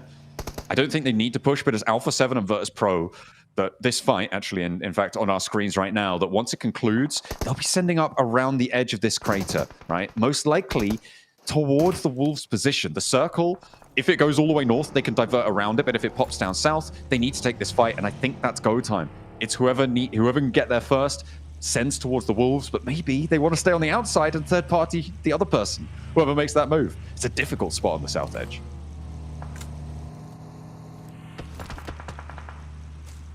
Very much difficult spot. I mean, Alpha 7 and Virtus Pro now struggling play against one another. Wolves also will just play on this edge for a little bit longer. La Bandita really is always this difficult terrain piece where it really causes some of these rotations to go right. Because if you are one of these teams on the south, like, you're forced to play a western rotate now. It's really hard playing an eastern rotate because you have little to no information on that north side. Yeah, it's difficult to get those scouting on the far edge. Virtus Pro mounting up closer. You can see they are setting themselves up at the top of the hill to potentially roll down towards the wolves, but they've got to be worried about Alpha 7. I mean, do Alpha 7 go all the way around? Do they go wide? Or Virtus Pro going to take that option? Maybe they're going to crash in towards Alpha 7 here.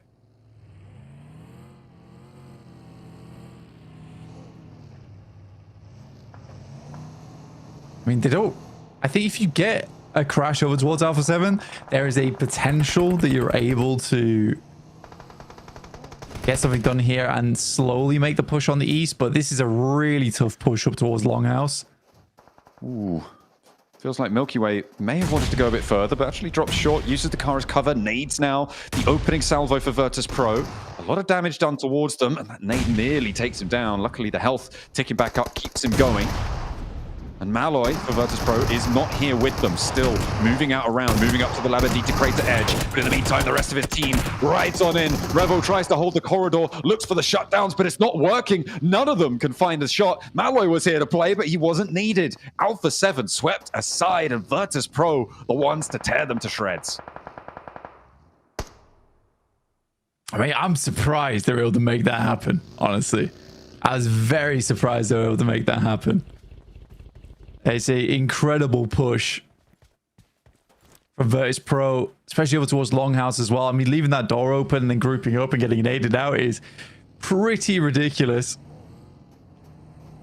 And Virtus Pro looks down over towards OG. They're able to pick up one, but a quick pick of the vehicle will get one of their players back out again to safety. And now stuck inside Levadita, a little bit rough now.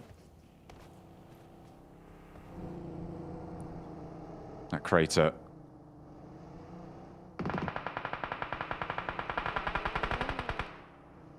Will be potentially a difficult place to leave in the Labadita south side. Arena trying to keep their two players in. Trying to find a little slice of respite, but I don't think it's going to be too easy to do so. You can see Orangutan lighting them up, DX Xavier sending them away. No room at the inn, and it's into the crater with them. It looks like Orangutan might actually be dropping down to fight them, to meet them. They will come off of that ridge side and move into the angle, the oversight there. But will that give Virtus Pro too much ground? Will that allow Virtus Pro on the south to move in where they weren't allowed to before? Yeah, I think for DRX, they're holding the two-man split down this way as well, just to prevent teams from making that rotate over towards the eastern side. I think you are Virtus Pro. You're just kind of looking for these teams trying to leave out through from Labandita. Good shot over towards Mormon as well. We'll find one. Not likely to end up in a flush, but that does mean that their push out towards that eastern side is now covered by the fact that flush res needs to go through. Little Talk just playing this game out really easy right now. I'm also very surprised that OG was able to make this cross. It was a decent one underneath the purview of Virtus Pro. I mean, they did have to leave a couple of players behind. This was crazy, by the way. This is crazy. Like, DRX held this angle for so long, and then as they leave, Virtus Pro makes the push. So you either need to commit or not commit. Not one or the other. Yeah, it's not ideal. It's not worked out for DRX in that situation. Wolves, though, actually moving back up and maybe trying to backfill on this rotation for Virtus Pro. I don't think I had this on the cards at the moment, but the Wolves are making this rotate, and it might pan out. Malloy now caught alone. The rest of Virtus Pro have found a little bit of isolation from him, and there's no way he's getting back up. The Wolves clip the wings of Virtus Pro, make it all the harder to move over this Labandita crater here. It is a couple of real crazy rotates coming through on this south edge, and I'm loving it. It's such a hard place to rotate through as well. It's very hard to make happen. I mean, Wolves make a late rotate back down towards the south side to push through. Virtus Pro still ahead of things, but are losing players, hemorrhaging as they go. TX Xavier are waiting, and Virtus Pro kind of sense there's something in the midst there, and we'll just back it off. That is a strong backing off as well. They do make it to a shack, but you've got to imagine it's going to be a question of does the circle go to it, and if not, it might just be done for. Are they going to move again? I wouldn't put it past them. DRX now trying to make their move as well, but the Wolves have the ridgeline. And it's not going to be easy at all to make their way out this direction. And a little bit further they have to go as well, as DRX will be consumed by the blue here. Wolves making their way across the crater ground and over towards that north edge of things, playing up towards the oversight, towards DX Xavier, towards that high ground that they held.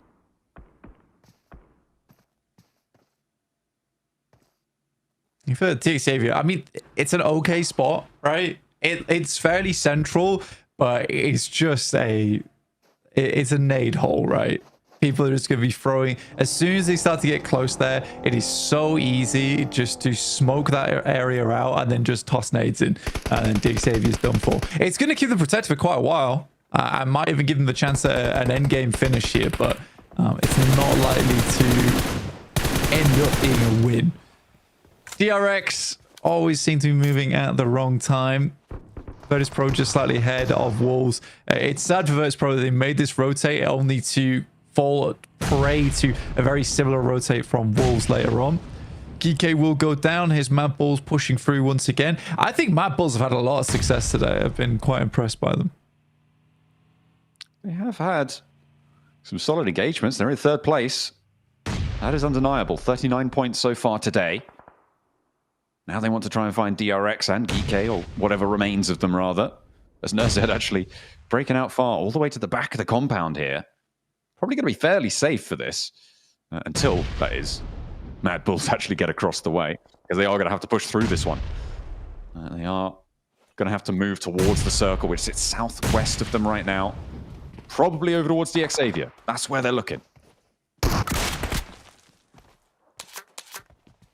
Nice shot from Flip towards Soez as he makes the jump. And Mad Bulls can continue down this way. It's so open over on these fields. Pretty much there's a big task ahead of a couple of teams here. OG have to deal with E-Arena, which shouldn't be too difficult playing out on that eastern side. Thunder Talk with APG, R8 maybe moving up over towards GS. But mostly Kara is kind of controlled right now by GS on that western side. Oh, he nearly found something special there. Was able to take one down in nearly a second, but not quite. Nurzed falls. DK are eliminated. GS in the meantime. As we hop over to the northwest side near Kara, near R8 as well, who are regrouping to third party this. If GS take a knock or two, R8 are going to be able to overwhelm this. You need to be careful. Icon stepping forward. CEO and Lewis trying to play off one another, playing on the windows. The CEO stepping in. Jafar goes down, goes low. R8, now's the time to push up, but they're not really in a position to do it. They haven't fully regrouped here. It might not matter though, because GS still have got more to deal with. Kara on the outside, giving them a run for it. Icon steps in, but can't quite find him. His CEO just fails to get back behind the corner and falls to it. GS still holding on here. Kara, I'm surprised that they put up a little bit of a fight here. They were stuck in, but GS did a really good number on them. In the meantime, APG is scrapping Thunder Talk on the other side of things. You can see that in the picture on the bottom right. APG do finally come out on top. But it is, I believe, just Doc remaining there. With a full squad wipe over towards Thunder Talks in the end. Wonderfully done. And not an easy push either. Surprised Thunder Talk lost that one. I thought at the very least it would have been two players from Thunder Talk still up, but APG still got it in them. Nice nade from ESO again over towards Marth. R8 loses another player. That is far from ideal. That knock, that flush comes through, that puts them down to 3. They did have an opening to try and third party up to the north, but they were more concerned with maintaining that south boundary. And that may be the right play in this situation. You can see they just give that fight the slip, and now they're going to allow all those teams on the north to get stuck in amongst themselves. Kara and Mad Bulls will have to conclude. GS as well. Everybody stuck up there now. Going to have a tough time, but it's DX Xavier with one hell of a position, and they're going to have to hold a push now, Blank, because someone's going to go for it. Yeah, again, for DX Xavier, like I said, this is going to be a hard hold. A very, very hard hold for them. You can see nades already starting to be sent over by the Mad Bulls. But equally for anyone else, like, even if you take down DX Xavier, you're still having the situations like, where do you play after that? Kara not giving up too easily on the cross out. R8 able to continue to hold here. They had information earlier from Marth going down, and with GS all now locked in this one position. Nades galore from either side, from Kara, from R8. Goodness me, that is damage pouring on. That one looks good. No, it's just short. They continue though the bombardment. It seems like they're bottomless on the nade pockets here, with more pouring in, but Mad Bulls finally humbling them slightly, stepping them back off the angle as the nades bobble over the fence. CEO trying to weather it from the Mad Bulls as well. Oh, it is really difficult to make any sort of movement on this north side. Pusher for Mad Bulls on the off angle there. Actually looking to regroup, it seems. Play up and towards the rest of the team. A CEO, nice position, will get taken down. It's Lemon to claim the point, and that is now 6 teams remaining. Just the 6 left now. OG actually making it over towards the northeast side here. Good wraparound from San Martin. And La Bandita. Now looking over towards DXavier, but Flip finding that shot over towards AKOP. A little bit of a difficult scenario to head themselves into. R8 putting more points in the back pocket, up to 50 now. And Madball's not too far behind. OG attempting to reset on this one, but still 7 elims on the game. Pretty damn good stuff. 32 points total. That's how you want to do it. A little elimination refocus there for OG. Now they have to push in against DXavier. This is a really difficult bunker to hold, though, because nades do so much against you. You can see... Oh, okay. I'm surprised that one didn't tag on. A little bit of cover found somewhere. Some concrete outcrop helping them out. Still got a couple of nades to play with. Doc on the off angle. Looks like OG know about it, though. They are wary of the angle. Nobody really on that south flank other than him to find it. And the shots are connecting. But WizKod is looking good to try and find the knock. The Doc repositions. Oh, he steps back into the spray line and nearly goes down because of it. WizKod going to send straight back up again. Knows he needs to pull the pin on the grenade now because he has to keep DXavier at bay. Another strong grenade over the top. Lambor last remaining alive inside of this bunker. And now they look further towards Levi's. And again, more res is coming through. They see Mad Bulls off in the distance. OG looking for even more on this game. Up to the top 4 now. Mad Bulls are the bigger threat for OG right now, but he's just launching an 8 over to Levi's. Doesn't connect there. Some cover still found. That is a crazy push, you're right, but somehow goes unpunished. Mad Bulls more preoccupied with getting those reses.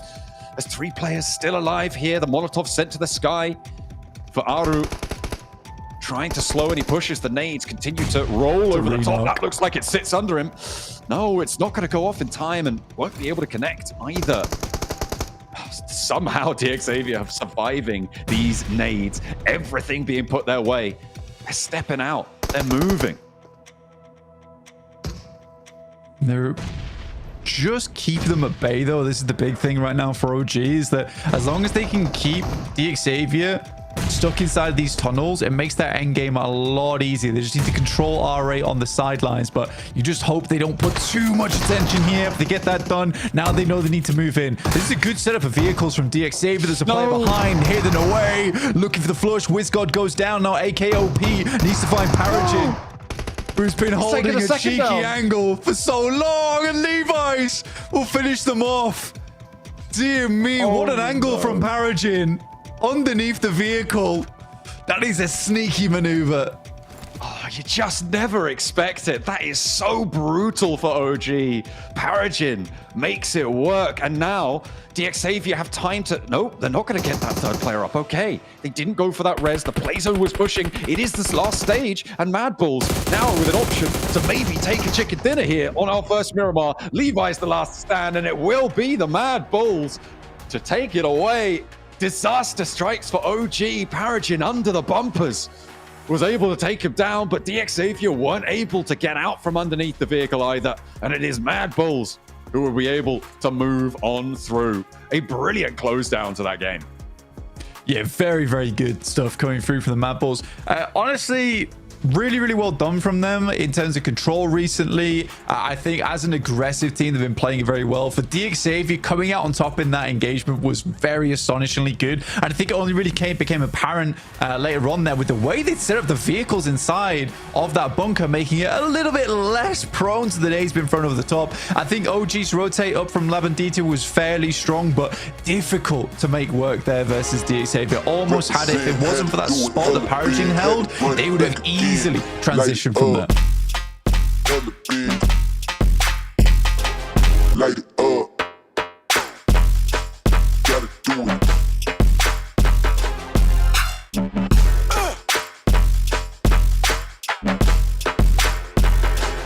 Light it up.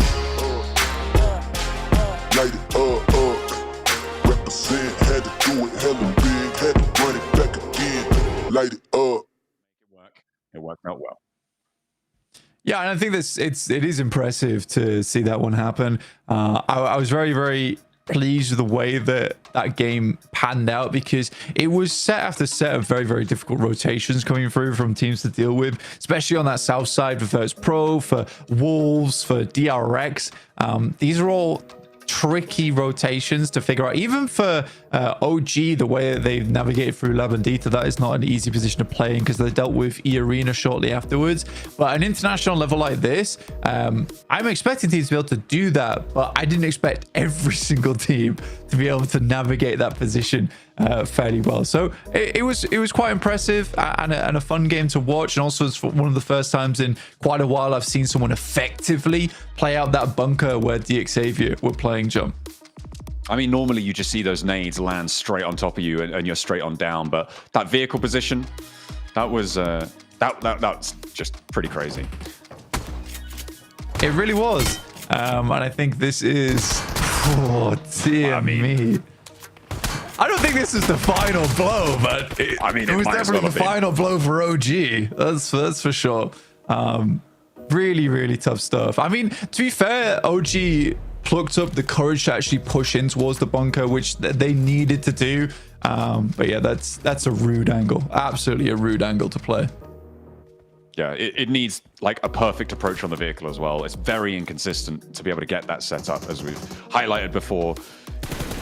It's just incredible, and you can't blame OG at all for going down to it. They've also got 7 elims on that match, so again, a couple more elims able to find that focus. As we take a look at the stats here for the Mad Bulls on their win, and they will be able to be fairly consistent across the board here. Tulik are a little bit lower on the elims, but still keeping up with the damage. Flip as well, but yeah, great stuff for them. Coming through a really tricky spot on the north side of that circle too. Yeah, again, I think this is a team that just works. It's funny the way this team has been brought together as well, because Tulik, been picked up by several different teams within Europe as well. Pusher, similarly, Lemon, Flip. They've all been on several different teams in the past and kind of been like the player that's been dropped, or the 2 players that have been pushed out. And they were like, you know what? To hell with it. Let's just make a team together. We can be successful from there. And they have been. And it's nice to see the revival of Mad Bulls from that as well, which is definitely the coolest thing for me, because Mad Bulls was a name that you used to say in the past, and it was a fearsome name.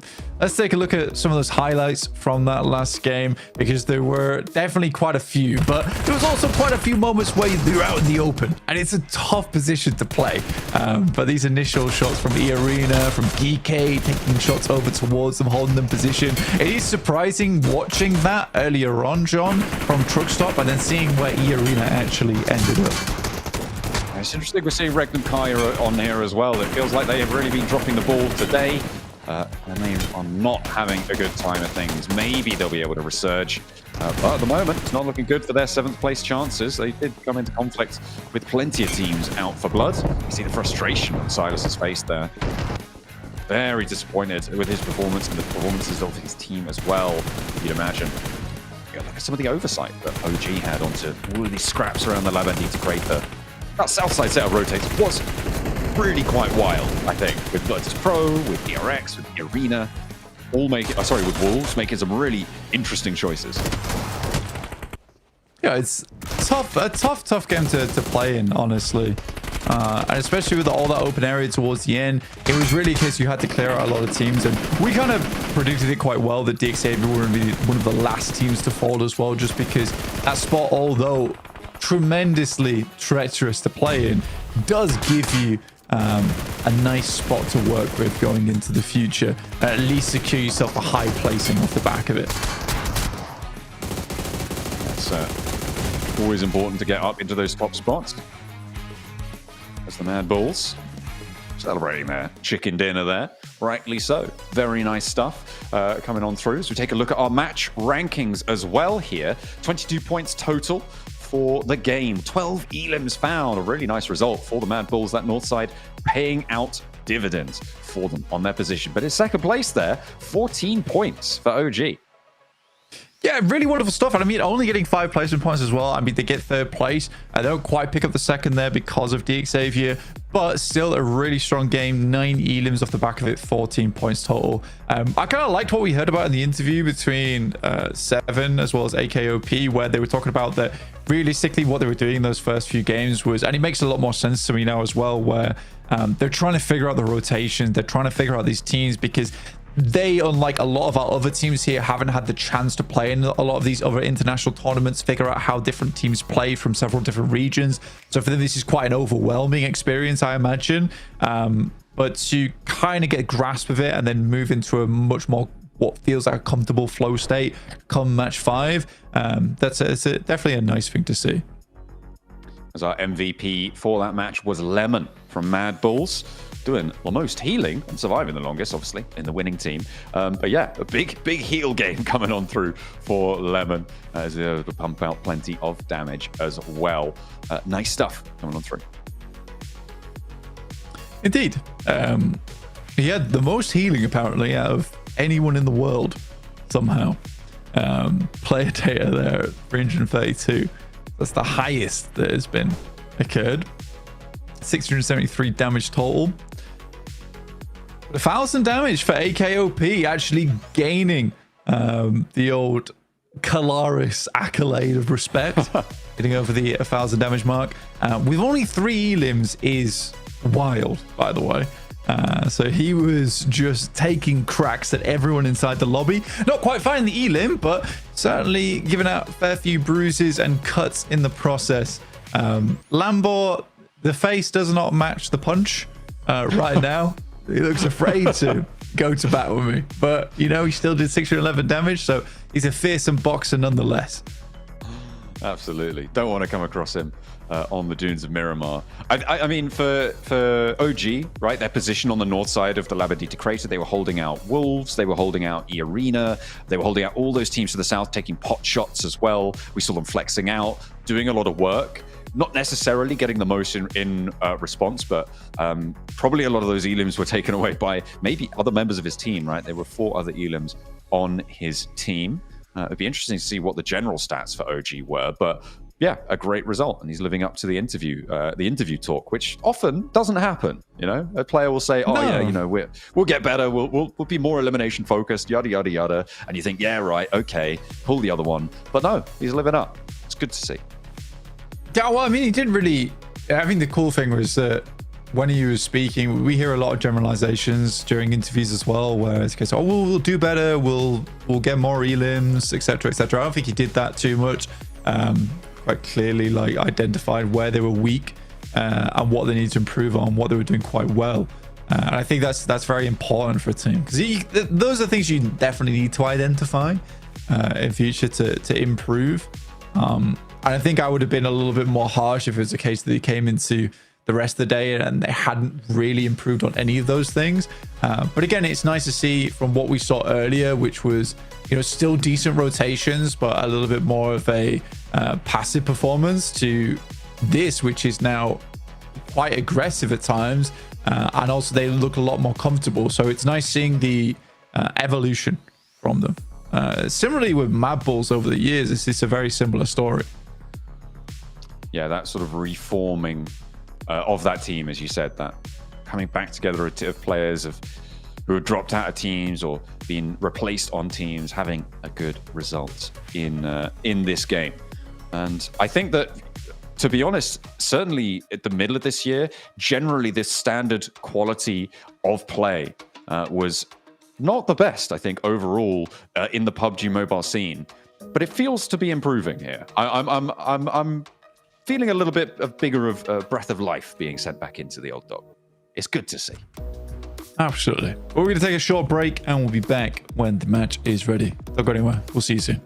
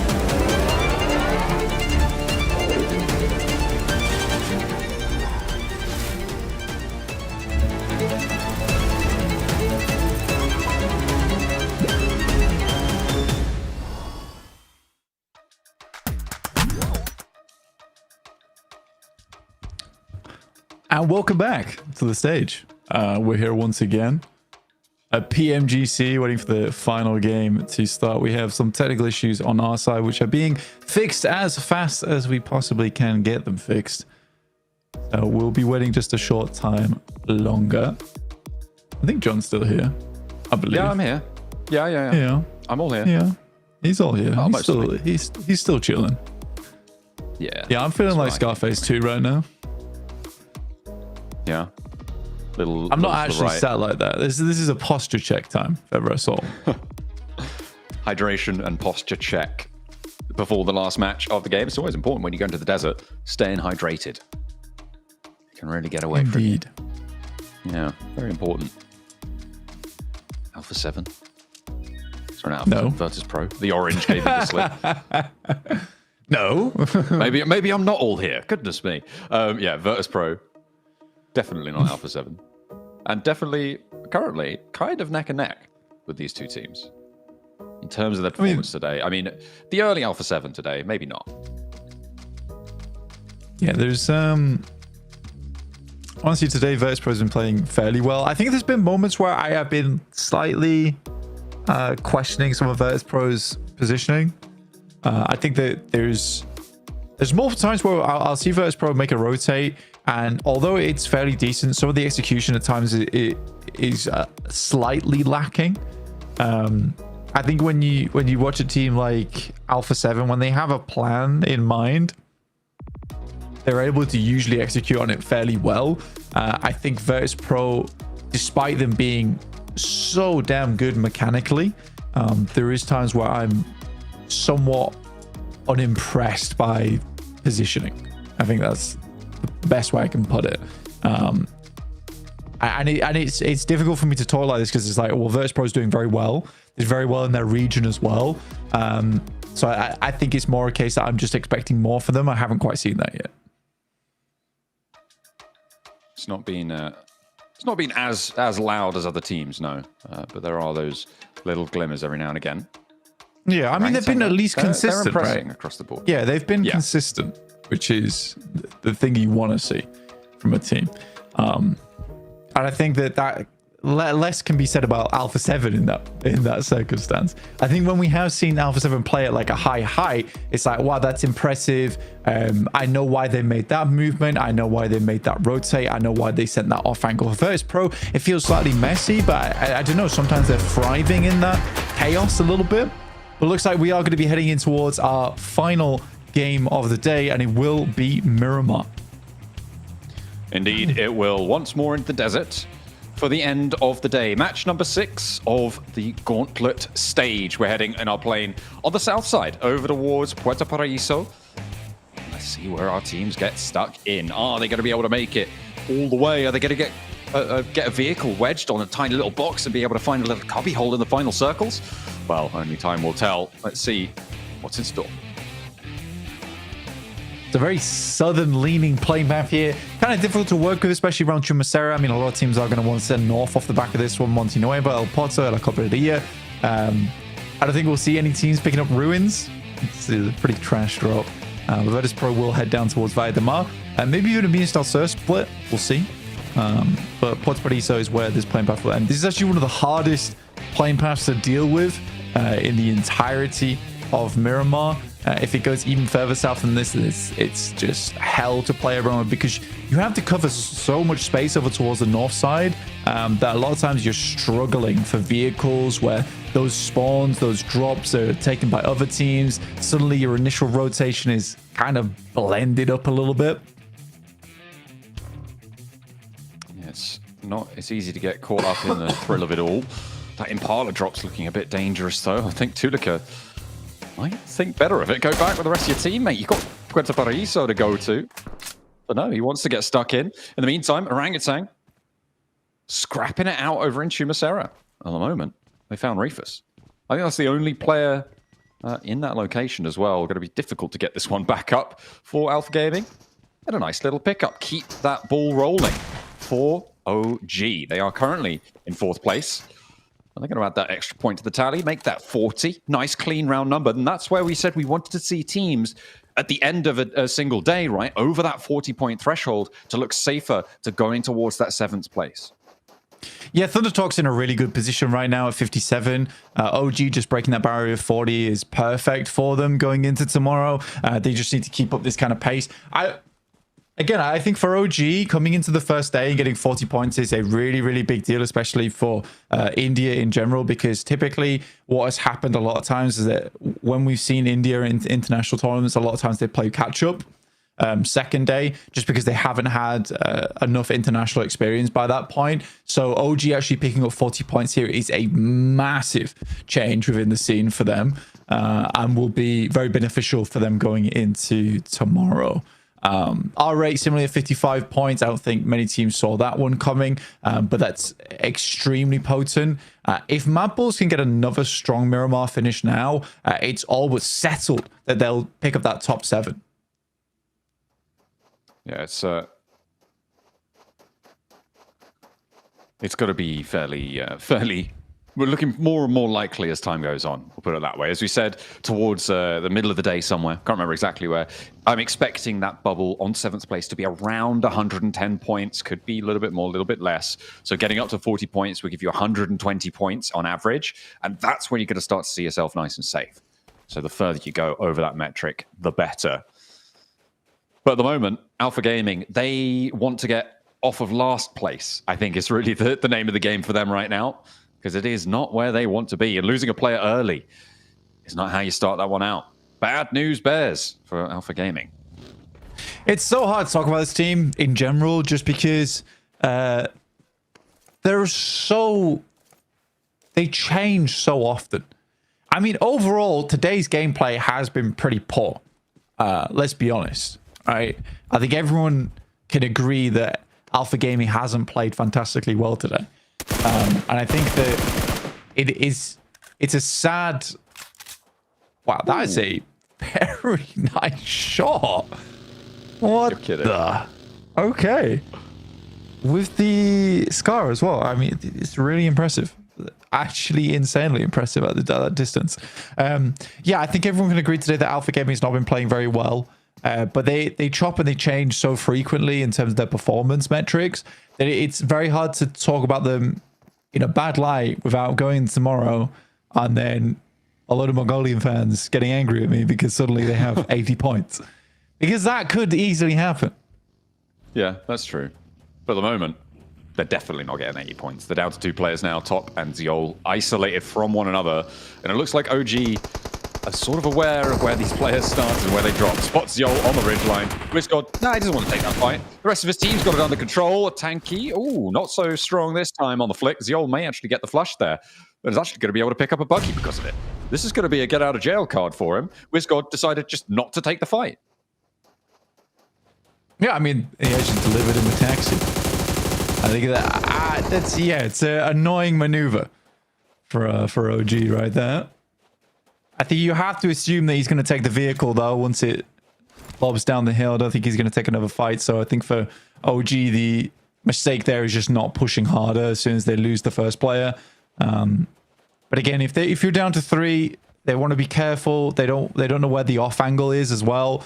You just a little bit more patient with it. If you're happy to play on with 3, give up the 1 elimination. That's fine. So I think OG can just continue on here. It's a little bit frustrating losing that buggy, though.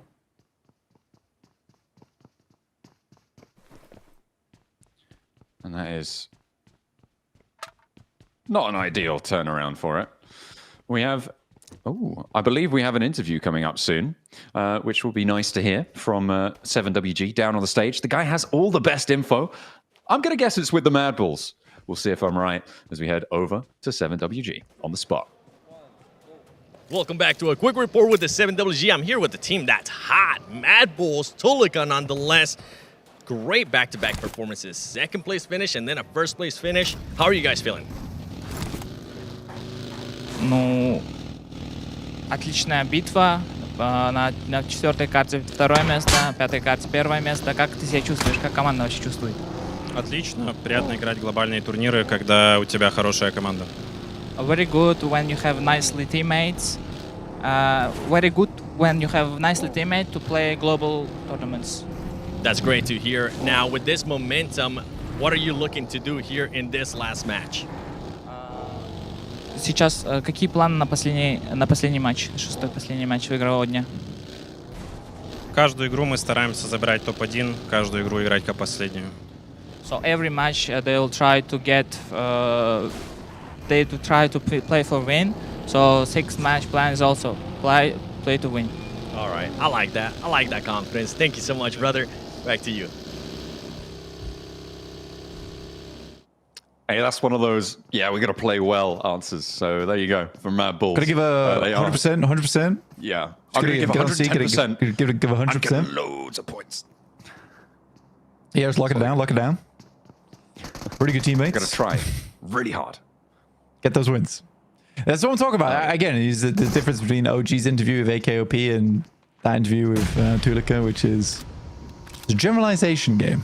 You know, I much prefer to hear the real thoughts. But I suppose, you know, being able to play with your friends on a massive international scale is probably quite fun. Ooh, a nice little shutdown there. It They is Alpha hunted him Gaming going down too. Yeah. Entirely. Yeah, they really were out for blood there. Chumacera is being claimed by OG right now. Seems fairly successfully. And it looks kind of like Alpha Gaming having a real tough time on like all of their drop spots on Erangel in military base getting contested, although they did push GS away from that one this time around. It's gone pretty poorly for them on Chumacera. And we'll see if OG can make it into the next circle. I actually... It's the first time it might be a case of like, I think the Alpha Gaming just might not make it through the Gauntlet stage. And they'll be forced to play out the rest of the tournament. Just because I'm not feeling it right now. I really am not feeling it. And I think that tomorrow there's potential at like a 22-point game for them. But even then, it's not enough. Sitting the team down from Regnum Carrier. What a play that was. The 180 flick. Dear me. My man with the pump action doing so much on the inside, and now Loxy has to turn around or run away. Tail between the legs. Regnum Kaya sent dizzy by the pump action. How, that is crazy. That's a bit of mistiming from Regnum Kaya, it has to be said, though. Allowing that to happen, you need to step in at the same time, take those angles together. Yeah, I mean, incredible stuff. I mean, a quick fling in the concrete, smooth sighting. Went poorly. No second date for Regnum Kaya, that's for sure. Alpha 7 now looking over towards ESR. I mean, DBS. The gun is consistently getting nerfed, but still seems to be able to one-shot people at mid to close range. I mean, so PUBG Mobile team, let's take a look at that one again, please. His DBS doesn't work like mine, I swear. Mine's completely different. They nerfed mine, they haven't nerfed his. It's insane. Yeah, your DBS so small. His DBS so big. It's so big, man. Like I just can't, just can't handle it. No, Wolves. you can't. Don't say it like that. Thunder Talk. Gonna be holding on to those concretes on the inside. Having a good time of things now with Regnum Kaya gone. Sent to the wind. Backed off. A 19-point day for Regnum Kaya. Looking closer and closer now. And again, it's a similar story to Alpha Gaming, who are currently not in last place. The tiebreaker somehow won by Alpha Gaming. What can Ulf do? Yeah, well, I think 25 points, it's not a bad finish of the day. And especially for North America. All right. You know, Hot Jukes was joking. I actually don't know if he was joking at the start of the day about Wolves, so big his #1 pick. But I think this is a significant improvement for North America. Yeah, not last place. Yeah. I mean, Alpha Gaming's last place, which is also an insane statement to make. Oh, Ulf is. Never mind. Yeah. How is Ulf last place? Did they lose a point? No, they're both on 12 points. Yeah, I know, but I swear that Ulf was above APG just a second ago. Yeah, but look, I have no idea. Yeah, it's got like as a to what's minus happening on point. that. I mean, Ulf, yeah, so Ulf had 11 elims and 1 placement, which is why they're losing the tiebreaker right now. But if they get 1 more point, they just win it again. APG got 1 point out of their fight. In the meantime, GS and DRX up on the ridge side, and DRX having a tough time of things, but it's definitely going to be able to be, it's resable. It's super resable here. Virtus Pro get the point though, which isn't great for DRX. They're not happy about that one, but they're happy that they can survive for a moment longer. ESO though wants to change that. Is the DBS going to find the range? Not quite chewing through him as he wants it to, as 4 players roll around the ridge, and they are going to take him down. ESO not so lucky there. I mean, great. To be honest with you, I mean, I'm glad to see the DBS not come through once again. No, it was so good before, but you know that is the problem with the DBS at the moment. It's just a little bit inconsistent, much like DRX right now. As Virtus Pro continue to bully this team, starting to flow over towards the top side. Voston finding 1. Milky Way is down, but Aragon, Malloy, and Moston are still up and available and could look to clean out this. Jafar is just spraying. He is just spraying and praying, and it's working. I mean, fair enough. He does get taken down by Voston from Virtus Pro, who are moving out now of Tierra Bronca on the northeast side. They'll move up to this ridgeline. Not too much in the way of obstacles for them for the next step, but DXavier are just further on down that road, closer to the center of the circle. And we know that Virtus Pro can do some pretty crazy things on the rotates.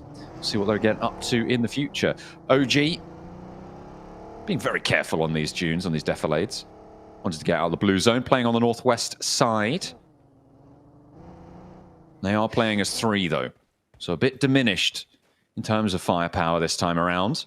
They've got 4 elims already, though, so not the end of the world. We saw the taxi delivery from a tanky over the top. A little bit too overzealous. It felt like WizGod just didn't take any shots. And that wasn't best communicated to the rest of the team. Yeah, I think it's one of those cases where the tanky went a little bit early, and then you have a case of the rest of the team not knowing where the off angle is in dock, so they just don't want to push it and rather just hold on to 3 players and just get more consistent points the rest of the day, which I think is fair. I think that is fair. It would have been nicer if a tanky didn't take the buggy with him. That's for sure. Yeah, that is kind of the big kicker, right? It's you take away one of your vehicles and you give it away to the enemy team, who you probably could have flushed. Maybe that's why they were on the hunt so vehemently to try and close that fight down.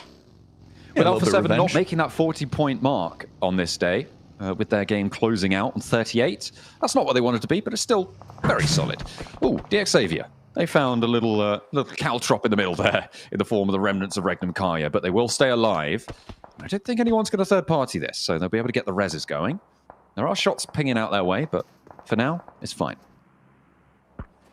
Yeah, I think for Alpha 7, we also got to take into account that I think around 20-some points is from 1 match today. So although the scoreline doesn't look terrible being in 5th place right now, the consistency factor is not great.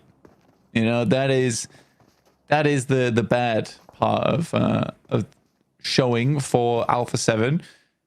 Virtus Pro, on the other hand, I think they've been able to get their points like consistently throughout the day. They have been not major points, but they've still been consistent points.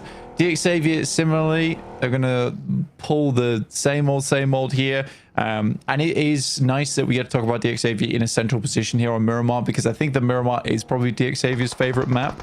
And it is because there is so much more space, so much more room to rotate through, that a lot of times you can make these crazy rotates direct center and get away with it because there's just no sightlines looking at you because the map is just that much bigger. So for DXavier, I'm hoping to see a strong game here from them, because especially in open zones as well, DXavier favors those types of maps too.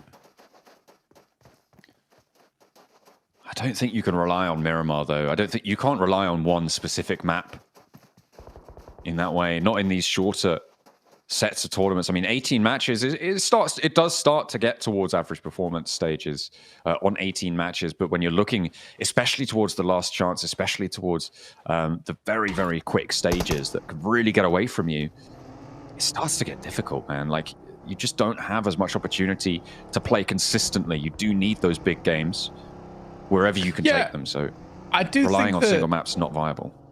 Yeah, I do think that it's not such a bad thing, though, because I think that teams that are good at Miramar are few and far between, whereas teams that are good at Erangel are like a dime a dozen, right?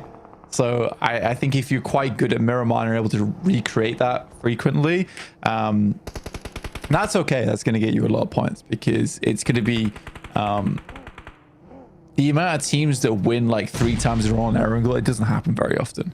The amount of teams that get top 3 times in a row on Erangel, that doesn't happen very often as well, because it's constantly changing. You might have a team that's slightly more consistent than the other, but if you're able to get like top 3 twice a day on Miramar, fair enough. I mean, that's decent points for you. Yeah, I think especially when if you're talking about beating bubbles, right? That's where I think that's definitely very impactful, right? Where you're talking about, as you say, getting top 3 in 2 Miramars a day.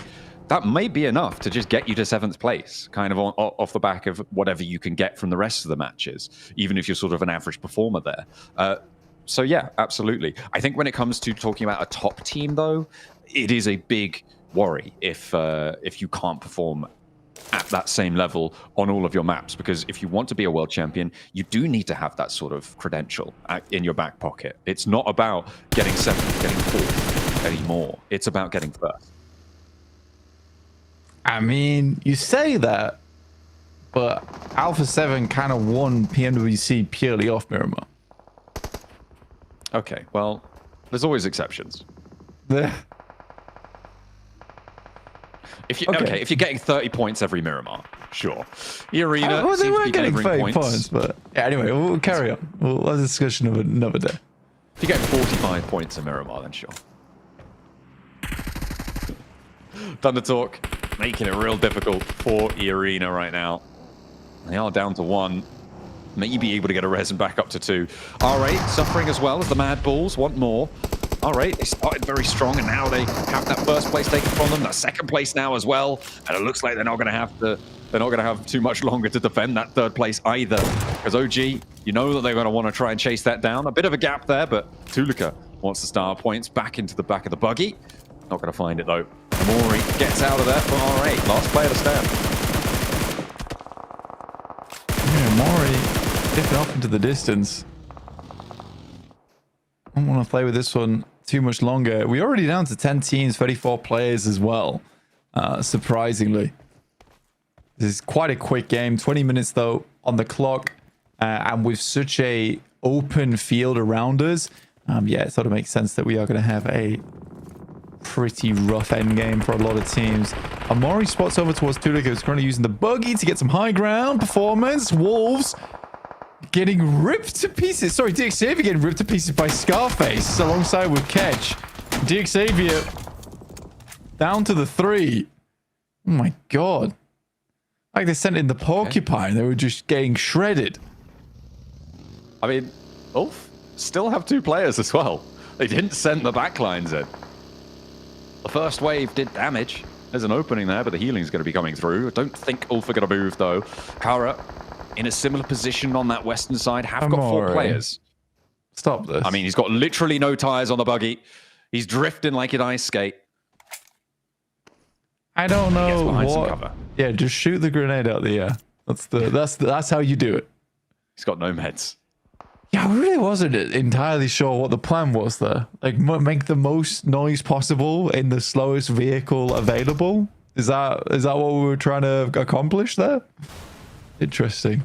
Thunder Talk with one of the few compounds available. Wolves could head down towards the northern compound there, and you can sort of play out this game in tandem between Thunder Talk and Wolves. They don't really have to fight one another. You can. I think this is one of the few situations I don't see players in PUBG Mobile do this enough, is that you can play this position as basically neighbors, and you help each other until the end, and then you must battle. But you guaranteed second. Yeah, I mean, that might be enough for this stage, certainly. PK taking shots out towards the forward point of Virtus Pro. As they are 2 and 2 right now. Or actually, no, hang on a minute. Are they? Yeah, they're just 1 and 2. As Malloy is on his lonesome out there. does have that foothold, though, closer to the circle than either of these two other teams, and one of them is going to have to move first. We'll see who it is. Mad Bulls might actually try and backfill this. We've seen crazier things today. That's a big opener as Aragorn take it down very, very low, but survives. Ragnarok trying to break forwards. I wonder if Malloy is going to be able to stop this one from doing too much damage. It's going to be Voston, though. Ever on the swivel, doing work, doing bits for him. Zed, next up on the road to go down, and that will be Malloy to take that one. Yiki are sending out one by one. It is not ideal. Certainly not the best way to do things. Definitely not. Definitely not. Aragon still taking shots over the top here. Virtus Pro, again, quite a messy team, but there is a method to the madness with VP. And that is undeniable at this point. Ooh, Kara slicing through OG on the western side. To little to no resistance. And Kara happy to have the points from the bottom of the tables.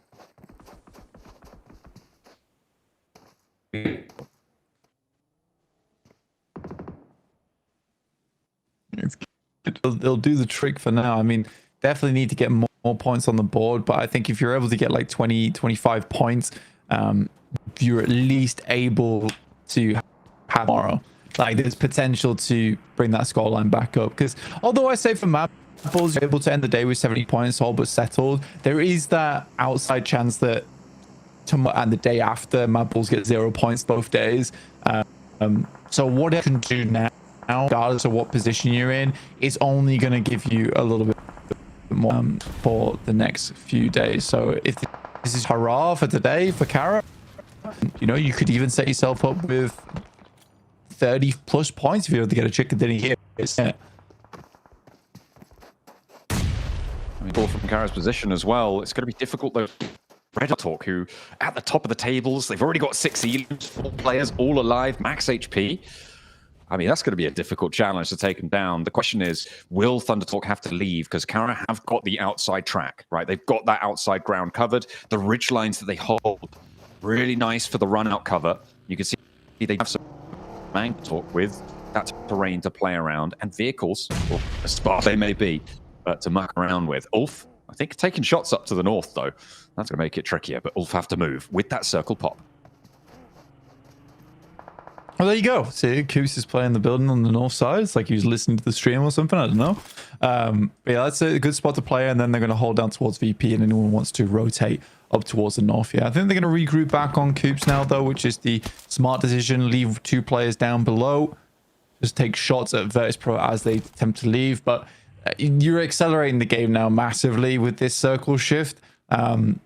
Towards the dead center of this circle is just this small hilltop you can see right here. In front of the Mad Bulls, which is very, very difficult to play around. But you can at least isolate some fights in terms of the sidelines. That's as best as it's going to give you. But it still, again, is going to be pretty open pitch warfare. At the moment, I'm looking at where that 7th place is going to end up blank. And Virtus Pro, they're already, I believe, going to be jumping up to at least level with Alpha 7 on a tiebreaker with the placement point they have yet to technically earn on this match, despite being guaranteed at least 1. If they can survive a little bit longer, that could go up to 2. Grab an Elim, maybe. That's what they're looking for, and get over Alpha 7. DX Xavier, actually in with a decent shout of getting quite far into this one. Even if it's a tough time. Eren for Ulf. Last to stand, drops the smoke, but no more Mad Bulls to actually worry about on the run out. The blue zone, though, that's a bit more of a worry. See the damage it's doing. Goodness me. It's a nade actually coming from Virtus Pro. Over towards Mad Bulls. They may be able to pick up that point here and now. Okay. Let's see what they get done off the back of VP's push out, but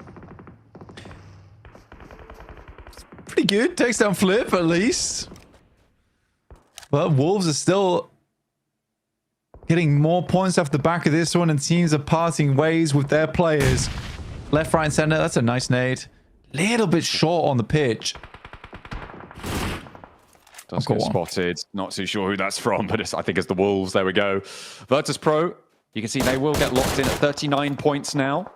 Alpha 7 now. Potentially at risk of dropping out, but very unlikely here. Unless, well, the Wolves jump up nice and high, but it will be around that 40-point boundary today. to be 7th place. DXavier with the 1 Elim. They've been quiet in the shack for a while now, but they're going to need to do more to hold off Kara on the western side. DXavier still sat strong with inside the shack. And again, you know, getting themselves a nice shot from Parajan. I mean, that is a very, very difficult angle to make work, but that's going to delay in a nasty way as well, John. Definitely difficult terrain to be moving through now. Kara, CEO, looking to heal before the move. They don't have a lot of time because the zone's going to start to close in 3 seconds. Poser's ankles have been spotted. He's dodging out the way and he's sprayed out. They aren't quite connecting with it in any sense. When they go out wide, a lot of ammo already expended on the spray down towards the player behind the buggy, and they're up close. They haven't been knocked yet. There's still time. Levi's down first, but there's the trade from Natey. 1 for 1. The Wolves move in as well. Marceau moving into the high ground on the off angle. Just Paragin on the inside, but the burn is on. It's Coops to do the damage, though, as the Wolves claim the lion's share of the points here. I mean, Wolves just getting a lot done off the back of this, but Kara, 7 Elims on the game, up towards a top 3. That is a really big result for them. Not quite the chicken dinner that maybe they were hoping for, but it's still very, very good. Thunder Talk looking for the second chicken dinner of the day. The Chinese team who came in today looking fantastically strong with some very good coordination, now looking to drop down a shower of thunder upon the Wolves. And we'll see if they can convert. Really solidify themselves at the top of the tables. The Mad Bulls wanting to get pushed aside here with Thunder Talk already claiming enough points to surpass them. How much further can they go to lock in their top spot? Kara as well looking to finish their day on a high after a lack of point scoring so far. They'll want a little bit more. And the Wolves, they've been fairly middling today. An entrant from every angle of the tables to close us down. They know towards the walls now. Kara off in the distance, still attempting to lay down a curtain of smoke to keep them sails safe in between. You can see here so much utility being expended, but most teams now lacking on those smoke canisters. Kara taking damage. CEO last left alive. A little bit of damage done, but Wolves now stay alive with all 4 players. Nasty nade on the outbreak from Thunder Talk. Coops goes down, and now a 4v2. A reality check from the top of the hill as Thunder Talk able to find 2 almost immediately. Sighting now in the smoke, running around. Higgles on the off angle looks to give them a good fight, but no, Thunder Talk too much. As the Wolves fall at the final hurdle, they can't keep it going, and it will be another chicken dinner found for the team from the PEL. Thunder Talk, just an incredible team today. And I mean, that started off with sightings 180 on the Pompey. Extremely fun stuff. And I mean, holding the heart just a little bit there because it did get hectic towards the end. It's going to get a little bit more hectic with some interviews later in terms of what went down today. But before then, we're going to head to a quick break and we'll be back shortly.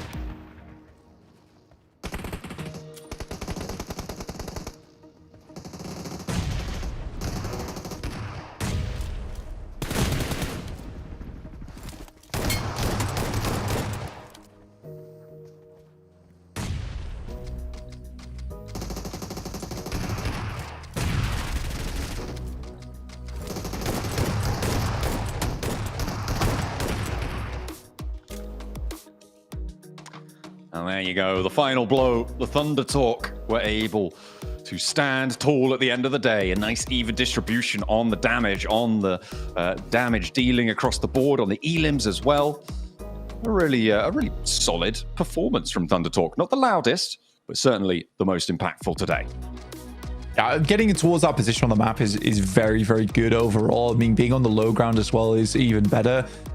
Gives you a lot of freedom to roam, and by the time they needed to come out, they had a lot of control over the map. And I think that's the thing, is that they didn't decide to stay inside that building for too long. They actually proactively removed themselves from there and started to push down towards the other teams a little bit earlier than I think most teams would do. And that gave them a lot of advantage over both Wolves as well as Kara, because by the time Kara's fight wrapped up between them and Wolves, all the high ground was available to the guys on Thunder Talks. And I do think that nade over towards Doran was the thing that just dropped off the entirety of that fight for the Wolves. If that doesn't hit, maybe it's a little bit more of an even combat. Yes, they have the high ground, but still really, really crazy nade over towards Doran. Let's take a look at some of the highlights from the last game, John. Yeah, it was certainly pretty flashy on some fronts there. Obviously, with the Wolves doing a lot during that game. Started off well for OG. They were able to get a lot of points extracted out of APG. And their day-to-day for OG has been a really remarkable one, I think. It's maybe, I'd say it's definitely not what we expected coming into this tournament, considering, you know, that the Indian region in general has not really seen the global stage in a very long time in this way. PMWC didn't go particularly well for them, but the fact that they've come up here and they've done really, really well, getting over 40 points in their first day, is going to be a massive confidence boost, not only to OG, but for the fans at home, to the region in general. I'm hoping that we'll see more from them. Unless they're being nasty, then they can go away. Yeah. No, I mean, I think that if I'm coming from purely from an esports perspective, I think it's very, for the players in particular, who I care about the most here, I think it must be very pleasing for them, because I think most of the time when India comes to a big international tournament like this, they do really struggle playing catch up. I said that in the past and I'll say it again now, because the first day is always the most rough for the Indian squads, because not being able to play with a lot of these international teams doesn't give you that experience. But the fact that they come into this one and it looks like they've really done their homework, that's impressive to me, and I have a lot of respect for that.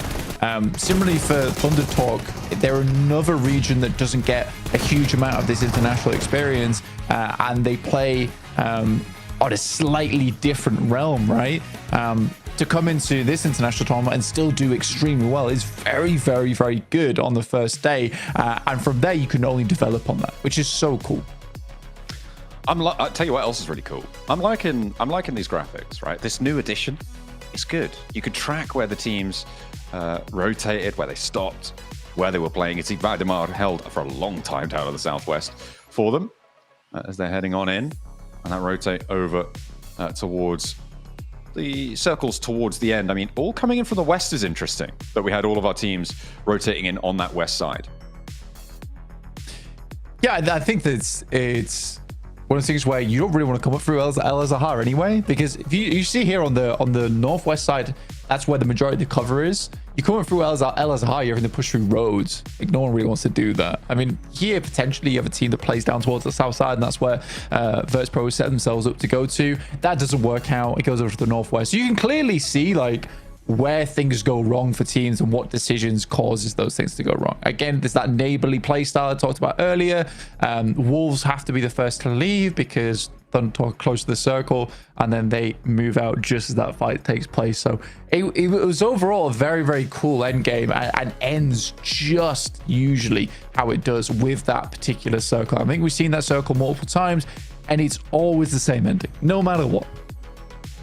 Yeah, it's always nice to try and extract as many points, but generally tends to go the same way. 20 points total for Thunder Talk there at the top of the tables, with 10 elims found on the chicken dinner. Really solid way to close down the day. They're very close to that bubble already, Blank. I think that tomorrow's games should see them nice and safe. Some solid performances from other teams too. But Regnum Karya, Alpha 7, I think Regnum Karya more than Alpha 7 here really need to step things up. Same with Alpha Gaming. I think a lot of people are disappointed in Alpha Gaming's performance, as with Regnum Karya. I think Korean fans will be also pretty upset with DRX's performance. I think that they're a really, really strong team, but they have not been showing up here whatsoever here in the Gauntlet.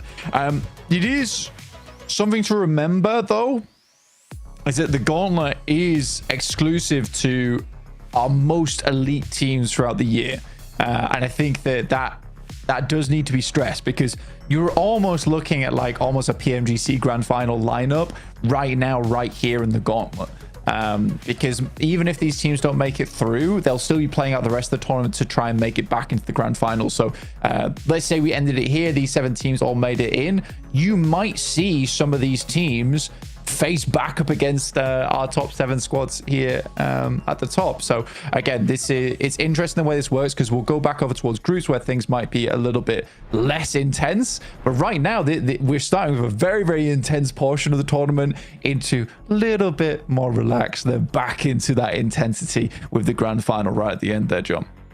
I mean, I'm going to give you a little bit of a hot take here, Blank. So here in this stage of the tournament is where you can be a 5th place team and make it to the grand finals, right? If you go to the group stages, if you then go to the last chance, you're not getting in that way. If you're a 5th place team, like generally you earn 5th place because of, whatever reason, you do need to be getting through in this gauntlet. So I think for the teams around that bubble, it's actually more important for them than the teams that have really terrible days. So like an Alpha Gaming, for instance, if they continue to play as blandly as they have today, then I still have some confidence that they can just go, oh no, we're really good, and be incredible again. But if you're looking at the middle of the tables, and I'm talking about maybe like Wolves, for instance, it's really important for them to qualify here and now. Otherwise, they may not get another opportunity. Yeah, for sure. And I totally understand that. I think this is if there was a time to qualify, it's right now in the Gauntlet. It is such a fantastic opportunity for a lot of teams.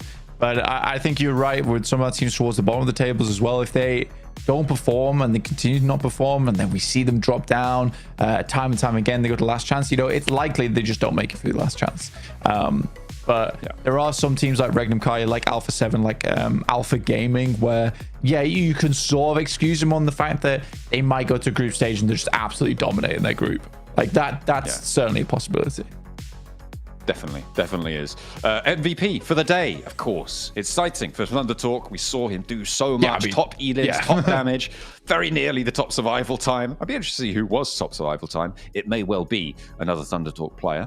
But yeah, fantastic stuff coming on through for the representatives from the PEL. They have incredible performance so far today. It is a question of perseverance. How much more can they put up, and how much more do they need to put up? Well, I'm not entirely sure, but we're going to head to an interview down on the stage. We'll see you guys later.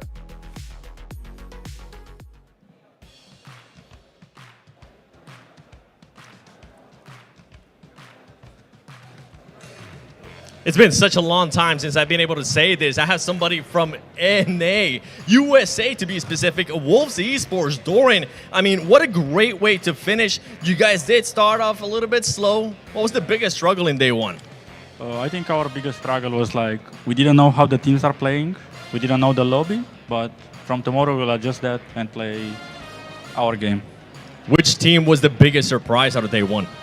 I think the biggest surprise of the day one was TT, the way they are playing together, taking the zones, and they are always in the end game.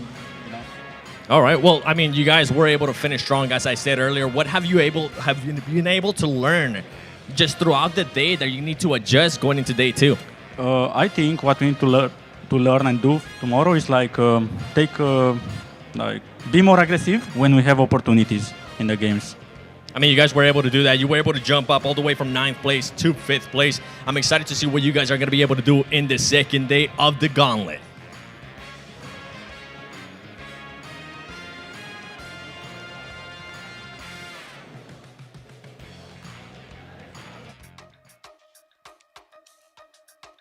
Doing a great job. End up in the top 5 in that fifth mark. Very happy with them. Top 7 is the goal for all these squads, guys. And Easy day today. I mean, I am definitely, I'm going to agree with Doran there. Thunder Talk, Dinner, Neptura. I know these guys. Oh, absolutely.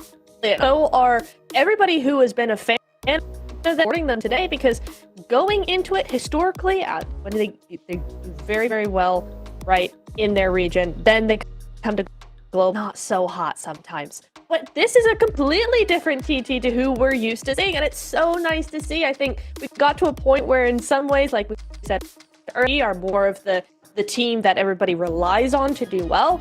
And TT are coming back and going, hey, actually, no, we are back. We don't want to keep losing. We don't want to keep, falling down. We're not doing some win day. And it's really, really nice to see them doing that.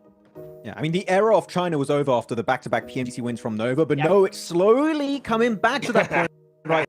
And now with Thunder Talk, so they've been doing absolutely amazing today. We'll have to see on the leaderboards, of course, how high they are, but I believe currently they are sitting pretty in that #1 spot. Followed up by Mad Neptura, a big because, of course, looking back at CSA, they had some really good moments here. But from the CIS region here, Mad Bull's putting on, in particular, that guy putting up numbers every single match. So today has been a day of pure and raw surprises, and I'm here for it. Wow. Man, okay, overall, guys, make sure you streams all the socials as well for all the announcements. Day 2 and up in just a short bit. See you guys then. See you soon.